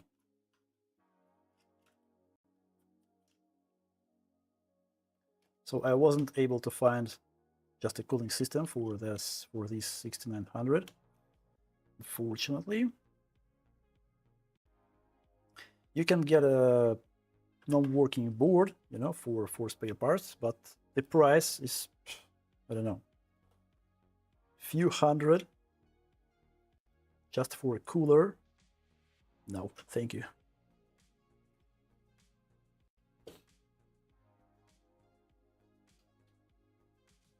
Yeah, one screw is in my vent. I'll have to disassemble my vent after that and search for this screw. But yeah, anyway, it was worth trying, it was worth checking. Unfortunately, it won't fit this heatsink. I'll still try to find something suitable. But for now, by the way, 5972. Pretty good result, to be honest, for 3080. Like it was how much? 10 minutes already. We can try turning it off and turning it on again to just double check again. I want to be fully sure. But for now, it seems to be working, and we have a fix. That's great. Don't forget to update GPU stats. Yep. Thanks for reminding. Let's do it right now. So, statistics. Fixed 90. Thank you. So, it's off now. Let's turn it on again. Will it work?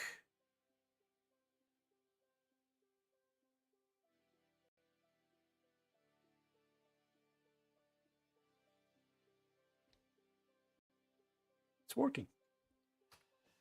Okay, so guys, I think that we should wrap it up now for today. Yeah, it's kind of still worrying me a bit because I don't like these flaky kind of repairs. So yeah, I'll be sure to give it a proper testing. I'll do a lot of power on cycles to make sure that everything works as expected consistently. But yeah, for now, we consider it as a fix. And yeah, I'll definitely leave a link for this screwdriver. It's amazing, really. It's amazing. Maybe if I'll get a chance to grab, I don't know. I don't want to buy that mini-wear screwdriver because this one works well for me. But if any my, I don't know, contacts, friends here locally will have something like, not something, but that mini-wear screwdriver, I'll grab it to compare. But yeah, this thing is really worth that money. For 35 euros, that level of quality, all these bits, 2 batteries, pretty convenient charger, 3 torque levels. It's not slippery, like it has these thingies here. It's spinning. Damn, this thing is really cool. It's amazing. I'll leave a link in the description. I'm not sure about the form factor of this battery. 14250, 300 milliamps hours, 3.7 volts. Yeah, 14250.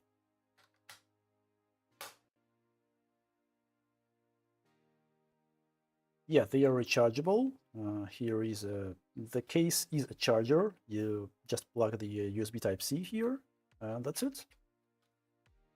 Charger is right here in the box. Pretty clever solution. Oh, of course, like this. And it has a, where was it? The bag, come on. Where was the bag? Oh yeah, here it is. There's a bag. 35 euros, guys. I think that's pretty cool for that money. I don't even think that if I'll try that miniware thing, it will be much better. At least miniware costs 100 and plus, more than 100 euros. This one costs 35 euros.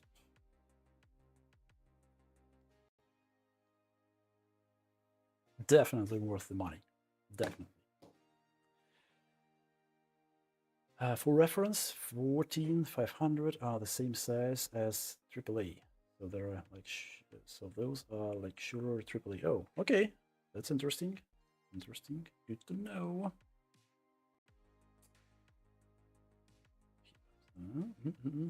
Yeah, okay, guys. So we have a fix today. It's still working. Yeah, as I said, I'll give it a lot of power on cycles to make sure that everything works.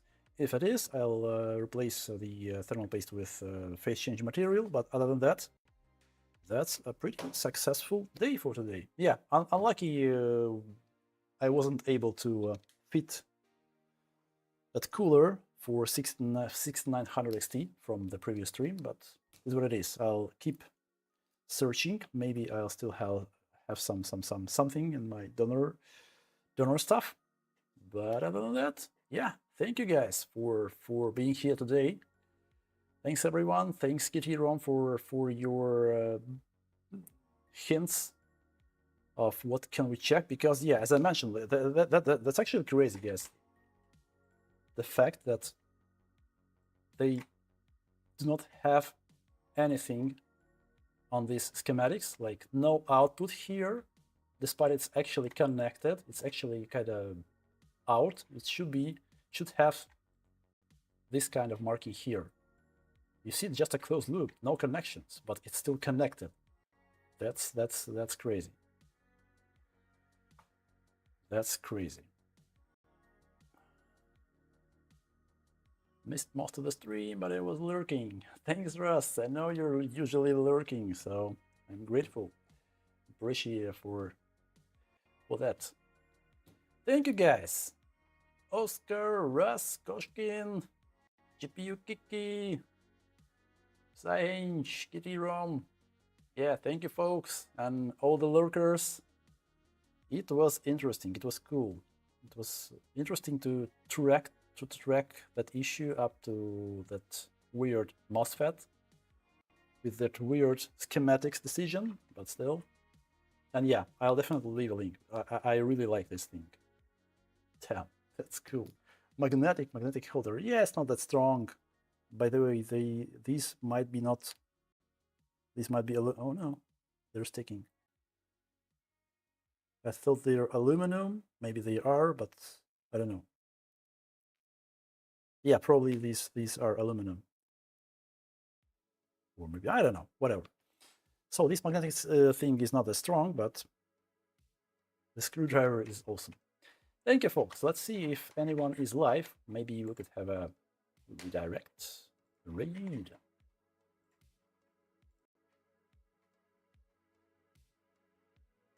Who is live?